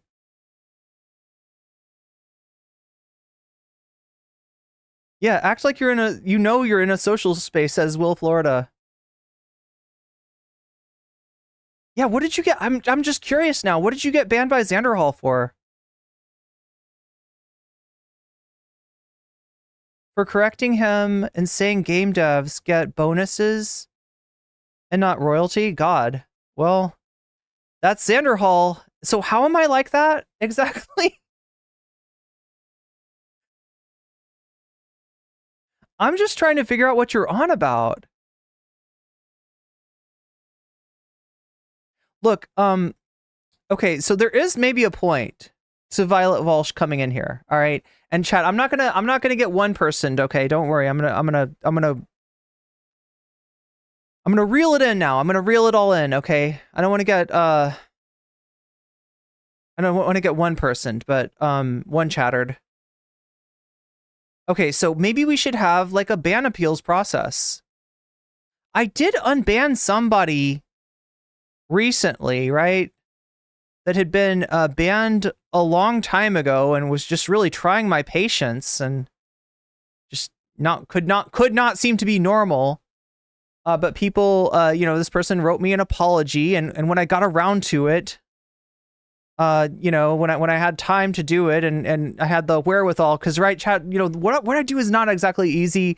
It's taxing in a way that's not entirely easy to explain.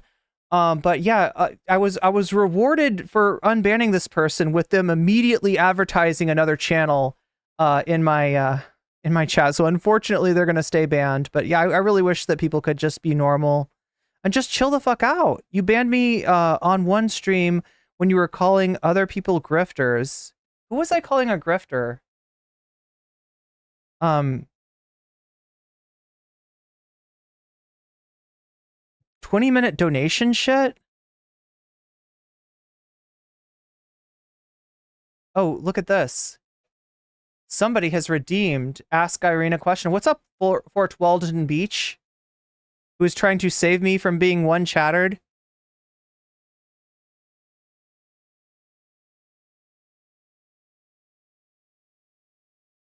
What is the 20-minute donate? I don't think I talk about donations for 20 minutes. I think you get like 5 minutes of that max. It's not even 5. It's not 5 minutes. Look, I'll do it right now and I'll see if we can get way under 5 minutes.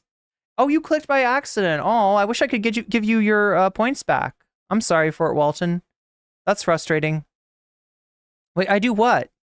I talk about donations for 20 minutes. 20 minutes every hour.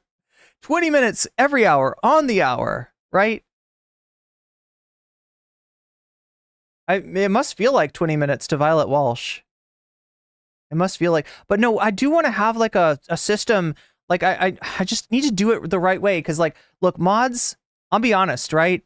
If I'm going to ask you to deal with every fucker out there that wants to be unbanned, I feel like I should be paying you. I feel like that's a lot to ask. I appreciate what mods do on a voluntary basis, and I am definitely not trying to put more on your plate. I mean, maybe I could just have like my email address in there and just be like unban requests, right? To let people, because there's a chance that somebody could get they could get banned for, like, they could be misunderstood, and get banned, for the wrong reasons, and they could write an appeal and be like, respectfully, I feel like I should be unbanned, and or right? Like I could see that.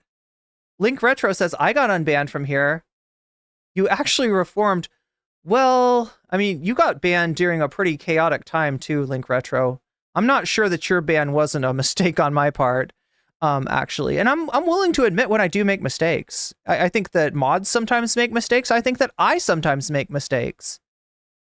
Mods are cops. They don't need pay, says Oglobits. YouTube is predatory. Like, do you mean with the ads? I'm trying to understand. Streamers not understanding that, especially leftist streamers, are grifters. So I'm a grifter. See, you just called me a grifter and you're not getting banned. That's like your opinion, Violet Walsh. That's your opinion. You're entitled to your opinion. Opinions are like assholes. Okay, no, they're like that pit from Star Wars, which is also kind of like an asshole. Doesn't it kind of look like it looks a little bit like with teeth. It's an asshole. Opinions are like assholes with teeth. Oh my God, chat, I don't even know what kind of metaphor. What am I cooking? What the fuck am I cooking here, chat? I got Medius on the screen. I'm about to launch into a 20-minute donation, like, tirade.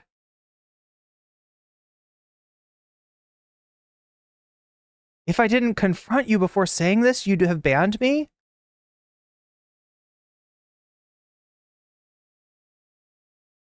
I'm just legitimately curious as to what's going on in that little head of yours, right? I'm a grifter.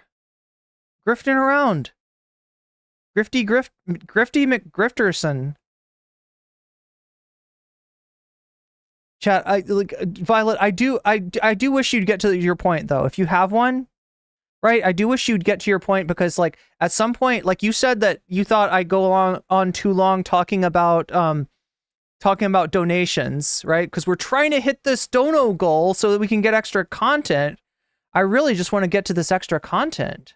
I really want to see one of these topics pop up, right? There's only one way that it happens is if we get that 20% to 100%, right? But I do want to know if you've got a point. You already made your point? Oh my God, I must have missed it, Violet. Can you repeat?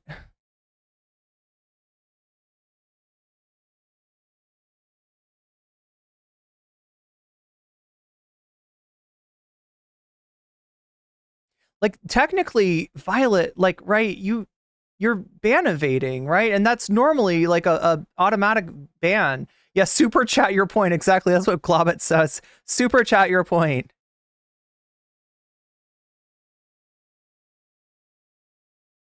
Anyway. I'm not sure Violet had a point. But that's okay. Look, life is hard. Sometimes people get in a mood. Sometimes I get in a mood. All right. But thanks for, I guess, sharing your mood with us today.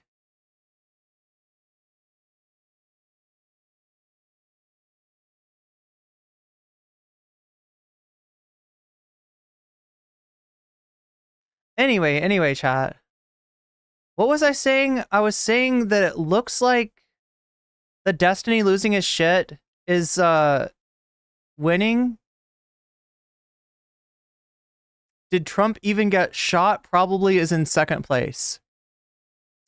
That's where it stands right now in terms of the poll. Again, the other aspect of the poll is that the dono goal needs to be 100% for us to get that extra content. We don't have to get the extra content. Maybe it happens. Maybe it doesn't. All right. It's I love you all either way. Okay. Whether we hit with the dono goal or whether we don't hit the dono goal, whether this, community lasts or it's just another, community getting grown over by kudzu when I abandon it, right? It's all good. And sorry, that's a little bit eschatological, and I don't really need to be that way because things are going good and things are on the upswing and things are looking good. And look, missing one dono goal, it's not the fucking end of the world, okay? And I'm not even sure that we're going to miss that dono goal today because we are 1/5 of the way there. And I don't think we're even halfway over with the content that I'm going to do for you, even without hitting the dono goal. So I got every faith in us to get there. That being said, this is Violet Walsh's favorite part. All right. I got to give it to you now. All right. So yeah, keep voting. Vote in one stream, vote in both streams if you want, because there's literally nothing I could do to stop you from having 2 votes. It's there if you want it, right? You can switch over to the from the regular stream to the short stream, from the short stream to the regular stream. All I ask is that if you do that, you leave a like. You can also come over from Twitch, and I'm not telling you to leave Twitch, right? But if you want to come over and vote in one or both of the polls, go ahead and do that. All I ask is that you hit that like button because it helps me out a lot, right? We are 1/5 of the way to the dono goal. Remember, the things that make that dono goal move are when you use a super chat, a super sticker, if you get a membership, thus, making you become you weasel the fuck up, right? And get a membership, or you gift memberships to other people. That also moves the dono goal, right? Twitch can move the dono goal in terms of, when you get yourself a sub to get yourself out of the ad break that happens for 3 minutes at the top of every hour. There's a 3-minute ad break, right? You can get out of that ad break for free or for $6 by using a Twitch Prime or by paying Twitch $6. You can also possibly be gifted a sub and get out of the ad break that way, just by being active in chat, because you're more likely to get the the sub donos when they come by being seen and by people seeing that you don't have that sub, right? So that's the best way for that. And yes, gift subs do count towards the dono goal. Bits count towards the dono goal, and donations on Throne, which is right down there, count towards the dono goal. Patreon signups count towards the dono goal, and donations through CashApp or PayPal, which are also down in the description, those also count in the towards the donut goal. Now, the one thing that I need to make sure that you understand is that when you donate, you can increase the likelihood of the subject of your choice being chosen, right? So like I said, I'm taking a poll in shorts, I'm taking a poll in not shorts, right?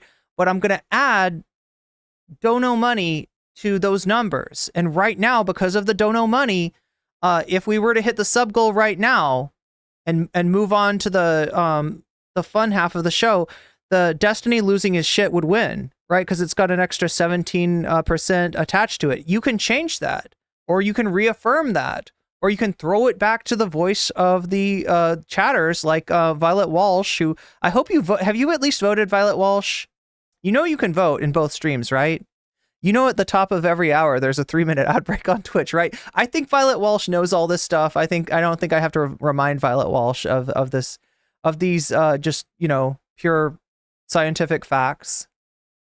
But yeah, when you donate, no matter what kind of donation it is, if it's Throne, if it's Patreon, if it's whatever, right, you can let me know what topic you want to see, and I will add 1% for every US dollar donated to the topic of your choice. So if you want to move that dono goal forward and make it more likely that we'll see something, and you want to suggest a topic and add a percentage, you know, add you know, percentages to that topic, just let me know after you donate what that topic is that you want to see. So there's my 20-minute ad read, Violet. I hope you're happy. I hope you're happy. I took extra time this time. I usually rush it, but you know, just for you. Just for you, Violet. I made sure to take my time on that one.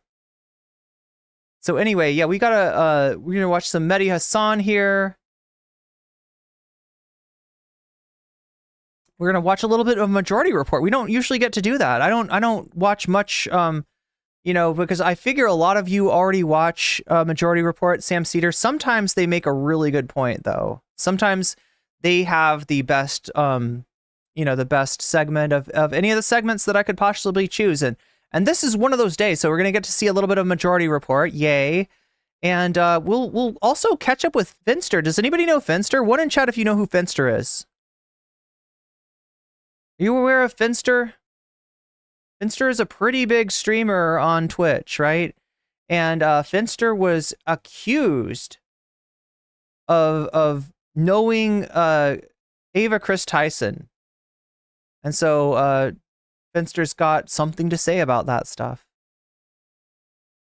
Yeah, some of these people know. 1.5, you kind of know who Finster is. All right, well, we'll do a little Finster segment. Just kind of catch up on what's going on there, because I feel like people don't understand what actually happened between Finster and Ava Chris Tyson, and I wanted to cover her content on that. So we'll take a look at that. But for now, right, we're gonna move on in and see what's up with Mehdi Hassan. So I gotta press a couple of buttons, like this button, and like this button, and I gotta press all of Violet Walsh's buttons. I'm gonna press all of your buttons, Violet Walsh, and we'll move into the Mehdi Hassan segment for today. All right, let's go.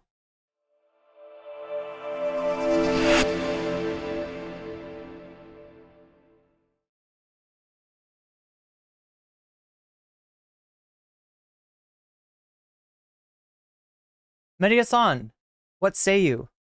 Palestinians have been saying that Israel's occupation of the West Bank is illegal, as are its settlements. That the Gaza Strip, despite the Israeli Look at that chat, fellow Da Vinci Resolve user. disengagement of 2005, is still occupied under international law. That the occupation should be ended ASAP. And that Israel's discriminatory policies in the occupied Palestinian territories amount to a form of racial segregation and apartheid. But they were ignored. They weren't taken seriously by the international community. On Friday, the International Court of Justice, the ICJ, though, issued a landmark 83-page opinion agreeing with the Palestinians on each and every one of those points. The court overwhelmingly condemned Israel's actions, finding the continued occupation of Palestinian territories, including Gaza. So sometimes people confuse the ICC, the International criminal court with the ICJ, the International Court of Justice. The ICJ is making rulings about countries in this case, whereas the ICC was making rulings about people, including Netanyahu. So, just so we're illegal, demanding the end of that occupation as rapidly as possible. just so we're clear. Even calling for reparations to be paid to Palestinians who've lost their land.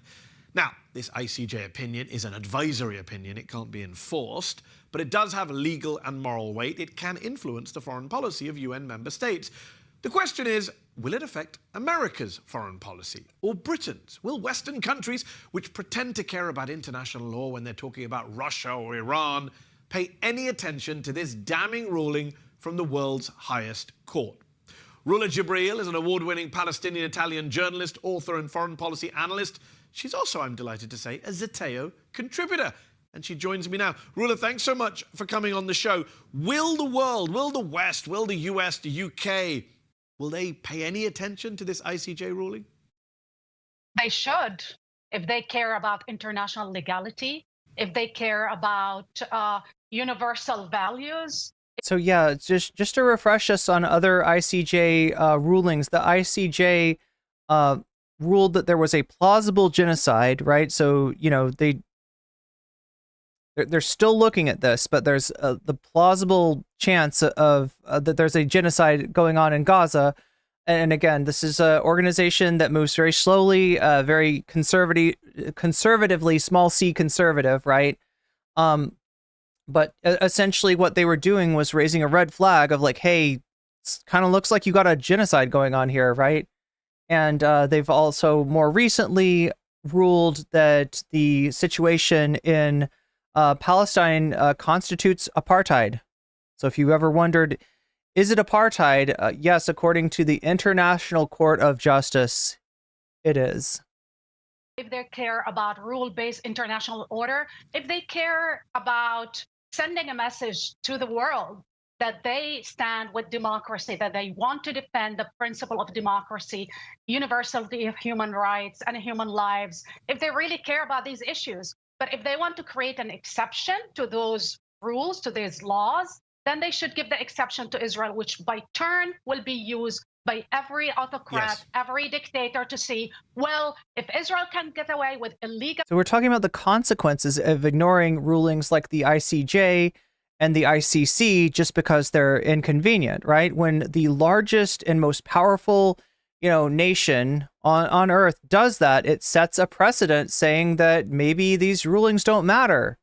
Maybe, you know, genocide is something that, you know, can be just, you know, moved past, and it does, like, right, that people can get away with, right? It has real serious consequences that, you know, if you care about the world, you shouldn't want. Occupation, annexation, bombing schools, war crimes, crimes against humanity, then we will do it as well. They are, by doing so, obliterating the basic, the infrastructure of international legality. Yeah, if I was Bashar al-Assad, I'd be demanding an apology right now from the West. How about the European Union? The EU Foreign Policy Chief Joseph Borrell has been pretty critical of Israel's actions in Gaza. Do you think the EU might be a place where the ICJ ruling is better received? Look, Mehdi, a year ago, with a delegation of Palestinians, Israelis, and Americans, former diplomats, former peace negotiators, we went and we met with officials from the European Union, including vice presidents, including people who were working with Borrell. And we were told, we actually went on May 2023 and begged them, pled with them to do something about the Israel question, Israel-Palestinian question, before it's too late. And the answer, well, we leave it to the United States and for Palestinians and Israelis to negotiate and reach an agreement. Well, the International Court of Justice is now saying what Israel is doing is illegal, is criminal, and the international community, the world, Europeans and others, have to sanction Israel and force them to end their unlawful, illegal military occupation. Let's see if they would sanction Israel the way they've sanctioned Putin and Russia. I fear that the double standard and the hypocrisy will continue. I just saw this morning that the president of Israel will be participating at the Paris Olympic. Well, the guy was mentioned, Herzog was mentioned in the International Court of Justice for his infamous quote where he said there's no innocent civilians in Gaza. And thus there. So I don't want to take us away from this too much, but I just noticed that Tim Pool's dad has got a video on Ronnie Jackson, the Trump's Candyman, the guy that gave out Provigil, aka modafinil, and fentanyl patches, and all these drugs as if they were candy to the Trump administration, just like hugely inappropriate. So somebody that like lost his position in the Navy. I think there was some kind of maybe even got his medical license taken. And I would watch this, except Tim Pool's dad. I don't know how Tim Pool's dad feels about us anymore. Right? He used to come in here. He used to chat. I think that he disagreed with people in chat and like, he had an unpopular take or something. He came in here and people like yelled at him, and he just like he left and he hasn't come back. So I don't know how I feel about watching his videos. But Tim Pool's dad, if you're out there, know that I'm still thinking of you, and it looks like you got a video on a topic that I'm very much interested in. Let's just say all are illegitimate target. If you don't know, Tim Pool's dad is about the opposite of Tim Pool's politics. Yeah, of course, Herzog said all that and then backtracked and said, but I also said, we shouldn't attack civilians, even though I said everyone is responsible. Yeah. Ruler, we were told for many years not to say the A word, apartheid, in relation to Israel, that it's unfounded, it's unfair, it's anti-Semitic. And yet, while the ICJ in its ruling doesn't specifically accuse Israel of apartheid, it does say that Israel has been, since 1967, in violation of the prohibition on racial segregation and apartheid established by the UN Convention on the Elimination of Racial Discrimination. That is pretty damning, is it not? Absolutely. Mehdi, in 2018, Israel passed a law, the nation-state law, which basically it's a Jewish supremacist law. Between the river and the Mediterranean Sea, there will only be a Jewish supremacist. Last Friday, Israel passed another law that there will never be a Palestinian state. So, in other words, the nature of the Jewish state of Israel is it's a Jewish state, right? And that is a codified. How we have the Establishment Clause in the United States. Theoretically, there's a separation between church and state. Theoretically, the U.S. government is not supposed to show any sort of preference between one religion and the other. Yeah, Israel's like the opposite. Israel is like the opposite. And so, when they make this proclamation of, when they say from the river to the sea, they are claiming ownership of the West Bank and of Gaza, kind of announcing their intention to settle and occupy those areas, and also that they don't want a two-state solution, right? Netanyahu had bragged earlier about having prevented a two-state solution from taking place. This was the promise that almost all of the negotiation that the Palestinians were invited to enter into. This is the understanding that took place with a roadmap to peace, a roadmap to a two-state solution that obviously was not really on the table, and now, according to the Knesset, is officially off the table. They voted against the two-state solution, and the reaction of Prime Minister Netanyahu to the ruling of the ICJ, he went out and said, we cannot occupy our own land. He considered Palestinian territories Israeli property, which the International Court of Justice, which is the highest court in the world, yes, the ultimate and final arbiter of international legality, said this is illegal. In defiance of the ruling, they approved more settlements. They are consolidating the occupation. They're carrying ethnic cleansing in Gaza and East Jerusalem and the West Bank, telling the world that they will continue. It will be apartheid today, tomorrow, and forever, and military occupation forever. I find it shameful that after all of this, he will be received tomorrow at Congress, where people will be applauding, the same people who have been lecturing the world about democracy, Western democratic values, that they say they want to defend democracy at home and overseas. How can you, with straight face, say these things and then you receive the man who wants to enshrine and continue to implement an ethno? Schmeckley says Tim Pool's dad is really kind of a reactionary, which isn't surprising. I mean, I feel like, yeah, he did have a bad take for sure. That being said, he's nothing like his son in terms of his beliefs. State of purity, racial. He's against recreational drug use, affirmative action, and criticizing tone policing. Purity and segregation. So you mentioned Netanyahu. Well, I'm not gonna watch his video on the off chance that he would get mad and copyright claim me or something. Response to the ICJ ruling, his national security minister, the far-right politician Itamar Ben-Gvir, accused the ICJ of being an anti-Semitic court. Do you think that knee-jerk charge of anti-Semitism from Israeli officials even works anymore? I don't think so. It undermines a real fight against anti-Semites. People who, like in Charlottesville, chanted, "Jews will not replace." Yeah, this is the problem. Anti-Semitism is real, and it is on the rise, and it is becoming more and more normalized. And when, the people that say that they stand against anti-Semitism are worried about some college protesters asking for a ceasefire, wanting to stop ethnic cleansing, then they're not paying attention to the actual fucking anti-Semites who are blowing up on Twitter right now. Thanks a lot, Elon. Right? It's a real thing. It's a real concern. It's a real worry.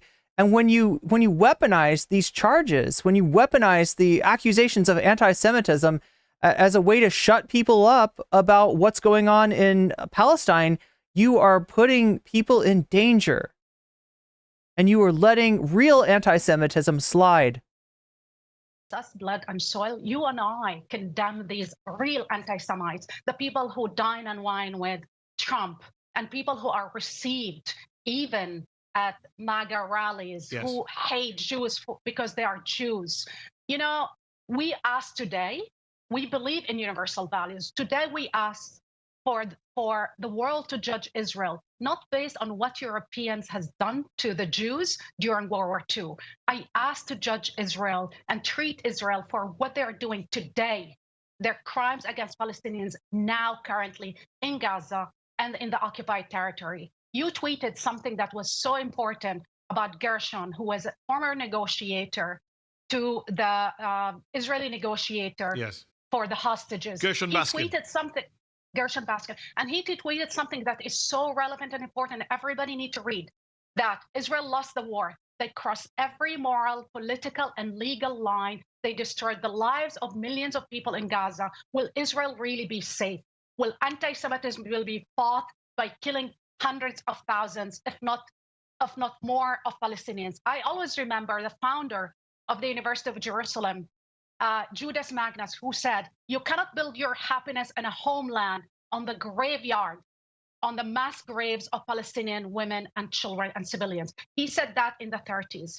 You cannot build a home for yourself and our people on basically the tragedy of another nation. And that's exactly what's going on in Gaza right now, with talks about developing beachfront property there, with talks about settlements in Gaza, and with the way that civic life has been utterly destroyed. Things like graveyards just rolled right over, attacked, smashed, destroyed, right? Anything that reminds people that this was a place of life and community and a place for people just being utterly smashed and destroyed. And the plans to settle that area, they're doing it once again. And yet we do have a graveyard in Gaza which keeps getting filled up, despite the ICJ ruling on Friday saying Gaza is occupied territory. Over the weekend, on Monday, we had more Israeli attacks on so-called safe zones, killing innocent civilians, the occupier against the occupied, per the ICJ. Has the world just forgotten about this ongoing war crime in Gaza? Has everyone just become numb to it and moved on? Well, they can move on. The reality that the Middle East today, more than ever, is a zone of desperation of radicalization of extremism, because what you did in Gaza, you obliterated the idea that through negotiation and peace deal, by acknowledging the humanity of Palestinians and addressing the Palestinian issue politically, non-military, you unleashed a virus. And it's not only the... And again, you could place this at Trump's doorstep, right? You could place this, you know, like as many issues as there are with Biden, as bad as Biden was, right? What happened on October 7th is a direct result of the nepotistic bullshit diplomacy enacted by Trump's fail son-in-law in the area that literally cut the Palestinians out of a negotiation they should have been a part of, right? This is Trump that caused that shit. Polio virus that is now basically killing children in Gaza. But that's another virus that only violence is the only language that the West can understand and can hear. And this is a dangerous precedent and dangerous message, because it took the Iraqis. Yeah, like when you cut people out of negotiation that involves them, you know, and it's not justifying any kind of act. Like, I don't want to see, you know, civilians killed anywhere, right? So it's not about justifying any sort of act, but it's about understanding, you know, how a peace process actually works when it works. And this is just not how you do it. This is not how you do it. Maybe a couple of years before they welcomed more extremists than Al-Qaeda, ISIS, and other groups. I fear that our future, especially in that part of the world, is basically, once you undermine international law, you open the door to hell. What kind of future are we seeing for Israelis and Palestinians, for Middle Eastern, if you wreck international humanitarian law? The future you will see is a future where extremists, ISIS, Al-Qaeda, and jihadists, and also extremists like Ben Gvir and Smucher and others, will kill each other, and they rather die and kill each other, homicide, suicide, than cut a deal. Rula, on the subject of us possibly moving on or becoming numb, the rest of the world, how is it that in the midst of this carnage, opening the gates of hell, as you put it, the Prime Minister of the country that's accused of committing a genocide, the Prime Minister who the ICC Chief Prosecutor has requested an arrest warrant for, will be addressing Congress here in Washington, D.C. on Wednesday? And while the Vice President Kamala Harris, who is now the presumptive Democratic presidential nominee, won't be at the congressional speech, she'll still be meeting with him in private. Well, look, she's not going to be sitting next to him and applauding, which is a big deal and a pivot from others, but it's a low bar. Yes. Kamala Harris, and I've been actually trying to reach out to her team for a long time, since May last year, trying to explain that we need to pivot from this unconditional support, which is in defiance, in violation of America's Leahy law and international law. She is running on the fact of being prosecutor, of you know, an official of law and order, of the women who stand for legality. You cannot stand for legality and give a pass to a war criminal. You cannot claim that you're defending international humanitarian law and rule-based international order, and then ignore what Netanyahu, Ben Gvir, and Smotrich, the crimes they are committing, and stand accused of committing before the highest courts in the world, the ICC and the ICJ. One of the two things. You cannot be saying that, oh, Israel has the exception and exceptionalize Israel, and then attack Trump and say, well, he doesn't believe in international legality. Well, either you share his values and his talking points about Israel legality and exceptionalism, or you don't. And if you want to win voters, progressive young voters, activists, you have to pivot from Biden failed policy. And I am sorry to say it,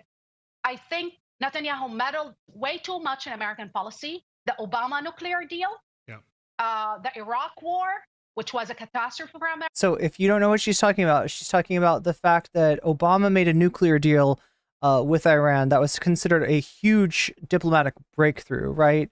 The U.S. wanted to make sure that the spent nuclear fuel wasn't used to create nuclear weapons. And Obama signed that deal. Trump on the request of one of his donors, that being Sheldon Adelson's widow, blew that deal up, destroyed that deal, ripped it up, got rid of it. America, and again, he is pro-Trump and pro-Putin, as we saw in billboards all across Israel during the election campaign.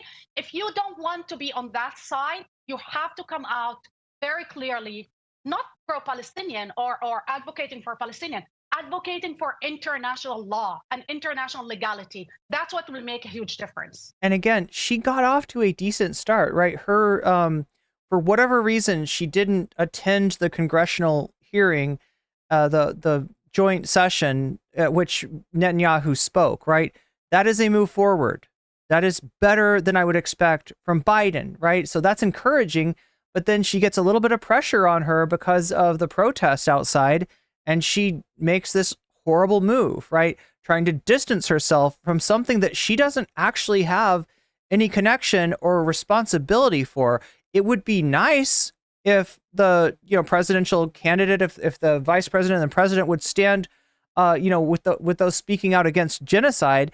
But realistically, it's not something that I would expect the candidate, the new nominee, to do. But on the same hand, she doesn't need to, put the knife in the back of those people. She doesn't need to, disavow them and cast aspersions and confirm all the lies about them, right? To say that it's about anti-Semitism when it's about stopping a fucking genocide, when it's about getting a ceasefire, which is something that she is apparently in favor of. So first big mistake out of the gate was that tweet.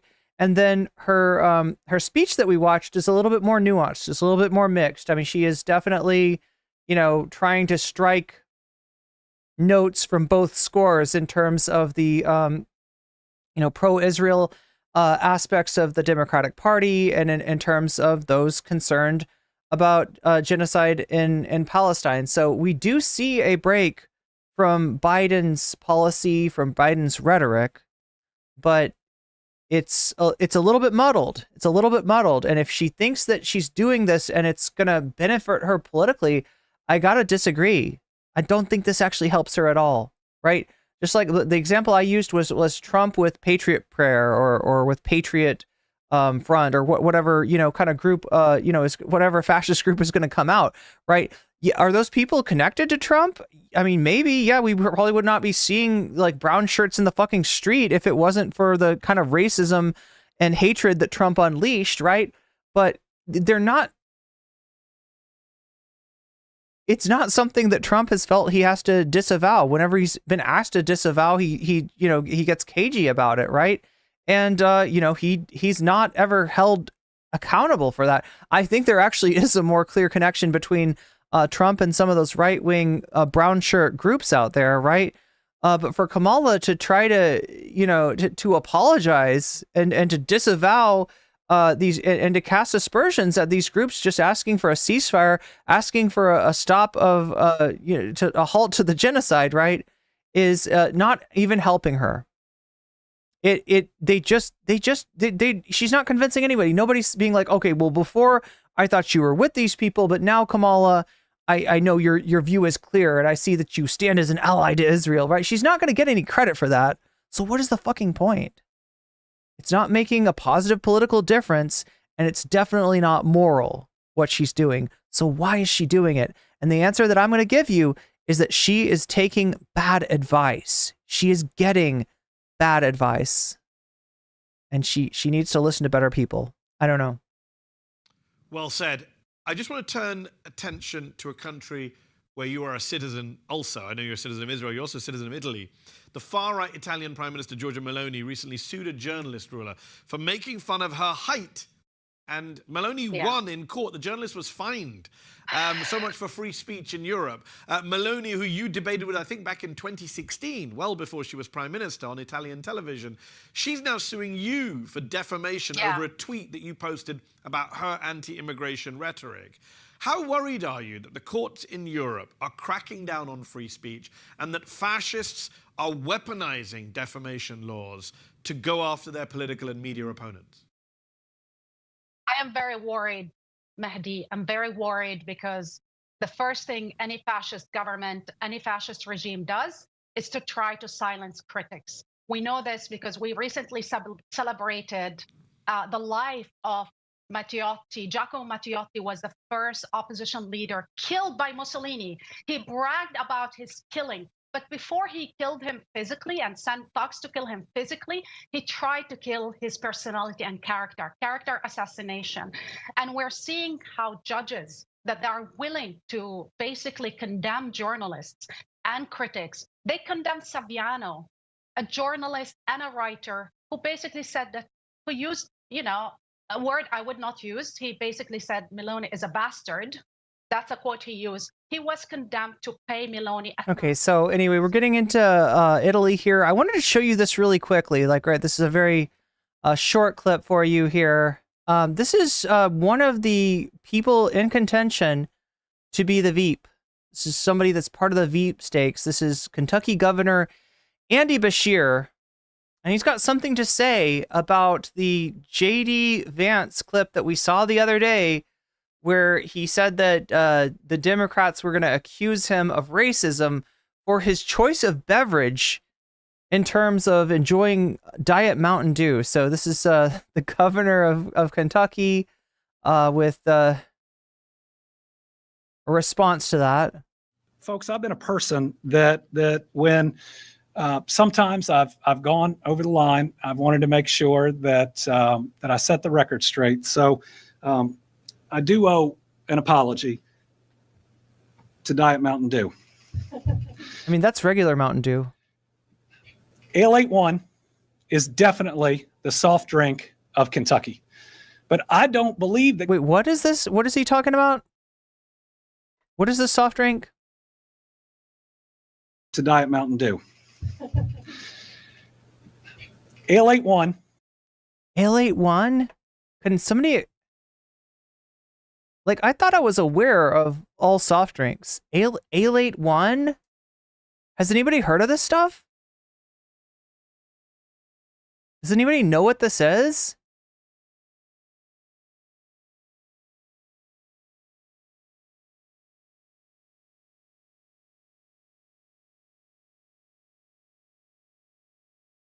Here, let's put on the closed captions. Maybe that will explain. Ale 81 is definitely... Ale 81. I've never heard of this. It might be a regional soft drink. I'm guessing. Drink of Kentucky. But I don't believe that government should be making your decisions. So if you enjoy... There's an establishment clause for Kentucky's soft drinks. Yeah, that makes sense. Diet Mountain Dew, UBU, we want to support you. And to Diet Mountain Dew, very sorry. Didn't mean to say negative things about you. Just remember, I am from here, just like everybody else. Yeah, chat, I knew immediately that wasn't a Diet Mountain Dew. All right. I knew it's Ale 81.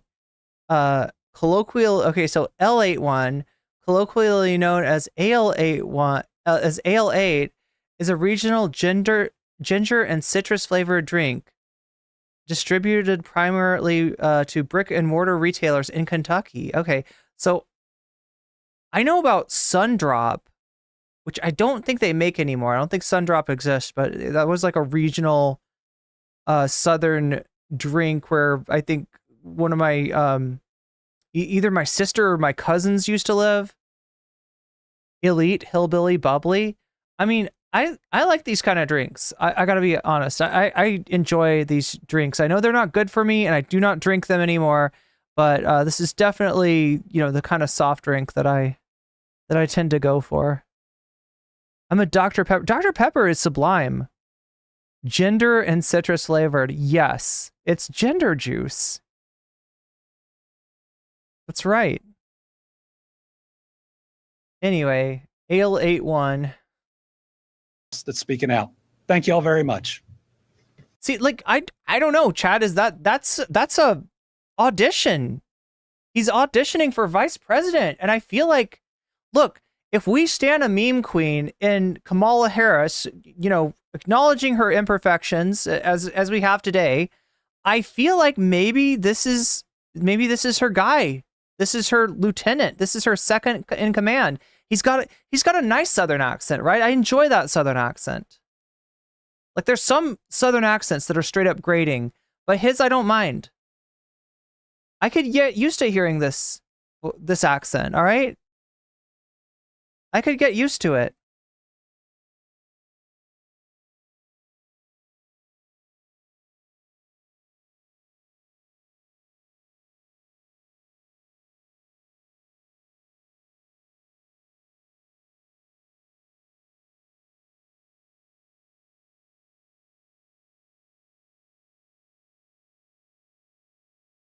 Ale 81, I've never heard of that until now. I feel like I just fell out of a coconut tree. Very much kin vibes to Kamala's Barbie. Yeah, I could see that. Look, and he's definitely better than some of the, I was really disappointed to hear that the astronaut guy is actually not cool.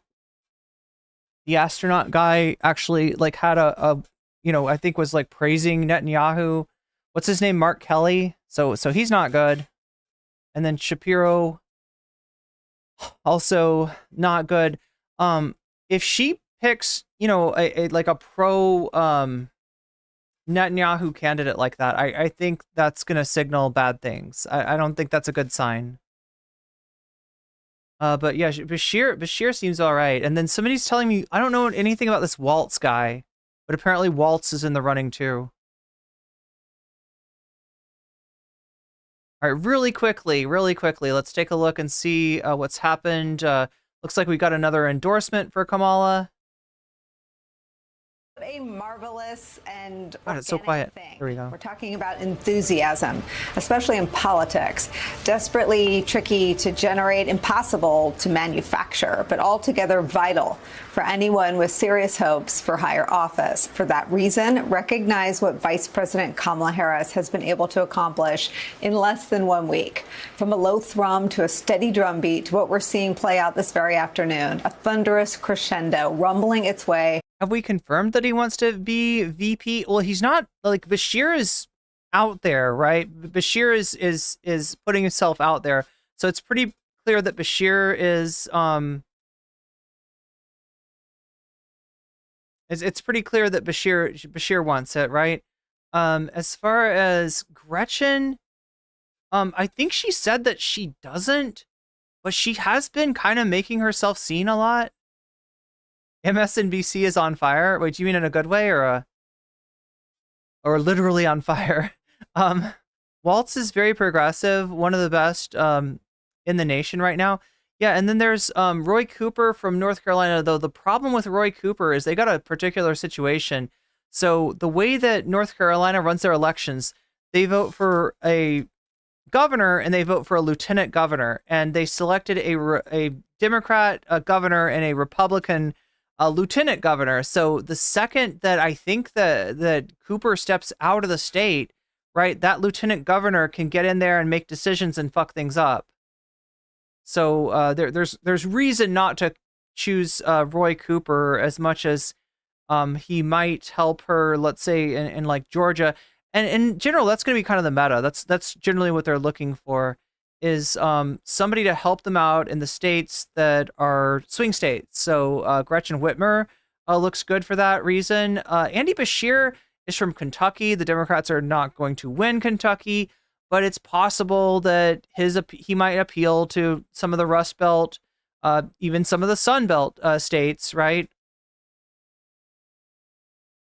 And same thing with Cooper. Then there's oh my God, I'm trying Warnock and Ossoff from Georgia. People have talked about as well. Bashir wants the VIP role, but he might be too risky if he goes for VP now. Roy Cooper, yeah, exactly. Metal cannot leave because his governorship is vulnerable. Bashir's seat is the same deal.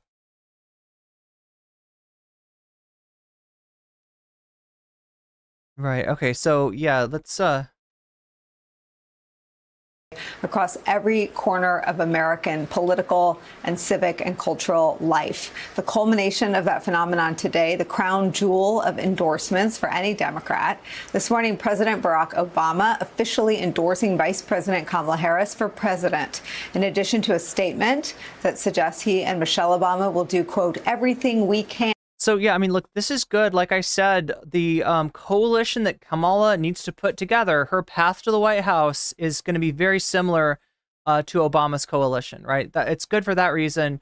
It's a little bit worrying that this happened after her, making this, statement about the protest. I mean, there's always the chance that this was like a conditional sort of thing.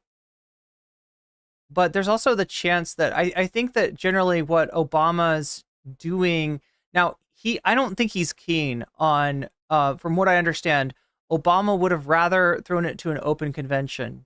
So he might have had somebody else in mind other than Kamala. But he knows at this point with Joe endorsing her and with the way the endorsements are falling in line like dominoes, that she's going to be the person. So, he was going to give her the endorsement at some point. In general, the meta should be to sort of maximize her, to give her that boost, right? Because Obama will give her a boost. And I don't know if this is the best time for it. I don't know if he should have waited. But regardless, here he is. He's jumping in the pool. And to elect Kamala Harris the next president of the United States. If only we lived in the dimension where they'd pick Bernie. I know, right? Wait, Gretchen Whitmer is horrible? The Harris campaign released a video of the very moment it happened. Watch. Kamala. Hello. Hi. Hey there.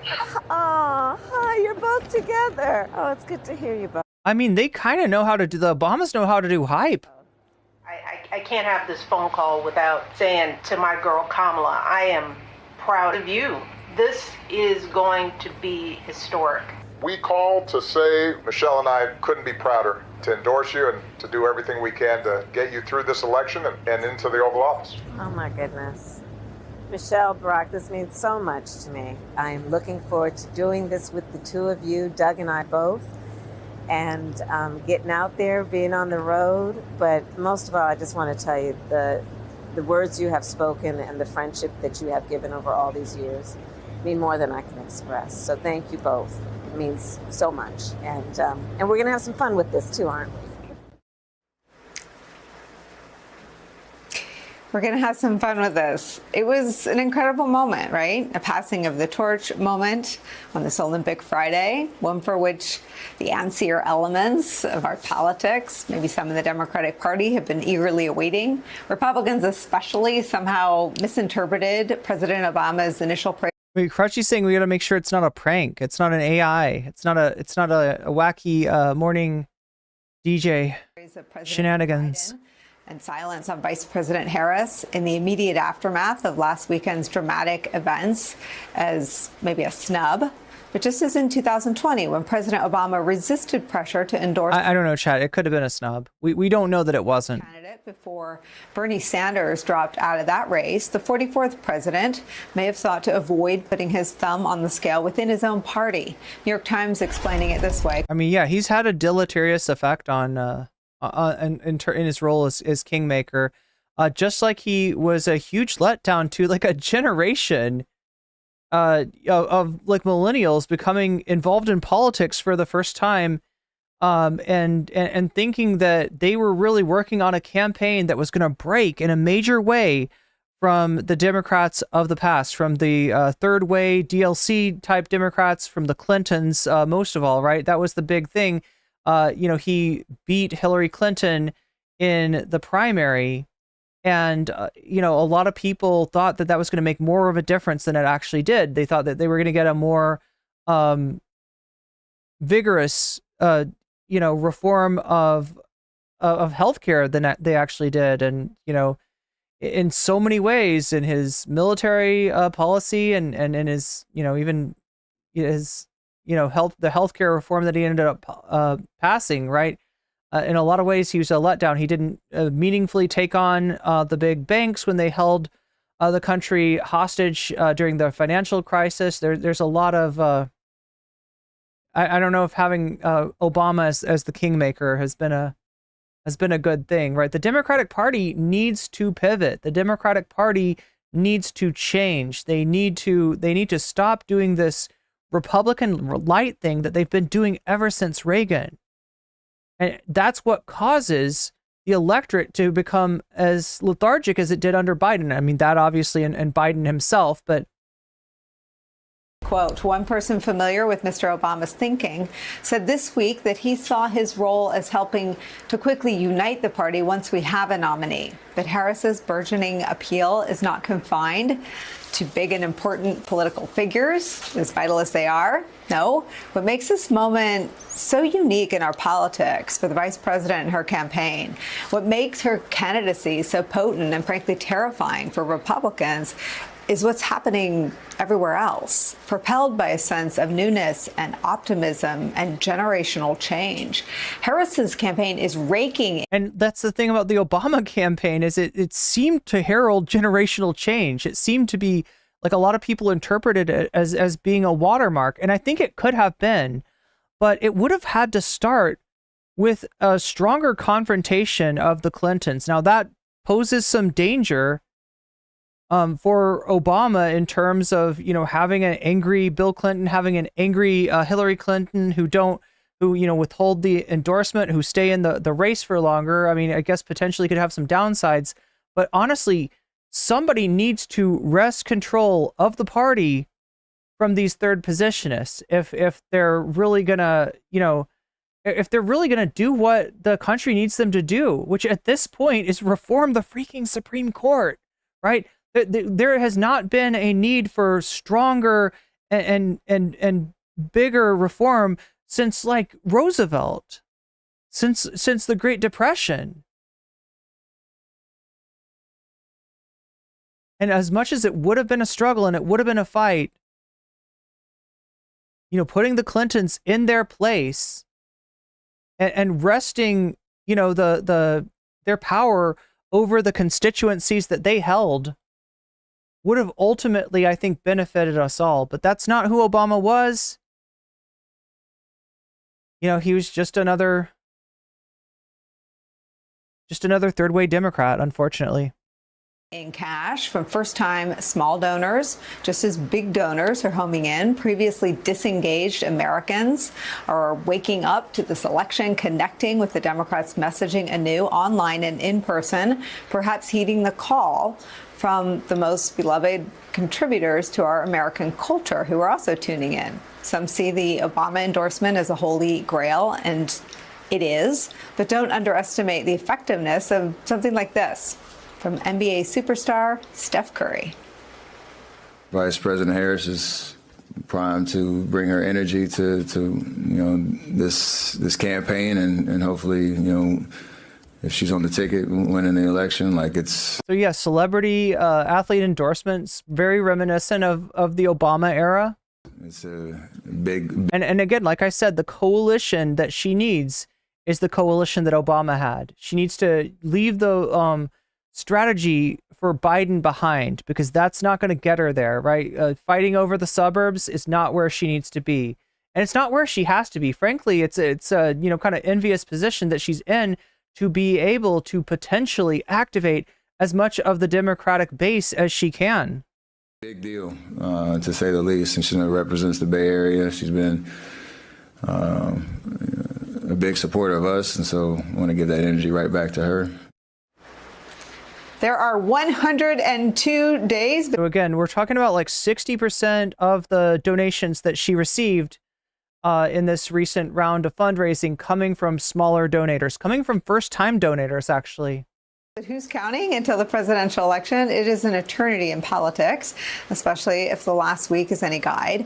But one thing is for certain when it comes to enthusiasm and the attention of the general public beyond politics, Vice President Kamala Harris and the Democrats don't have to pretend. They just have to ride this wave. It's where we start today with some of our favorite reporters and friends. founder and president of the National Action Network, host of MSNBC's Politics Nation. The Reverend Al Sharpton is here. Also joining us, Democratic pollster and MSNBC political analyst Cornell Belcher's here. Hollywood reporter, special correspondent, our friend Lachlan Cartwright is back with us. And Los Angeles Times political writer Seema Mehta is here. Rev, I want to start with you. The work has to be done. Of course it does. It always does. And the vice president has achieved this thing in politics that is impossible to manufacture. There are debates because there are opportunities for each side to switch the momentum. There are conventions because it's widely thought of as one of the only opportunities to change the dynamic in a presidential race. Other than an outside event, and we've had just a few of those in the last 3 weeks, momentum is next to impossible to create or manufacture. And Vice President Kamala Harris has just about all of it. She has all of it, and she knows how to handle it. What she has to be. Okay, I don't know if she knows how to handle it. She does have all of it, right? People are excited. People are excited to have anybody but Biden, right? And Kamala is the beneficiary of that excitement. I do think that she has something unique about her, right? And it's the same thing that people would complain about her. It's the same thing that was cast as a weakness. And that's her, authenticity, honestly, right? I mean, if you look at it from one angle, it's awkwardness. The wheels on the bus. We must be able to see what can be, and be unburdened by that which has been. Her wisdom from Kamala's Mamala about you didn't just follow the coconut tree, you exist in the context of everything that has come before you, right? That's goofy shit. But goofy shit is the fuel for memes. And look, memes can either be positive or they can be negative. And right now, Kamala's got the memes on her side. And who are the memes kicking in the ass? That would be JD Vance. That would be JD Vance right now. The couch fucker, the dolphin fucker, JD Vance is just getting memed and creamed. And Kamala is the beneficiary. Worry of, and I've told her this, is you're running against probably the most unconventional presidential candidate in history, who has no boundaries. You have no idea what he's going to do from one moment to the next, because he has no idea what he's going to do from one moment to the next. But let's remember, for the first time in American history, your grandma's joining in on the memes? See, that's great. You're running against someone who not only was former president, that's happened before, but that's a wholesome meme. Against someone who is running for his freedom and his money. This man has. Okay, that's sharp analysis from Reverend Sharpton, right? That's true. That's true. Look, I mean, I don't know. Would Donald Trump be running if he didn't have like a million charges chasing him? Quite possibly. He wants the attention. He wants the fame. He wants to be seen as a winner, even though he's a loser, right?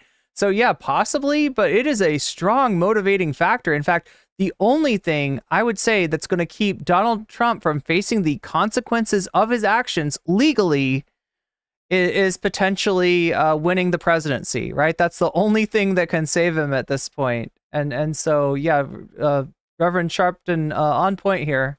Absolutely facing 3 more potential trials, already convicted of 34 felonies, and will be sentenced probably before the election, whatever that will be.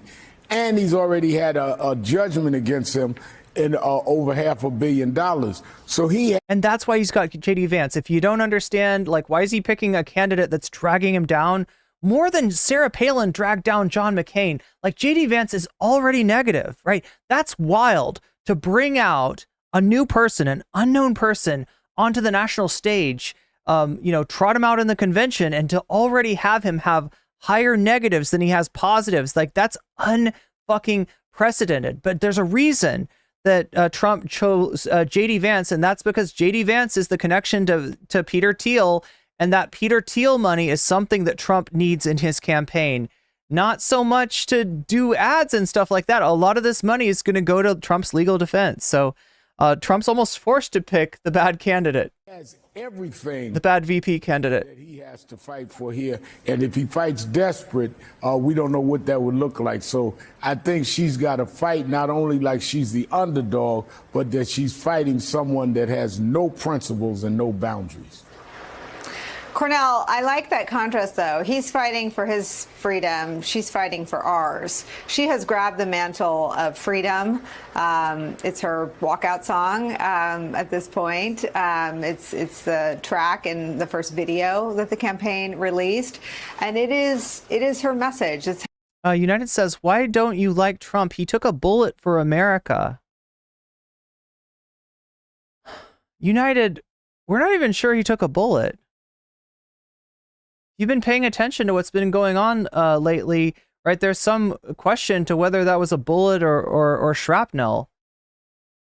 And do you know who fired the bullet?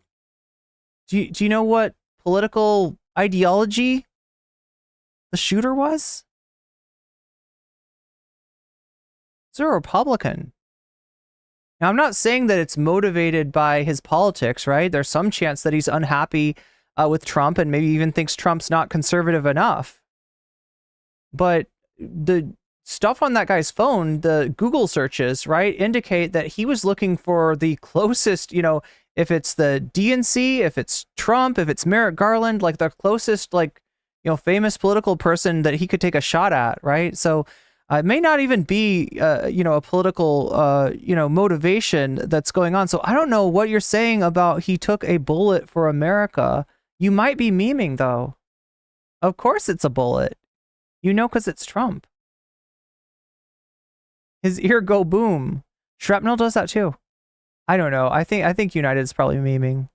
how she's articulating the fight for safety from gun violence, the fight to make our own choices. I think I just got debated. As women about our. And it's not even the top of the hour. She's wrapping it all in freedom. Good choices? Well, it's almost as though she's been listening to your show for the last 5 or 6 months because it's something that we've been leaning into. Maybe she's watching you right now, but it's something that we've been leaning into.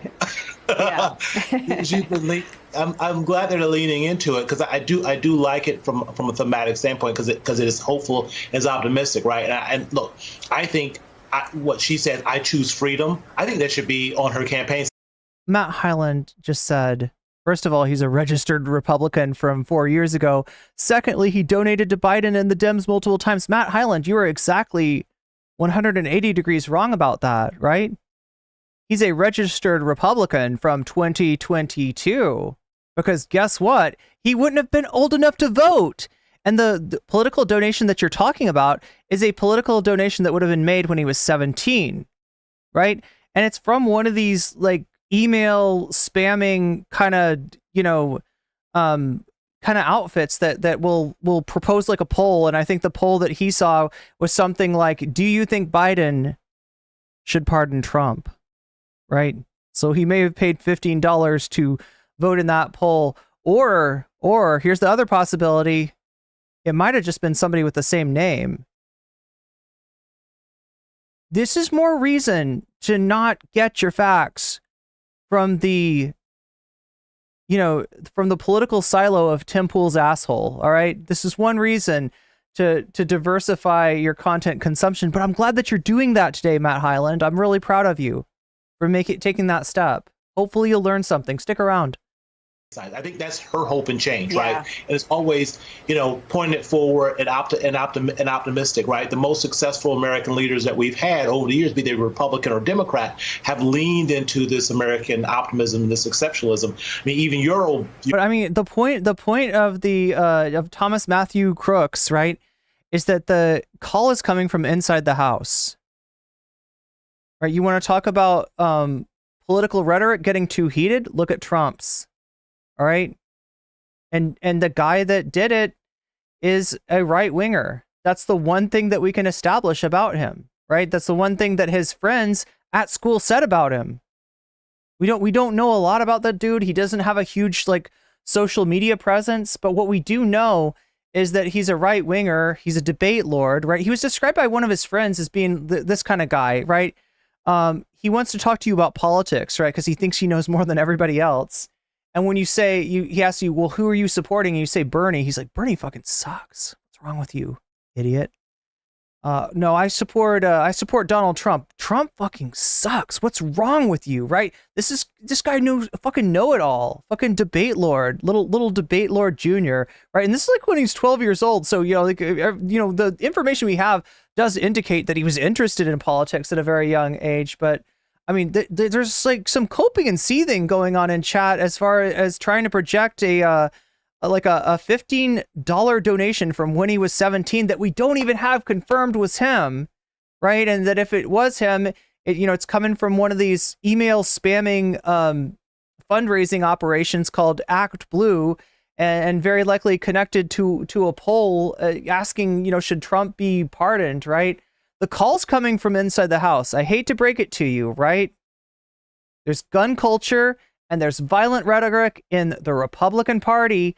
And that is what pierced Donald Trump's ear. Now, we don't know if it was the bullet that pierced his ear or something else.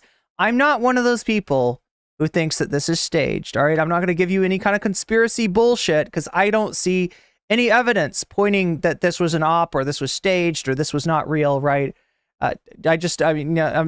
Anything's possible. Right. But there's no evidence pointing to that. But what the evidence does seem to suggest at this point, or what the evidence that's missing is the evidence that it's actually a bullet that pierced his ear. And he's being really cagey in terms of the information. The one person that we got info from, as far as that goes, it's Dr. Jackson, Dr. Ronnie Jackson, the candy man of the White House, the guy that he hired as his personal physician and who was handing out, all kinds of, modafinil, Adderall, fentanyl patches, right? Like it was candy, And this guy, apparently got demoted in the Navy and maybe even lost his medical license, right? So I mean that's our source as far as Trump being having had a bullet go through his ear. I'm not saying that he didn't have it. I'm just saying that the information that would tell us that would prove us that you'd expect to have seen by now is just not there. And while I'll say it's weird, I'm going to also caution you not to draw any conclusions that are, too wacky about that, right? This person took a shot at Trump and that resulted in some sort of an injury to his ear. That part, I think we know, right? So anyway, let's take a look. I feel like we got all the juice out of this segment that we possibly can.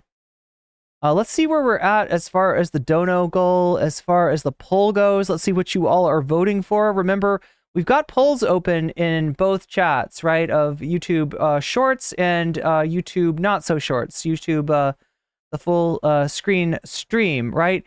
The full screen, I can't talk. The full screen stream. Y'all are voting for, did Trump even get shot? Right? That's not like, did somebody take a shot at him? But that's, did he get shot? Did the bullet hit him? Right? Did the bullet hit his ear? Right? That's the question that we're asking. And that's a question that's apparently very interesting to a lot of people in that chat. We got 82 votes. We got 58 likes. Come on, y'all can do better than that. Can we get those likes up? Seriously, they help me out a lot, especially on this stream. It's super crucial for the chance of anybody seeing the stream after the fact to get more likes than, I mean, it's not terrible, but like I just know we can do better than that by the fact that we got 82 votes. So yeah, like the stream if you haven't liked it already. Second place, Tech Bros Want to Matrix the Poor at 33%. Third place, did JD Vance fuck a couch? Did he fuck a dolphin? Did he fuck a couch shaped like a dolphin? Right? We want to know. That's third place. And in fourth place is Destiny losing his shit? Which I also want to know the answer to. If I look at the, oh my God, 555 votes in the short stream, did Trump even get shot in first place? Second place by just 1 point, Destiny losing his shit. Third place, Tech Bros Want to Matrix the Poor. Fourth place, did JD Vance, in fact, fuck a couch? So those are your votes right now. That's what you voted for at the moment, right? Now, I wish I could tell you that the votes in and of themselves got you a bonus segment. They do not. right? There's two components to this. And the one component that's missing, and I'm starting to get a little worried about, I'm starting to get a little nervous about, is the dono goal. It is at 20%. That is 1/5 of the way there. But we're getting closer and closer to the end of the content that I've got for you. I've got a few more videos for you, Chad. I got a few more things to talk about. But it's, you know, they're going to go by kind of quick, and I don't want the stream to end and you to be like, oh, what happened? Well, what happened is we didn't hit the dono goal, right? But again, I've been surprised before, and I'm perfectly happy to be. It's always good to when a good surprise comes your way, and Chad ends up pulling it out in the last few minutes. So I'm just letting you know that we are in that latter half, that latter part of the stream right now. So this is put up or shut up time. It's like poker, right? You got to put up or you got to shut up, right?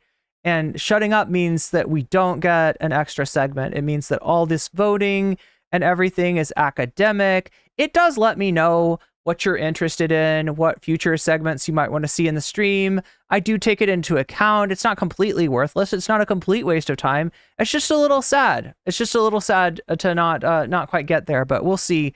We'll see if we get there or not. Now, I said that did Trump actually get shot is winning.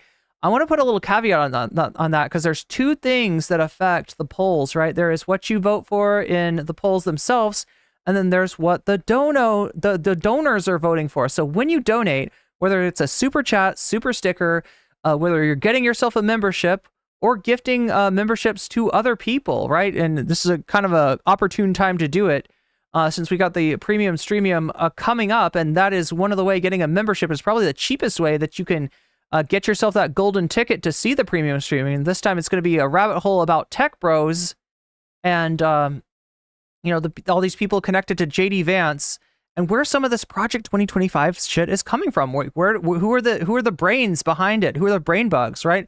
We'll take a look at one of those brain bugs named Curtis Yarvin in the upcoming premium streamium. So yeah, those of you who are gifting memberships or gifting subs, you're really helping people out more than you realize. I think more than you realize. So yeah, when we put it all together, right, the donos plus the polls, did Trump get it shot? Definitely winning with like 30. What is this, like 36% or so?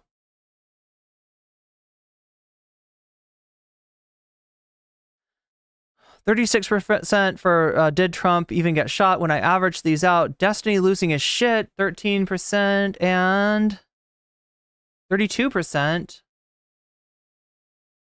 That averages out to like 23% or 22.5%. 22.5 plus 17 is 39.5 versus 36.5. So yeah, Destiny losing his shit is still actually winning, right? So that's the effect of the donos. But again, this is all purely academic, and I won't even do the math if I don't need to, if we don't hit the sub goal. So like I said, what drives the sub goal forward? Super chats, super stickers, memberships, gift memberships, the subs and gift subs over on Twitch, as well as bits, as well as Prime subs. That's the one way that you can kind of drive that dono goal up for free by using a Prime sub. It costs you nothing, and it gets you out of the top of the hour ad break. Yeah, all kinds of subs, any kind of sub on Twitch gets you out of the top of the hour ad break, which is coming up again in about 30 minutes. And it's 3 minutes. You might have experienced it already. 3 minutes of ads with no way to skip. Unlike YouTube, where you can skip ads, you cannot do that on Twitch. So that's why it's so nice of people to gift subs on YouTube, because it gets people out of that ad break. But now there are freaking communist invading radicals. What else pushes the dono goal forward? Donations to my throne, which is right down there or right up there, depending on whether you're watching on Shorts or on regular. Right, that's the link to Throne, and you know that's where I crowdfund better equipment. If you're looking at the stream right now, you're seeing that I've got a really cool background that background was actually crowdfunded by people on Throne. So thank you, Throne Gang. Thank you so much. Oh my God. Speaking of like people I need to shout out and thank, I have neglected thanking the Patreons up and, so far. So I want to do that and go ahead. So yeah, Patreon signups. That also what drives the Dono goal forward. Patreon signups do that for sure. Right, and I should give a shout out to my fancy weasels. If you're at the $5 tier or up, you get a fancy shout out, and I try to do that every stream. I haven't done that yet. So Omega Star, fancy shout out to you. Jules K, fancy shout outs for you. Just Julie, fancy shout outs for you. Moe Nope, fancy shout outs for you. Shaxba, fancy shout outs for you. Funky Monkey, fancy shout outs to Funky Monkey. And Temporal Insanity. Those are my fancy weasels, and you get your fancy shout out. So thank you for supporting me over on Patreon. Remember, Patreon is one of the other ways to get into the premium streamium that does it as well. I'll have a link on Patreon for the Patreons to watch, and that's all the Patreons, like any tier, right? Gets you into the premium streamium. The other things that drive the sub goal forward are donations to the links down in the description. That would be the Cash App, and that would be the PayPal. So there we go. There we go. That's what we got going on. And we are closing in on the end of the stream. I'm a little bit nervous as far as whether we're going to get to watch a second segment. But again, if we do right now, it looks like Destiny losing his shit is finally going to win. That, if somehow we get from 20% of the dono goal to 80%, 80%, if we move up 80%, getting us to 100%, that's the percent that we need to be at actually is 100%, then we'll get to watch potentially Destiny lose his shit. Or if somebody donates and says, I don't want to see Destiny, I want to see JD Vance hump a couch, then we will watch JD Vance hump a couch and possibly hump a dolphin as well while we're at it, right? If somebody says, I want to see, did Trump even get shot? We'll go and look into that. We'll see what we know as far as the actual evidence, the medical and ballistic evidence so far of whether, it was a bullet that pierced Trump's ear or whether it was something else that cut his ear, right? That's actually a very interesting question at the moment, right? So you can even change what's going on. Yeah, Link Retro's pointing out that some people do not have the ability to donate, and those people definitely appreciate it when we hit the dono, those who do have the ability to donate, because it gets them extra content too. Like everybody gets to share in the content. That's what's so cool about it. And remember, like if you can't, if you can't push the dono goal forward, don't think that you can't do anything, right? Thumb gang is huge, right? One thumb by itself can't do much, but if we put all our thumbs together, we can thumb wrestle the algorithm into submission and push this content out to more people. So I do appreciate, and I can't overstate the amount to which I appreciate people who just like the stream, because that does indeed help me out a lot. All right, so what do we got left to take a look at? I want to look at this majority report thing. I've also got a little update on Ava Chris Tyson, and this is the story that I covered earlier in the week. This is Mr. Beast's best friend from way back, and is now in a lot of controversy for a lot of different reasons. Some of them kind of specious. Some of them kind of, it's like, wait a minute, that doesn't seem like anything, but some of them actually quite worrying. And Finster, who is a Twitch streamer, what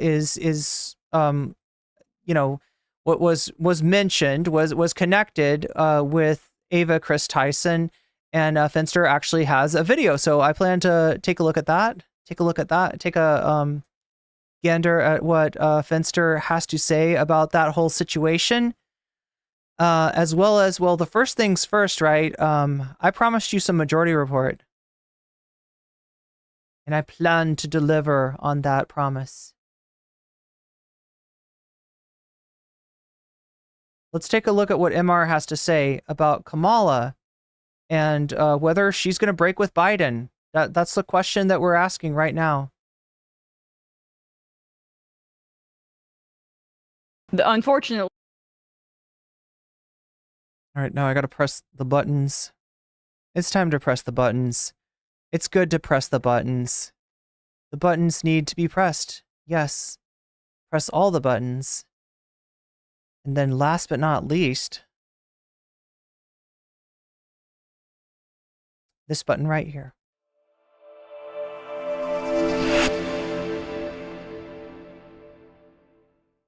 Unfortunately, we are going to start to see, like, that statement that she just put out was not as rabid as Biden about the protests, but not good. Fuck her statement. Yeah, it was a bad statement. I mean, she's caving to Zionists, and I'm so... Yeah, we went over, this is the statement that they're talking about, right, from Kamala Harris.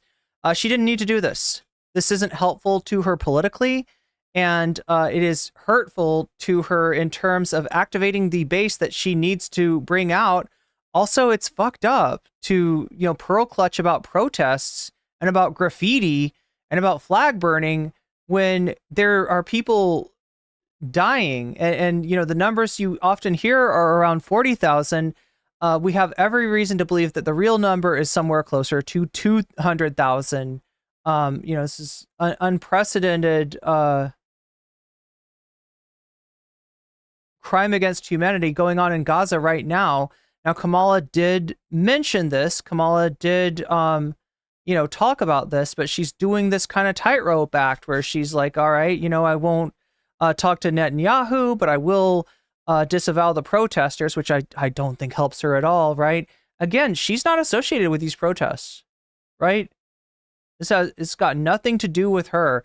Trump doesn't disavow Patriot Front when they come out, even though they've probably more of a connection could be drawn between Trump and those brown shirt groups than could be drawn between protesters and Kamala. But her doing this, it just kind of throws, chum in the water and it gets more sharks circling around her. This doesn't actually help her. But that's what they're talking about there. Sick of this happening in this country, that we have to tiptoe around this. Look, if it's the case that it's just the lobby money, then that should be forthrightly challenged and faced. And if an election gets lost by Democrats because of Zionism and because of the way people vote, if there is people who are going to vote in swing states about that, then that needs to happen. Like, I'm sick of, and if Democrats lose, I will be blaming Israel and I will be blaming Zionists. Well, yeah, but I mean, sorry, I missed that. If Democrats, because of Zionism, and then that should be forthrightly challenged and faced. And if an election gets lost by Democrats because of Zionism and because of the way people vote, if there is people who are going to vote in swing states about that, then that needs to happen. Like, I'm sick of, and if Democrats lose, I will be blaming Israel. This is Matt Lesh. Okay, so we're watching the Majority Report here. This is Emma Vigeland in the middle, Matt Bender on the right. Would be awesome if you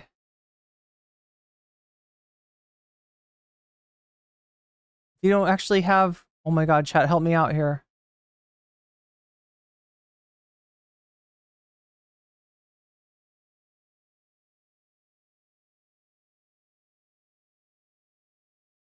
Who am I missing on the left? But you're hearing the disembodied voice you're hearing is the voice of Matt Lesh. I was just trying to see what exactly he's saying here. Zionist, and I'm so sick of this.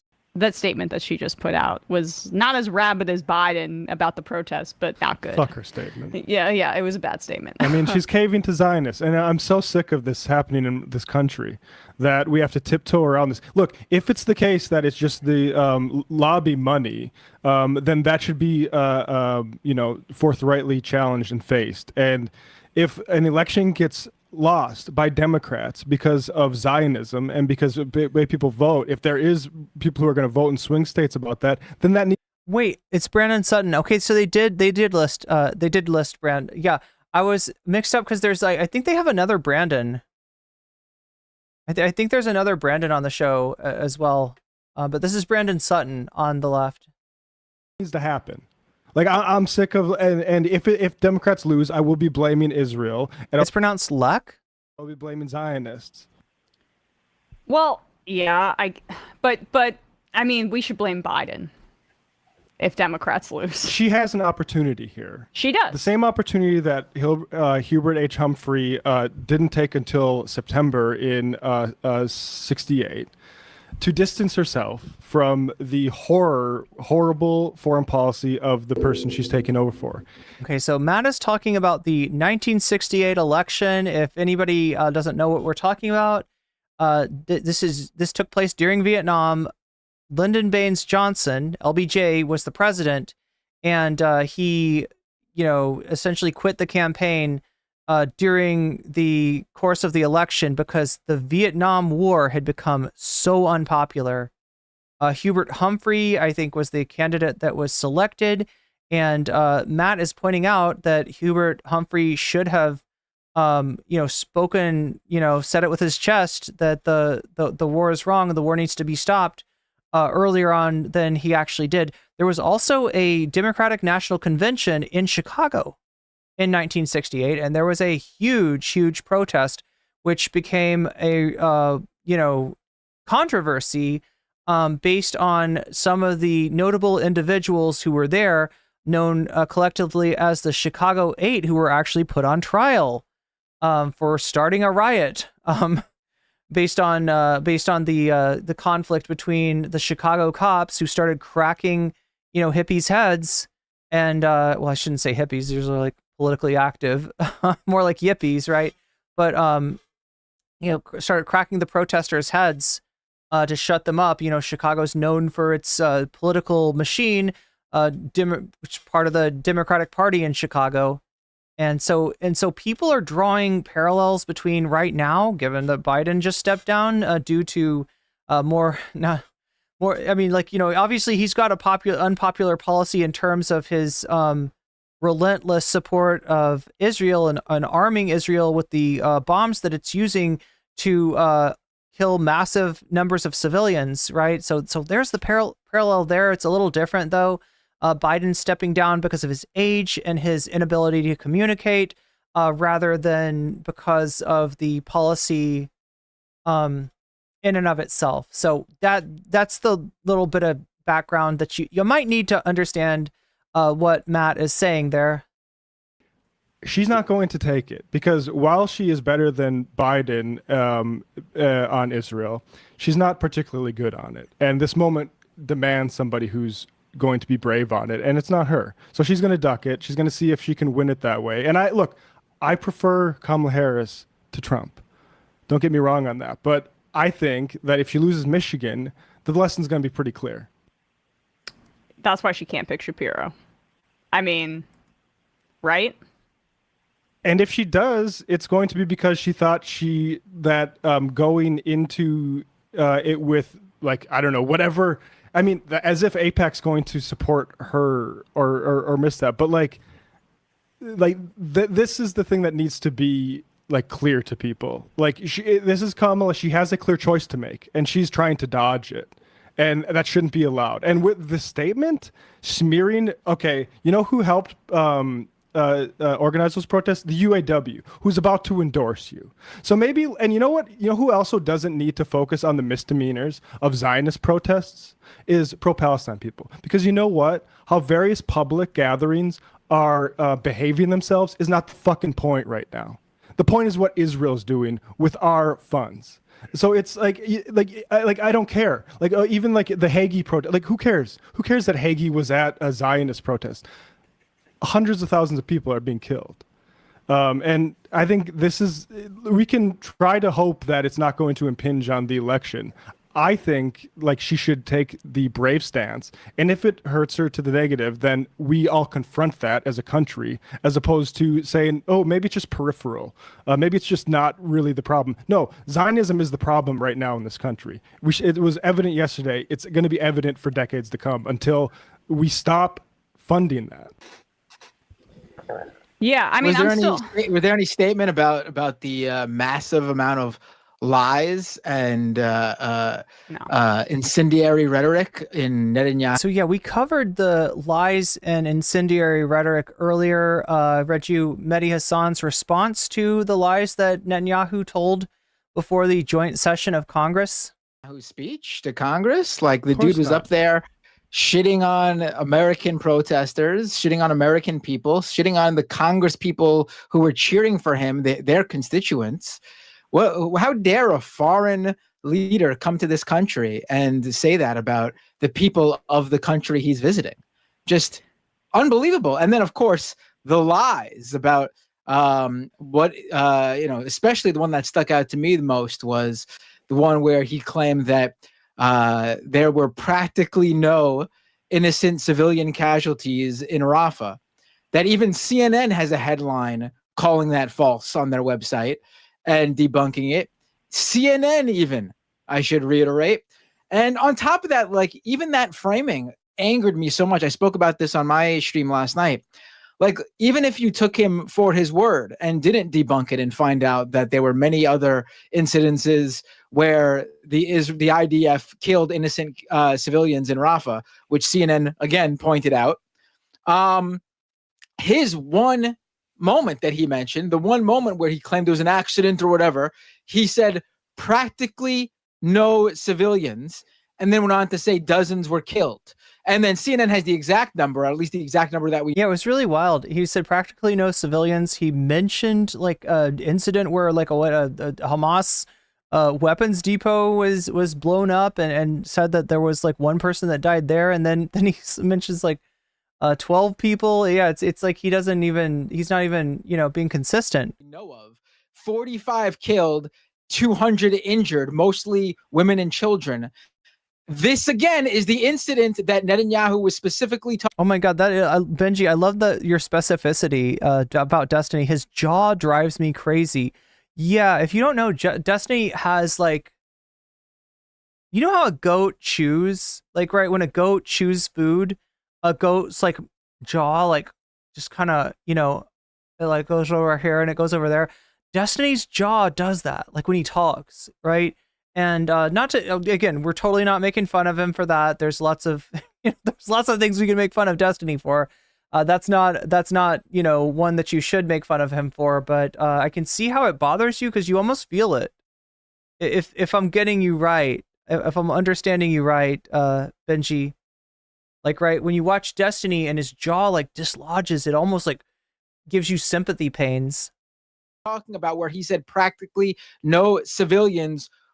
No civilian casualties. Again, if 45 dead and 200 wounded is practically no civilian casualties, I shudder to think what their view of dead Palestinians are. Like, that's no innocent civilian casualties, 45 dead, 200 wounded. That's what they consider to be none. They just don't view Palestinian people. You just heard it from him yesterday. Yeah, they're not confused. They know how many are dying.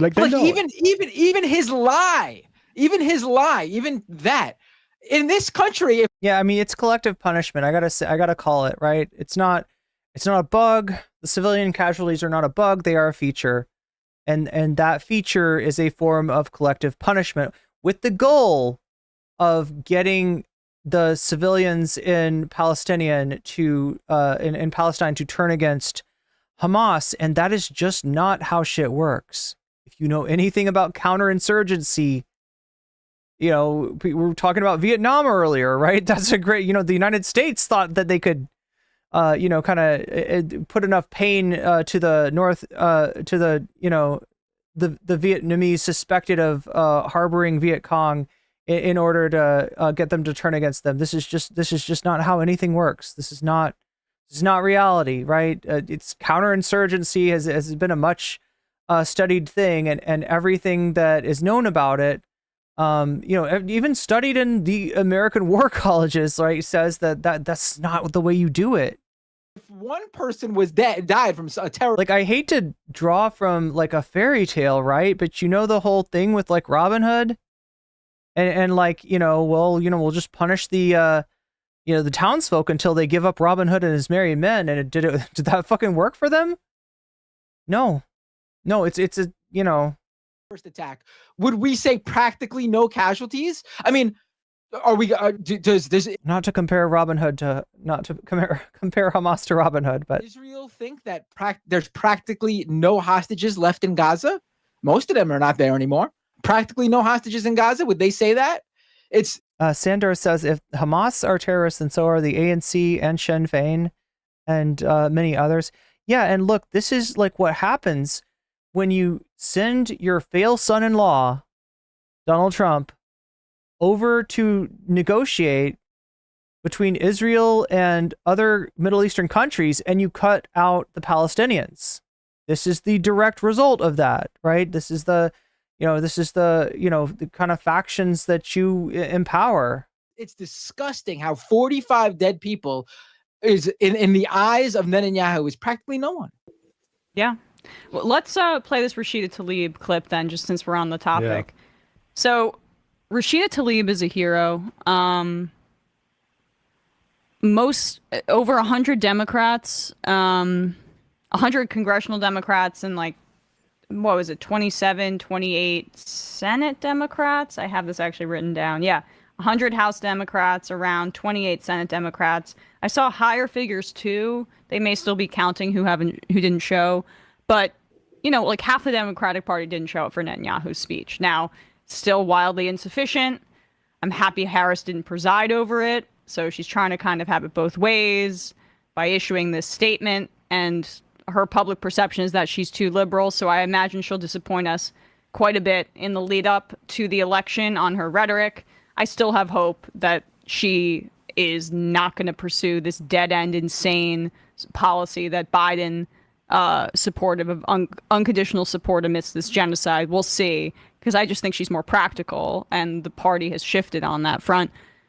Lots to happen, but with all the focus on Harris and even the squad members who chose not to show up, the most radical, the most brave, the most heroic action that was taken yesterday was Rashida Tlaib, who is Palestinian, has Palestinian family. She chose to show up and not boycott it. Sit in the front row, or not in the front row, but close to it. She's sitting pretty close up, wearing a keffiyeh, a Palestinian pin, and holding up a sign that's... Yeah, look, the only, I guess I see, like, Matt and Destiny, they both have a beard, and they both tend to let their hair, just kind of do its own thing. I could see where you got them mixed up, but no, this is Matt Bender. This is not streamer Destiny. It says war criminal on one side and guilty of genocide on the other, and looking in the eye, the man who is presiding over the genocide of her people on her birthday. Here she is. When the blood libels against the Jewish state come from people who wear fancy silk robes and speak in lofty tones about law and justice, here's a case in point. The prosecutor of the International Criminal Court has shamefully accused Israel of deliberately starving the people of Gaza. This is utter, complete nonsense. It's a complete fabrication. She says, no, it's not there, mouths it, holds up guilty of genocide. Israel has enabled more than 40,000 aid trucks to enter Gaza. That's 500,000 tons of food. And that's more than 3,000 calories for every man, woman, and child in Gaza. Again, we debunked this. It's more like 250 calories. It's like the equivalent of half of a can of fava beans. If there are Palestinians in Gaza... He's not counting the food that gets waylaid on its way there. He's not counting the trucks that get, that get attacked, right? Where the food has been thrown on the ground and stomped on. Who aren't getting enough food, it's not because Israel is blocking it, it's because Hamas is stealing it. It's not just because Israel is blocking it, right? It's because, they're allowing people Israeli citizens to come in and attack those trucks, right? People that just, they want Palestinians to starve, right? This is a lot of what they do. This is similar to what goes on in the settlements in the West Bank, right? That, it's not necessarily the actions of the IDF soldiers themselves, right? It's the actions of the settlers, which are facilitated and allowed and ultimately backed up by the IDF, right? That's the stupidest motherfucker to believe that. Hysterical. Look at Steny Hoyer standing. Yeah. They're just like clapping like seals, just like deranged circus seals. Sorry, Henry Cuellar, yeah. Cinema Mansion, Fetterman, of course. He dressed up for Daddy. He did. He did. I saw. It's kind of an oversized, shirt and tie, but yeah, he did not wear his customary hoodie and shorts. Dressed up for the regional manager coming into town, I guess. Yeah, go ahead, Brandon. Thoughts? I mean, I was just saying, look at them clapping like circus seals for, this genocidal, tirade. I think it's sick. I think it's disgusting. I think it's so difficult for me personally to see how, people can look at a Democratic Party where half of the members like go and clap, like, aren't like Rashida Tlaib, although in the future they will all pretend like they were. They'll all pretend they had this bravery. They'll all, because one person did it, they will, revise their own history to pretend like they were all doing the exact same thing. But it's so hard for me to see how people can like look at this and not feel like deep fear for their own country, because he's sitting there and, saying there's no such thing as innocent Palestinian civilians. And he's comparing the protesters in America to Palestinians and Hamas, saying they're funded by Iran. Like his understanding of, what should be done about protests in America seems pretty, I think, obvious from those kinds of statements.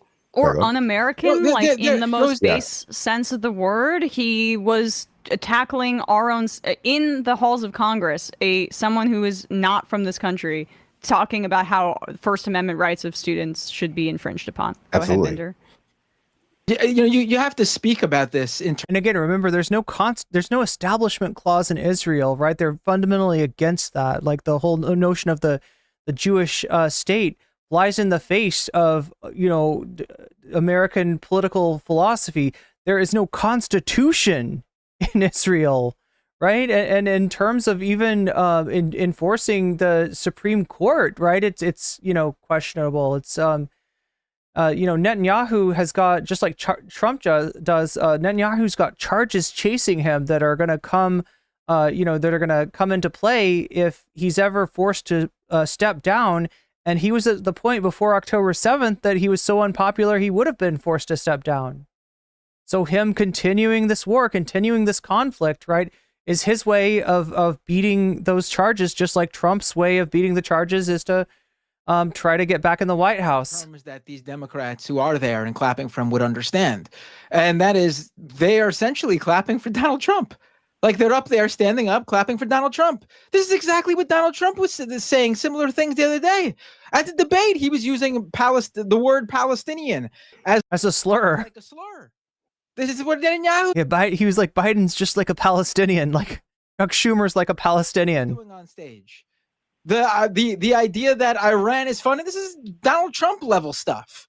And they're up there clapping for it, but would they also be clapping if Donald Trump was saying it? It's the same thing. It's the same guy. It is the same guy, the same individual. Honestly, I think of him. Bradley and I were talking about this before the show. He's like Bull Connor. I said this earlier. He's like if Hitler were born in like freaking South Carolina or like was a Confederate or something. Like he sounds like a Republic. He tailored his speech talking about liberal college students, making fun of how they know nothing, talking about Iran's threat. He tailored it to Republicans in this country as he commits genocide against Palestinians. Yeah, and in fact, he's more popular with Republicans than he is with Israelis. Yeah, and I mean, with regards to the ICC, I was reading the WikiLeaks files, Verso's book on WikiLeaks, with regards to the ICC, because it's important to note, like, Biden is especially bad, but on January 16, 2015, ICC prosecutor Fatou Bensouda announced that the ICC would open a, quote, preliminary examination into Israel's 2014 military offensive against Gaza, which killed over 2,100 Gazans, including 500 children. pretty much like the main Israeli activity. The Israeli Foreign Minister Avigdor Lieberman has warned that Israel will now act to dissolve the ICC. The U.S. Department of State issued a statement saying that it strongly disagreed with the ICC prosecutor's decision and promised to continue to oppose. This was Hillary Clinton's State Department. Continue to oppose actions against Israel at the ICC as counterproductive for the cause of peace. Yeah, the ICC is the only international body that we have against dictators and war criminals, and they want to dissolve it. They support it when it's going after, African warlords, or when it's going after, people in Serbia, right? But when it says like, yeah, there's, somebody in Israel is guilty of this, they're like, no, it's fucking illegitimate. Dissolve it. There have also been calls for U.S. It's dangerous. It's fucking dangerous. $440 million of U.S. aid to Palestine if it pursues criminal proceedings against Israel at the ICC. This has been policy, and it needs to be changed. And the people, and like, I would like for this moment to be one where we bury Joe Biden and say this motherfucker did a genocide. And unfortunately, or at least break from Joe Biden if you're Kamala Harris. It's going to be, let's see if he can do this ceasefire thing where it's right around the corner. It's been right around the corner for what, 6 months? Right around the corner come October too, just right around the corner. Actually, that bombing of that Palestinian village, that wasn't technically even a break of if a ceasefire agreement does. Well, that's the kind of ceasefire that Netanyahu is trying to get signed, is like one that doesn't actually stop his troops from firing. It's no ceasefire at all. It's like a ceasefire for thee, not for me. I don't know. Sorry, I'm rambling a little bit, but I'm really pissed at. I know, but the political realities when if Obama were president right now, do you think we'd be in this position? I'm not even talking about what's in his heart. I'm not talking. Yeah. He was better than Biden when it came to holding Israel accountable. Yeah. I don't know that Obama has what would he have done? I think he would have conditioned aid way earlier. Harris was pushing to. There's literally stories of Beinart. I mean, you can tell that these are people that have got used to being let down and being disappointed by Obama. Beinart writing about this, about how Biden was such a Zionist, he went around Obama and Clinton when they tried to be tougher on the Israeli government. This is just about strategy and where the Democratic Party is right now. Perhaps I'm naive. I agree. I agree with you that Obama wouldn't have, in meetings and in conversations, he would have verbally been much harsher with Netanyahu and pressured them much more. I do believe that. Biden obviously gave Israel and Netanyahu basically open reign. Do whatever the hell you want. Anything else was just for window dressing for us who were upset about what's happening. I do think Obama would have pushed back harder. The question that I don't have an answer for, and I don't agree that he would be harder, is when it came time, push to shove, would he have actually done something? When Netanyahu actually crossed that line, would he have done something? And that I'm not so sure about, unfortunately. Well, I'm not sure, but I'm just I don't know then what the avenue is forward, right? Biden. I think it's an option. It's a possibility, and it's a door that's open. But I'm just saying, it's going to take a special Democrat to take that door. Well, she's not that. Exactly, she's not. I know so that's why I think the Palestine question. I would she can prove me wrong on this, but until she takes a sort of stance that does signal that, I think she's going to try to duck it and basically do what Democrats typically do, which is not going to be enough. I think Biden, and this difference between Biden and Obama, is that Biden has been historically bad at selling this genocide, where Obama would have been a lot better at covering over it with flowery speeches. And when people protested him, he would have been, doing his crowd work. People would have loved it. And if at some point 51% of the population said that they were against it, he would have immediately shifted his position. Well, that's Obama the point. But that's why I have more. Harris is less ideological, and it seems I don't think there's any evidence to say she's more ideological than Biden as a Zionist. No. There's none. No. In fact, she did push to be. She was the first member of the administration to call for a ceasefire in March. Then they watered down her speech to say like temporary or whatever, and there was some infighting about that. I'm not saying she's a savior, but like we are in a way better position to at least like slow this horrific genocide if she's in office and if Biden had a second term. And by God, Trump is already promising to sell off the West Bank in exchange for $100 million from Adelson's widow. So I agree with that too. Like I think like and also can I just make one more point about Obama? We just talked about the Iran deal and the amount that the Zionist lobby was so in opposition to that. Obama did that at the end of his second term in opposition to the Zionist lobby. And that's just like he's a standard Democrat. Do I think Kamala Harris? Biden is particularly bad, right? Biden himself back in 1980, and he hasn't really changed much since then. He said that if Israel did not exist, the United States would need to invent it. This is a standard Democrat? Yeah. So I have more faith in that. Do we remember how right-wing Biden was in 2020? Like, there was a question asked at the debate of the remaining candidates, Buttigieg, Warren, Bernie, Biden, if they would condition aid to Israel. There was only one person that said definitively no, and it was Biden. So I'm just trying to say, like, there is a crack here, and we can feel a little bit more galvanized and hopeful to have a voice with this administration. I mean, she's at least conscious to be shamed about it, I think, is like, because I just think like this. Yeah, you know, Kamala can be pushed, right? Whereas Biden, you know, just does not respond, like, out of principle. Statement. He really buys into. Is not it's crappy, but it's not surprising. It's not. But it's not for us, right? But yeah, why? It's because she's getting polling and saying that she's too liberal. I did see people complain about because this is the United States of America, baby, and there's nothing people care more about human life than property. So you know, people love property in this country. So I did see blowback about the property damage. I saw people legitimately saying that Liberty Bell art replica that was made in like the late 70s or something that just needs to be power washed for like 30 minutes. I did see people falsely saying that they ruined a historic monument. They thought it was the real thing. I mean that's people online. I mean everyone like Mark Kelly and everyone rushing. Everyone rushing to talk about it. Like nobody knows where any of this happened, but they want to get credit with AIPAC or DMFI or like Zionist funders.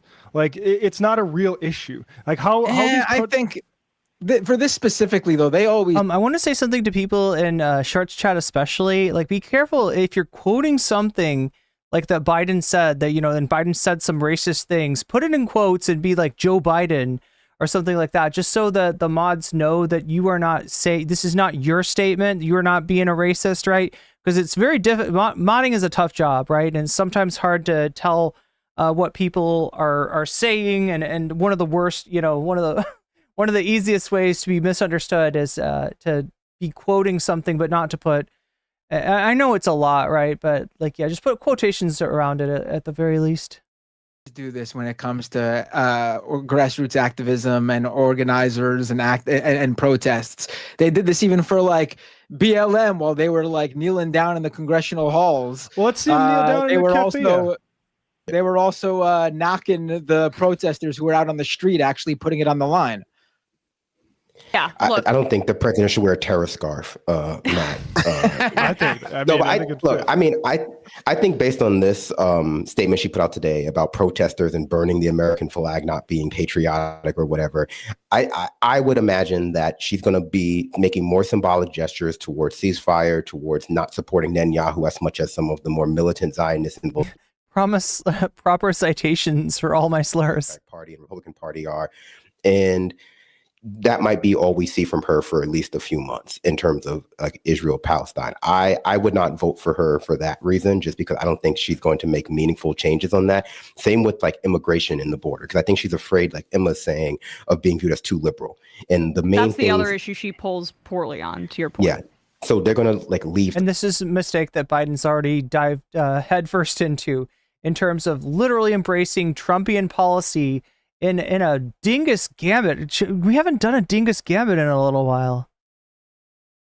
We gotta get the gambit. Yeah, in a dingus gambit to try to try to appeal to racist voters. That it's just it's wild. It's wild that Biden thinks he's going to get any credit for that at all, right? The Democrats are fundamentally silly. Those things Sometimes. I think they're going to make this election a referendum on abortion rights in America, on Donald Trump being a severe threat to democracy, and on Donald Trump being a crook. You know, ultimately, all things that she can speak very uniquely and strongly to. This is besides the fact that the Democratic Party doesn't really have a plan to get abortion rights back in America, because there's the Supreme Court is basically lost for years at this point. But it is. Yeah, and the Democratic Party has got no stomach for the kind of reform that needs to be done, right? Back in the day, you know, when we're talking about the New Deal coalition, we're talking about the administration of Franklin Delano Roosevelt, right? FDR had to at least talk about packing the court in order to get them to stop, nullifying his New Deal legislations. And this is something in the order of major judicial reform is going to need to take place, because you can see how this current system in its current iteration gets played, gets gamified, and gets packed, in terms of the current Republican majority, and how easily they're willing to flout precedent in order to get what the Federalist Society, like, this is the problem. This organization, the Federalist Society, has essentially taken over the court. And if you want a legitimate, because I don't think the current Supreme Court is legitimate. All right, I think that it's got not just the appearance of conflict of interest, I think it's got straight up conflict of interest. It needs to be reformed. And there's a real question as to whether the Democrats will have the stomach to actually enact that reform. It's going to be an effective talking point, because he is the one who took it away from the women in this country, him and his Christo-fascist Supreme Court. Right. And I don't think they're going to view the Israeli genocide of Palestinians or the immigration crisis that we're having as a worthwhile ledge to hang themselves out on, because they feel like it's going to be used against them by Republicans who are like terrorism and immigration and migrant, because they don't have a backbone. They don't have a backbone to stand up for people who are, who are oppressed, who are being genocided, and that should make people scared. But not as scared as Donald Trump should make people. So I think it's a pretty clear choice. But I think if you're holding out hope for some of these more courageous stances, she's not going to be making them. I just think that we are saying very similar things, but maybe my optimism is more about creating oxygen for pressure points, right? Like no disagreement with me that she's more pressurable than Biden. I think she's more responsive. And okay, so I think that's where we're going to have to end on. I agree. Kamala is more pressurable than Biden. She is, she's already made some pretty major mistakes. Right? She's pressurable from the other side. That's why it's even more important to pressure her. That's why it's more important to hold her accountable. And if you want people that are not currently wanting to, vote for somebody like Kamala Harris to vote, right? You got to pressure her. You got to make her a better candidate. That's what's missing, right? Her path to victory, whether she realizes it or not, lies in activating that base. It is not like Biden's path to victory, which led through the suburbs, right? Her path to victory, if she's going to achieve it, is going to be completely different. And it's going to be all about that base. All about that base. Anyway, chat. With that callback, let's see. I think I did have one more.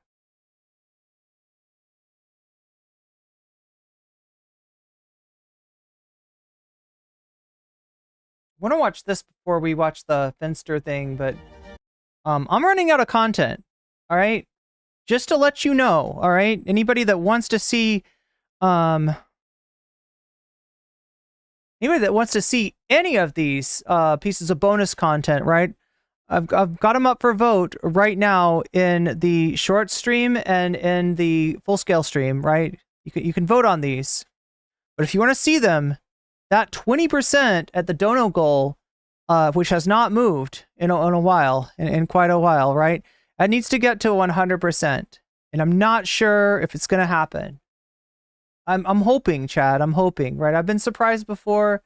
I'm open to being surprised again, but it's not. It's looking grim right now. It's looking pretty fucking grim, to be completely honest. It's not the end of the world, right? You know, it can happen. It just means that it makes it harder for me to come back to you with more stuff, and it definitely means that there will be no bonus segment unless we hit that dono goal. How does the dono goal move?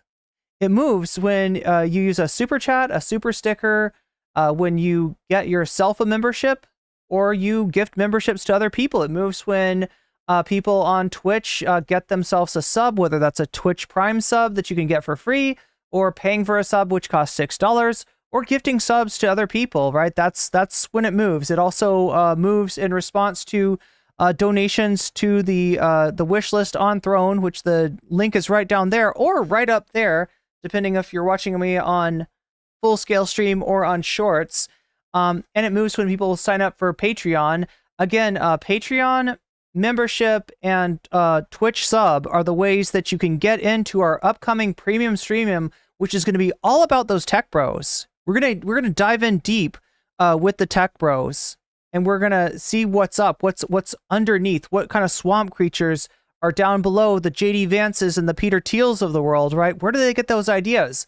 Where does Project 2025 come from? Well, I've discovered the creepy programmer, basement dwelling freak show that's at the bottom of the swamp that's making all these bad ideas, and they're worse than you think. In fact, we've even got something from him potentially to watch today if we're somehow able to pull out the miracle and hit that dono goal of we're 80% off of it. We're 80% off of it right now. But yeah, the tech bros want to matrix the poor. That is literally who we're talking about there. We're talking about Curtis Yarvin. So if you want to see what this guy's plan is to literally put the poor into the matrix or turn them into biodiesel, depending on when you think he's memeing or shit posting, and when you think he's for real. Yeah, it looks like a full size stream is voting. That's in second place there. That is in third place in the short stream. But yeah, that's more about that stuff. But yeah, we do have the premium streamium coming up, but you need your golden ticket to get in. So what are the ways you get the golden ticket? It's through if you have a membership on YouTube, if you are a Patreon of any level, right? We've got multiple tiers over there on Patreon. So if you sign up for Patreon, you get in, or if you are a sub over on Twitch, right? Any of those things will get you in to see the premium streamium. The other ways that I haven't mentioned that drive the dono goal forward are any donations to the links down in the description, whether that is PayPal or Cash App. That actually helps me out a lot because it doesn't go through YouTube. It doesn't go through Twitch. They do not take their, cut of that. And therefore more of it gets to me, and it gets to me faster because, yeah, like I said, this is going to be the toughest month of all. I'm still kind of nervous about my ability to pay for the electricity, the internet, all the things that I need to pay for to make the stream work, to keep it coming to you day after day, week after week with fresh content.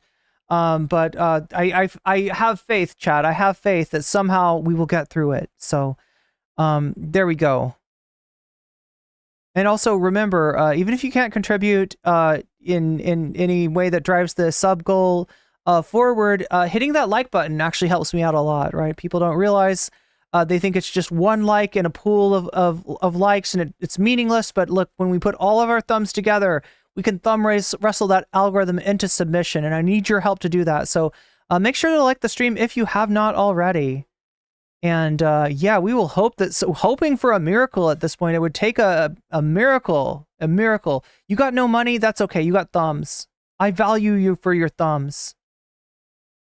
And for anybody trying to get into the Discord, just know that we've got an airlock there, and we kind of need to see, you know, some correspond. So if you say like who you are on stream, that generally, wait a minute. That generally helps you. You got to get your role for you to be able to see the Discord itself. But there we go. And there we go. But yeah, here's what we got going. So yeah, I mean, look, if we get to the sub goal or we don't get to the sub goal, I love you either way, chat. I appreciate you, and I appreciate all the support. It's amazing, especially Thumb Gang. Thumb Gang is awesome. You know, the supporters on Patreon are awesome, and I gotta say, I am really impressed by the Throne Gang. Right, people who are crowd sourcing some better equipment over on Throne, and the background that you're looking at right now, the mic that I'm talking to you on, the interface that I'm talking to you on, the cloud lifter that I'm talking to you on, like the quality of the audio is all thanks to Thumb Gang, as is the lighting and the background. So yeah, thanks again. Did I say Thumb Gang? I meant Throne Game. I got gang of Thrones, the Gang of Thrones down there or up there, depending on which stream you're watching me on. Thank you so much. I know you've got my back. But yeah. So we're hoping against hope, chat, that somehow that miracle comes through and we make up 80% in the last. This is like the last 2 segments I'm going to show you. All right, and then I'm going to be gone. Unless we hit the sub goal somehow miraculously. But like I said, I love you either way. And when you do donate, just let me know which of these topics you want to see. Because right now, even though it looks like did Trump even get shot, is winning, actually Destiny's winning. Why is Destiny winning? Because people donated and they said they wanted to see Destiny losing his shit, right? So that's got an extra 17%. So when you donate, let me know what you want to see, and I will add that extra % onto the topic of your choice, even if that topic is Vox Populi and what you really want is just to like throw it back to the voters, right? That's probably the best bang for your buck. If what you want to see is, did Trump even get shot? Right now is throwing it back to the voters, because that's what the voters are voting for. But the donors have turned it to Destiny. But anyway, all of this is academic, and I won't even do the math. I won't even need to do the math if we don't hit 100% on this dono goal, which is at 20%. Wow. Well, so you're getting a lot for relatively little today, chat.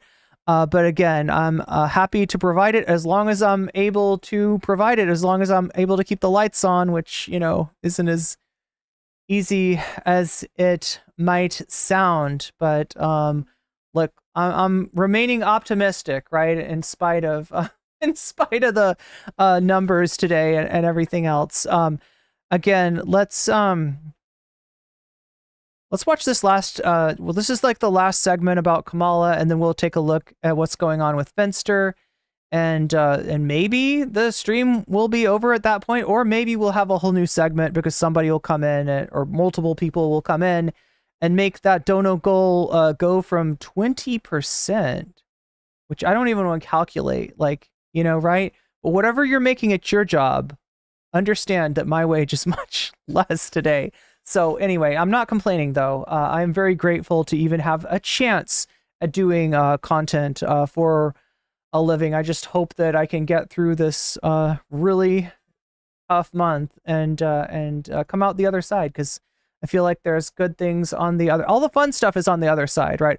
All the fun stuff, all the, you know, profusion of content, getting to hire an editor, getting to pay a thumbnail artist, and all the rest of that only comes when I get through the bottleneck that I'm at right now. So hopefully I do not suffocate in that bottleneck, although I do feel the walls closing in around me.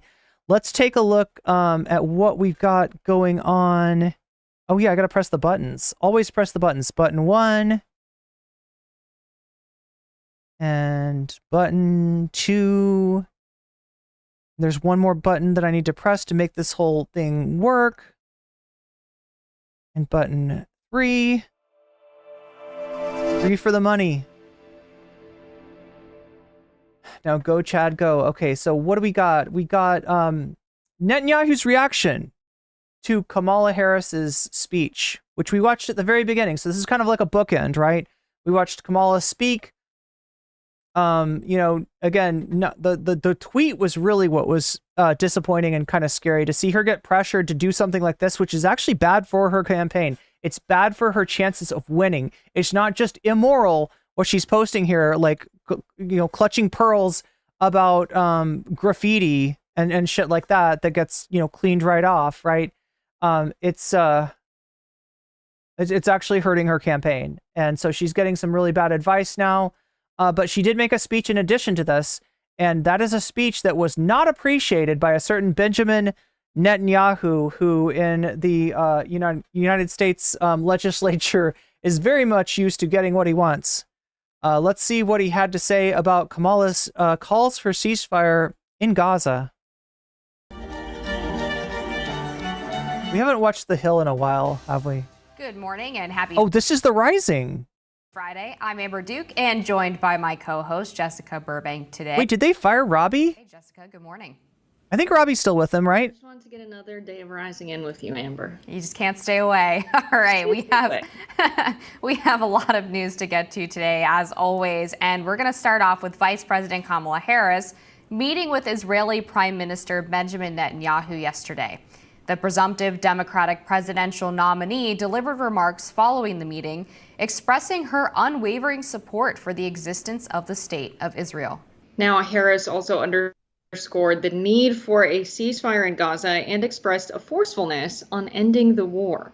So I just had a frank and constructive meeting with Prime Minister Netanyahu. I told him that I will always ensure that Israel is able to defend itself, including from Iran and Iran-backed militias such as Hamas and Hezbollah. I have had an unwavering commitment to the existence of the State of Israel, to its security, and to the people of Israel. I've said it many times, but it bears repeating. Israel has a right to defend itself, and how it does so matters.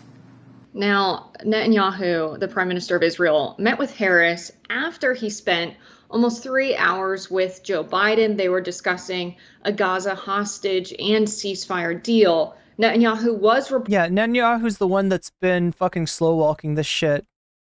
I mean, Biden hasn't put a lot of pressure on him. But yeah, Netanyahu's been the obstacle, right? He's trying to say that he wants a ceasefire, but it's a ceasefire where they can still keep shooting, where they can still keep killing civilians, right? It's the wildest thing. It's the most brazen kind of negotiation in the world. Like, right, if you are negotiating a ceasefire, the whole premise of that is that you stop the fighting. And Netanyahu is like, yeah, we want to keep the fighting going, but only for us to be able to attack Palestinians, right? Not for, Hamas has to stop fighting, but we will not stop. It's like the most bullshit thing in the fucking world, because guess what? He doesn't want a ceasefire. He doesn't want the hostages back. He doesn't care. He's fucking willing to sacrifice them. And there's people who showed up at that protest yesterday to ask for their loved ones back. People who are families of those hostages showed up to protest this fucking monster. Reportedly disappointed with Harris's remarks after their meeting. He's disappointed with Harris's remarks. I'm so sad for you, BB. I'm so fucking sad. I'm playing the littlest violin in the fucking world for you, BB. One Israeli official said, quote, "We hope that Harris's public criticism of Israel won't give Hamas the impression that there's daylight between the U.S. and Israel, and as a result, make it harder to get a deal." The Israeli Prime Minister will meet with former President Donald Trump at his Mar-a-Lago estate today. It's their first meeting since Trump left the White House, and sources told CNN. And the idea that Kamala Harris would, or even Joe Biden would try to keep Bibi happy, considering that his support is 100% behind Trump. Chad, if you've checked my community page, right? I put out posts for you sometimes on the community tab, right? I've got a picture right now that shows a billboard in Israel, and it is two different pictures. One of them is Bibi shaking hands with Trump. The other is Bibi shaking hands with Putin. And there could easily be a third with Bibi shaking hands of Orban, because we're talking about, we're talking about dictatorial fucking war criminals and multiple felons, all of them, right? They are very much birds of a feather. And the meeting was requested by Netanyahu. Joining us now to discuss is White House columnist at The Hill. White House columnist at The Niall Stanage. Oh yeah, okay. So I think this is their new hire. If I'm not mistaken, this is Brianna's replacement here. Niall, good morning. Thank you for joining us. How problematic do you think this could be electorally for Kamala Harris? She has signaled public support for Israel, but also has, of course, suggested there should be a ceasefire. She also put out a pretty strong statement condemning some of the more violent protests that took place in the nation's capital earlier this week. Has she done enough to satisfy the Democratic base that is more pro-Palestinian on this issue? I think the electoral element of this issue is really complicated. I mean, people, of course, have very strong views on the morality of it. Shakespeare, thank you for the super chat.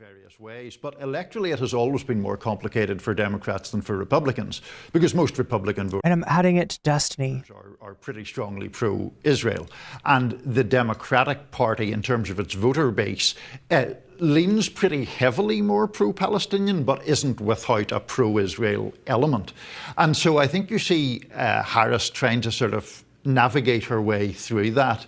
The criticisms of the protesters around Union Station here in DC, those were very strong criticisms.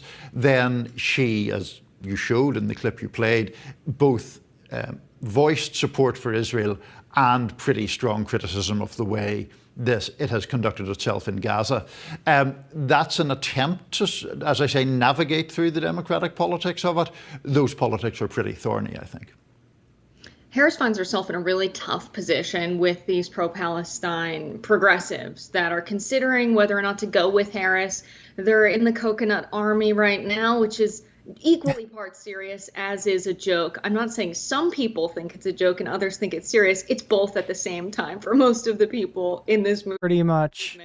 And they want action on Gaza. And it puts Harris in a tough position because she right now is in the Biden administration, not the Harris administration. She's not in a position to deliver action.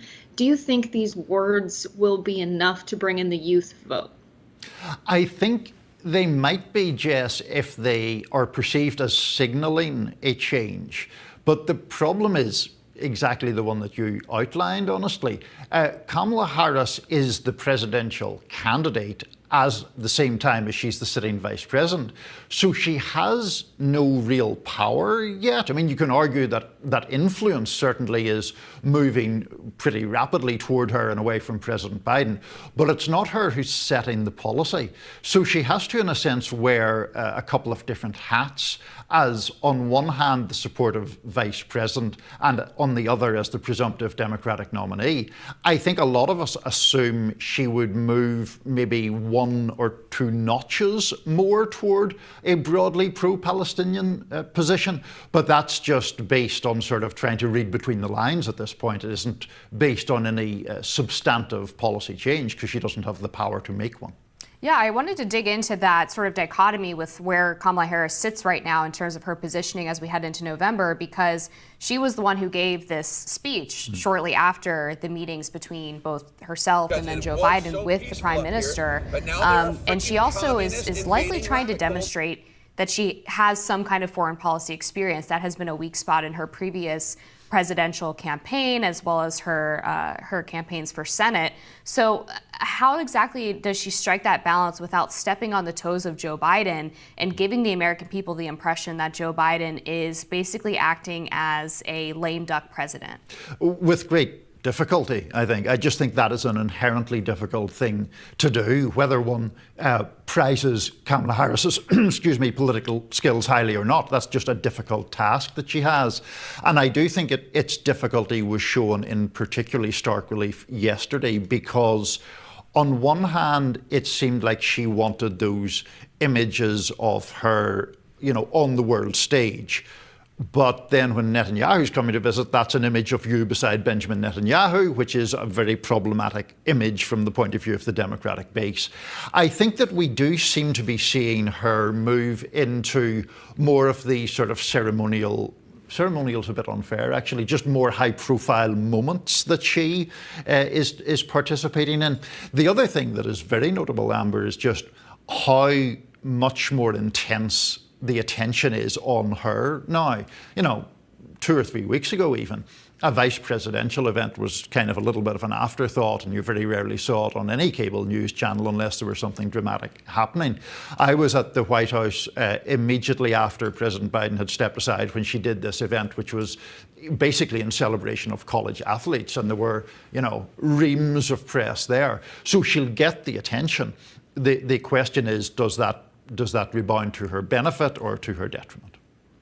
It seems that a lot of people are holding on to hope that Kamala Harris will be different once she gets into office upon winning in November on Gaza. But there were protests across D.C. I went to a couple of them downtown. They were overwhelmingly peaceful. MPD was creating a line between a handful of counter protesters to, keep the peace, as they were, I saw on several occasions, getting into the pro-Palestinian protester space. There was some graffiti on a replica of the Liberty Bell that got the attention of many conservatives. Of course, the flag burning, which is a form of protest in the United States that is perfectly legal, I will say, under the First Amendment.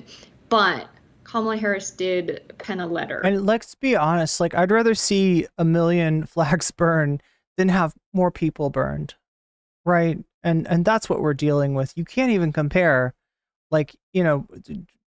offense that might be taken by somebody seeing the symbol of a nation, in flames versus literal people in flames and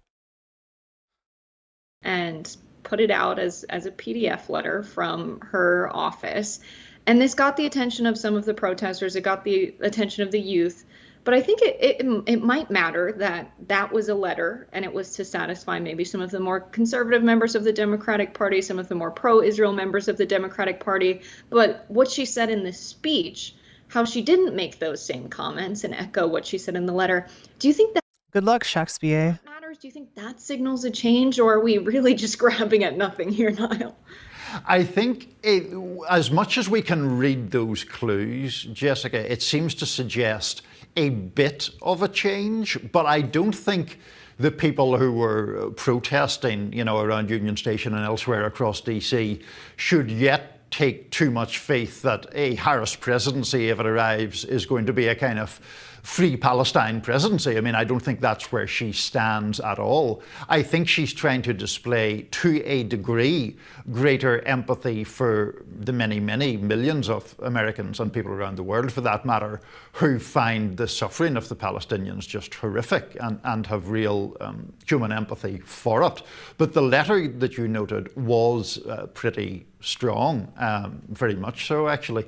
Just not that anecdotal evidence is necessarily massively dispositive one way or another, but I went down to one of the protests, was speaking to a couple of attendees, including one young woman who said that she planned to vote for the Green Party candidate, even though she had mixed feelings because she wanted to vote for a woman who could be the first woman president, i.e. Vice President Harris. But she felt she couldn't do that unless Harris promised much more of a block on any US military aid to Israel in the future.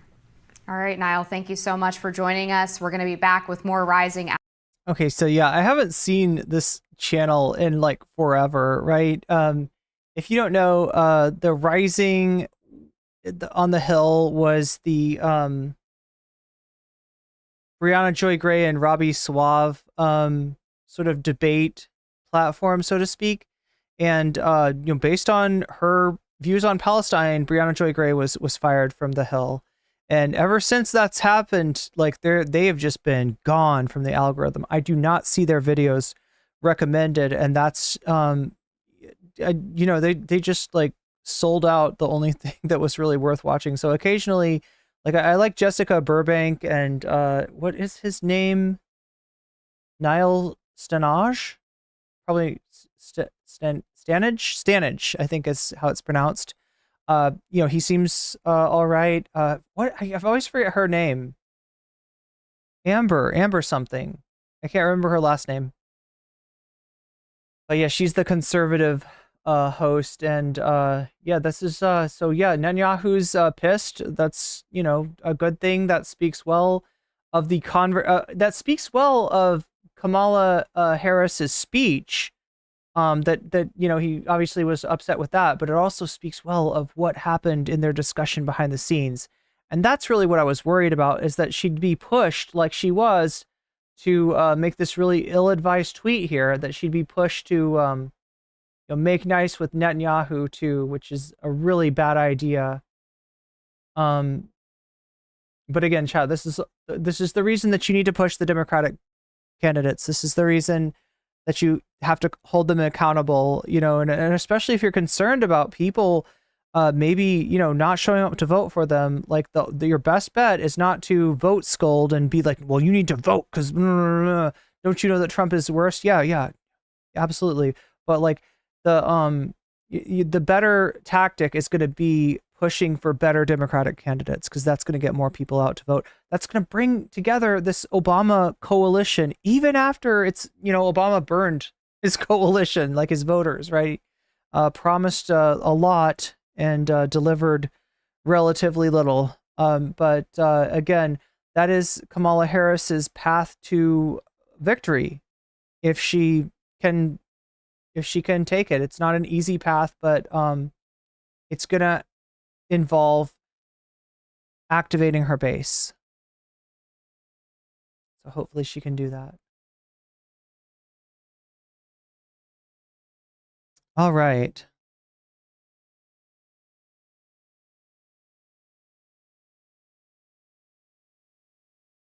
So I've got one more segment for you, potentially more. Like if we could somehow, what are we at right now? We're at 22%. It's not good. 22% of the way towards the dono goal. So again, like I don't know. I don't want to be over optimistic, but I've been surprised before. But yeah, we got precious little time. This is going to be literally the last segment, the last chance. If you want to see one of these topics, which I think there's a bunch of interesting stuff on here, I'd be down to see any of this stuff. And you know, Destiny losing his shit, probably winning right now. It's actually ahead in shorts, and Trump, did he even get shot, is ahead in the other one. It's got an extra 19% going towards it, so that's why it's ahead. But again, it doesn't matter if the dono goal stays below 100%, and we are quickly running out of time. So I wanted to show you one more thing. It's not about Kamala Harris. It's actually about Finster, and it's about I can remember how to type Finster's name. F1NN 5T3R. Oh my god, chat.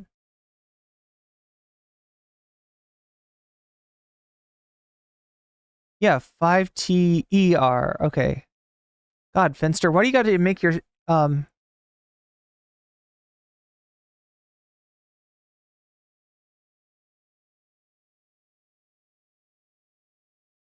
why do you got to make your name so hard to spell? Anyway, so we're going to switch over to that.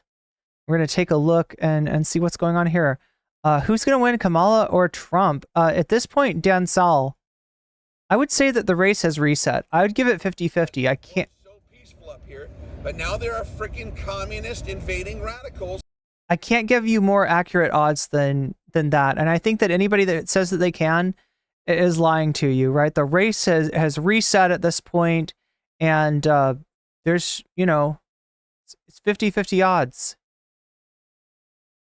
I did predict Biden dropping out, right? So good for me. I'm pretty, I don't know, Chad. I had a feeling, and you know, based on his age, that something might happen, and it turns out I was right. I also had a feeling that something might happen with Trump, and indeed something did happen with Trump. Only not anything that is, you know, more than a flesh wound or a cartilage wound or whatever happened to his ear. So that's not going to keep him from running, right? But I did make this prediction that even though they'd both locked up their respective nominations, I thought that there was a good chance that the Trump versus Biden would not actually be the election that went on in the fall. And indeed, I was right. I was right about that. So,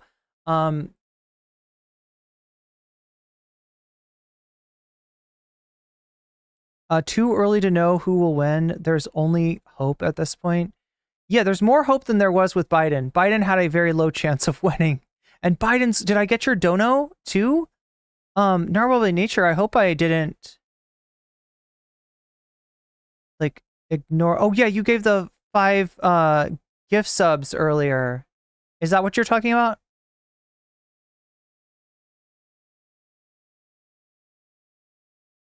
Yeah, I did get all of that.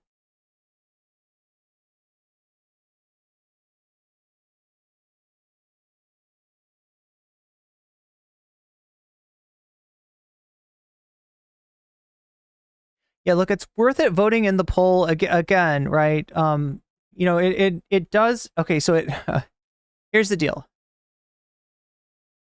It's looking grim right now. The dono goal's at 22%. This is our last segment, right? And if it doesn't get to 100%, then that's the end of the stream.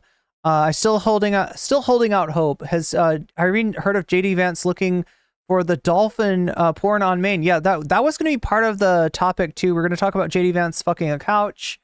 We're going to talk about JD Vance potentially fucking a dolphin, but again, it's all academic if we don't hit the dono goal. So we are what, 78%. This has not been a great day. But anyway, what is it? What do they say? Hope springs eternal, and hope does spring eternal.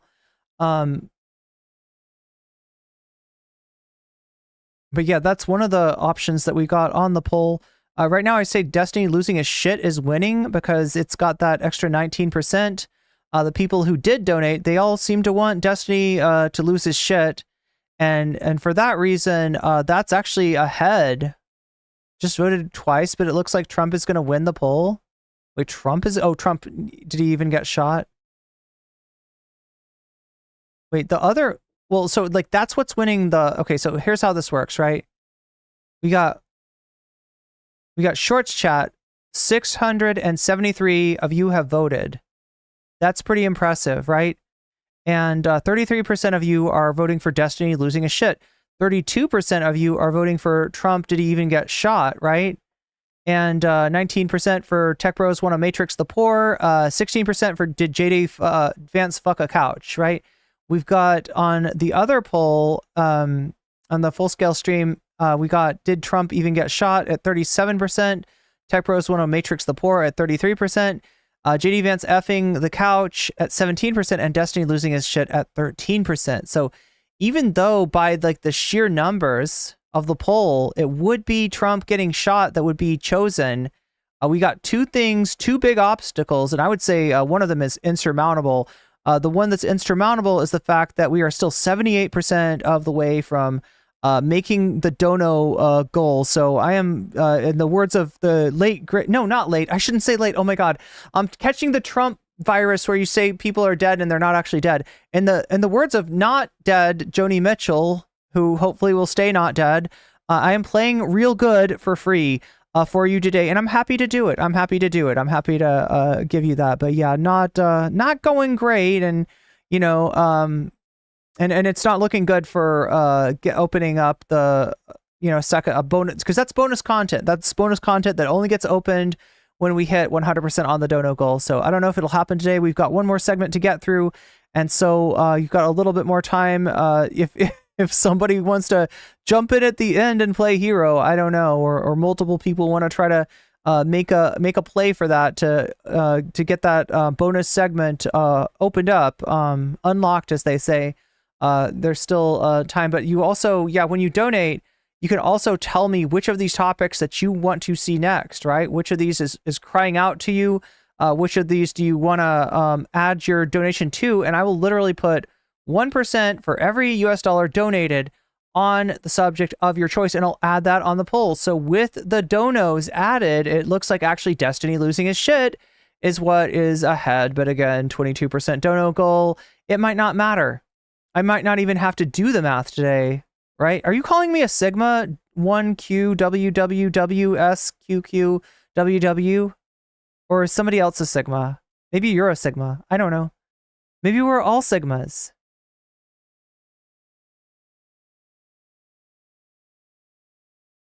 But yeah, regardless, any kind of donation, whether it's a super chat, super sticker, whether you are getting yourself a membership, which again, we got the premium streamium coming up, I think on Sunday. I'm planning on doing the premium streamium on Sunday. And that is like your golden ticket if you get a membership or you get gifted a membership. That's your golden ticket to be able to see the premium streamium content. Again, this one is going to be all about tech bros. We're going to talk about JD Vance. We're going to talk about Peter Thiel, but we're also going to get into their inspiration, and that is a man named Curtis Yarvin. You know how I got tech bros want to matrix the poor on the poll today? Well, that's the guy that wants to matrix the poor. If he doesn't turn the poor into biodiesel, which he's also talked about. This is a weird champ, tech bro, freakazoid that has got some monstrous ideas, but he is very influential. And if you want to understand Project 2025, you got to understand Curtis Yarvin. And I will show you on the premium streamium how Curtis Yarvin's ideas are actually what lies behind Project 2025. So it should be pretty interesting. Again, any of this content looks really interesting if we actually get to it, but I'm being realistic when I see the numbers this low. I am not holding out a lot of hope at this point. Speaking of numbers, we're almost at 5,000 subs. That's something. I think like 100 of you have subscribed to my channel today, so thank you for that. Yeah, we're gonna be at 5,000. I mean, I don't know. Is 5,000 something that we should celebrate? Is 5,000 something to crow about? I feel like people crow about when they get 1,000. That's a big deal. When they get 500, let's be real. 500 is a pretty big deal, right? When they get 1,000, that's a big deal. When they get 10,000, that's a big deal.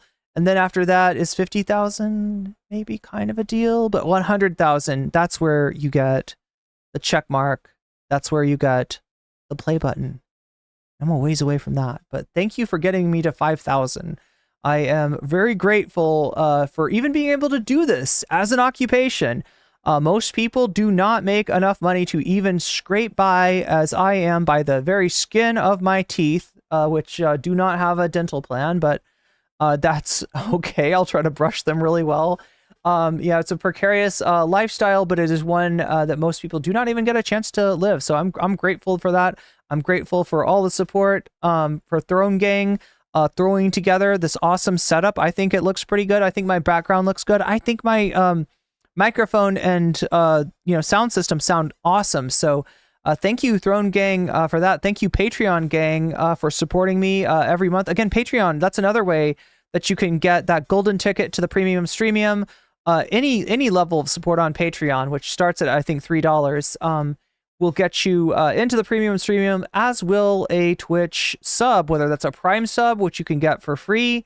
Subs usually cost $6, or if you can get gifted one. Sometimes people are very nice and they gift other people subs because they don't want those people to have to see the ad break, which is coming up in exactly 7 or 8 minutes.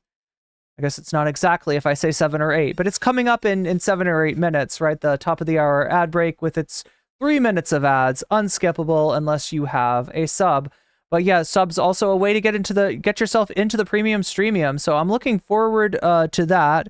And again, I'm gonna hold out hope against hope that some way we can unlock some of this content, because I think it's pretty cool. And honestly, the Destiny losing his shit, that's been on there for a while. So, if you want to see that, this is probably the last chance you got. That's an older video. I don't know if it's relevant. And also, I gotta throw up Garfield Eats on there. We got some Garfield Eats coming to you tomorrow, potentially as bonus content. So I'm gonna have to make way of that. I'm gonna have to knock Destiny losing his shit out of the way to get to that. So yeah, this is something that you want to see. This might be your last chance to see it. Anyway, we're gonna switch gears and we're gonna change our topic once again to a certain Fenster. A certain someone named Fenster, who apparently new Chris Ava Tyson. This is the member of the Mr. Beast team that's got all kinds of allegations, some of which are pretty undeniable, others of which is just I don't know. Is it piling on? Is it fake? Is it being thrown on because Chris is trans? I can't really tell, but there is some legitimately bad stuff that I went over earlier this week in terms of Ava Chris Tyson and her connection to a creepy pedophilic artist named Shadman. So that stuff's real, and I don't know. There's no good explanation for that. Anyway, Finster is somebody that I guess took a picture with Ava, and is now going to explain to us how all that happened in the first place. So, with a click of the button. Many of you know about the Ava. Awesome editing. I would love to be able to hire an editor that could do stuff like this, right? Someday, chat. Someday. Well, look, I gotta survive first, so that's my priority now. But I would love to get to the fun part of content creation, where you're not literally going without meals, but that's on the other side of things. Okay, so let us now. I gotta press my button. There's the button. It's this button right here, and here we are. Oh wait, no, actually, you know what? Let's watch this in a different way. I like the idea of watching it with the jellyfish. What do you think, chat? Do you like the jellyfish? I feel like for the less newsy segments, we watch it with the jellyfish. Sound good? All right, so what does Finster have to say about all of this, I wonder?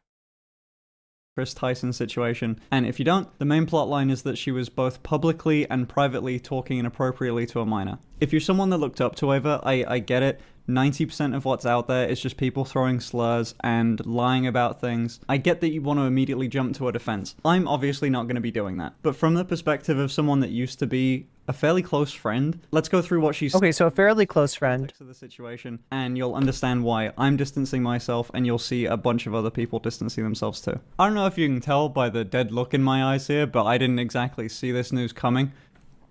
And it's pretty shit. So, let's look. So everyone's seen this one. I get the defense. It was 2016. Edgy jokes, whatever. I know the sort of shit that I said back in 2016 when I was a 16-year-old. So quite frankly, I didn't care when I saw it. It's more that there are a lot of tabs on my screen and you can see how many of them are going to be quite bad. I want to focus on a couple things that I can personally verify, as I don't think anyone really has yet. So what I'm mainly going to be focused on is not the stuff that's just edgy jokes, it's the stuff where they're interacting publicly with someone who's underage. And I believe the youngest this person I'm going to go over was, they were 13, and the oldest they were 16. I am no mogul male, I don't know when things were when, but let's be real, if it was 16 or 13. Yeah, apparently, has anybody seen Ludwig's video about this? So apparently, here, let me turn the extra light on. And again, thank you, Throne Gang.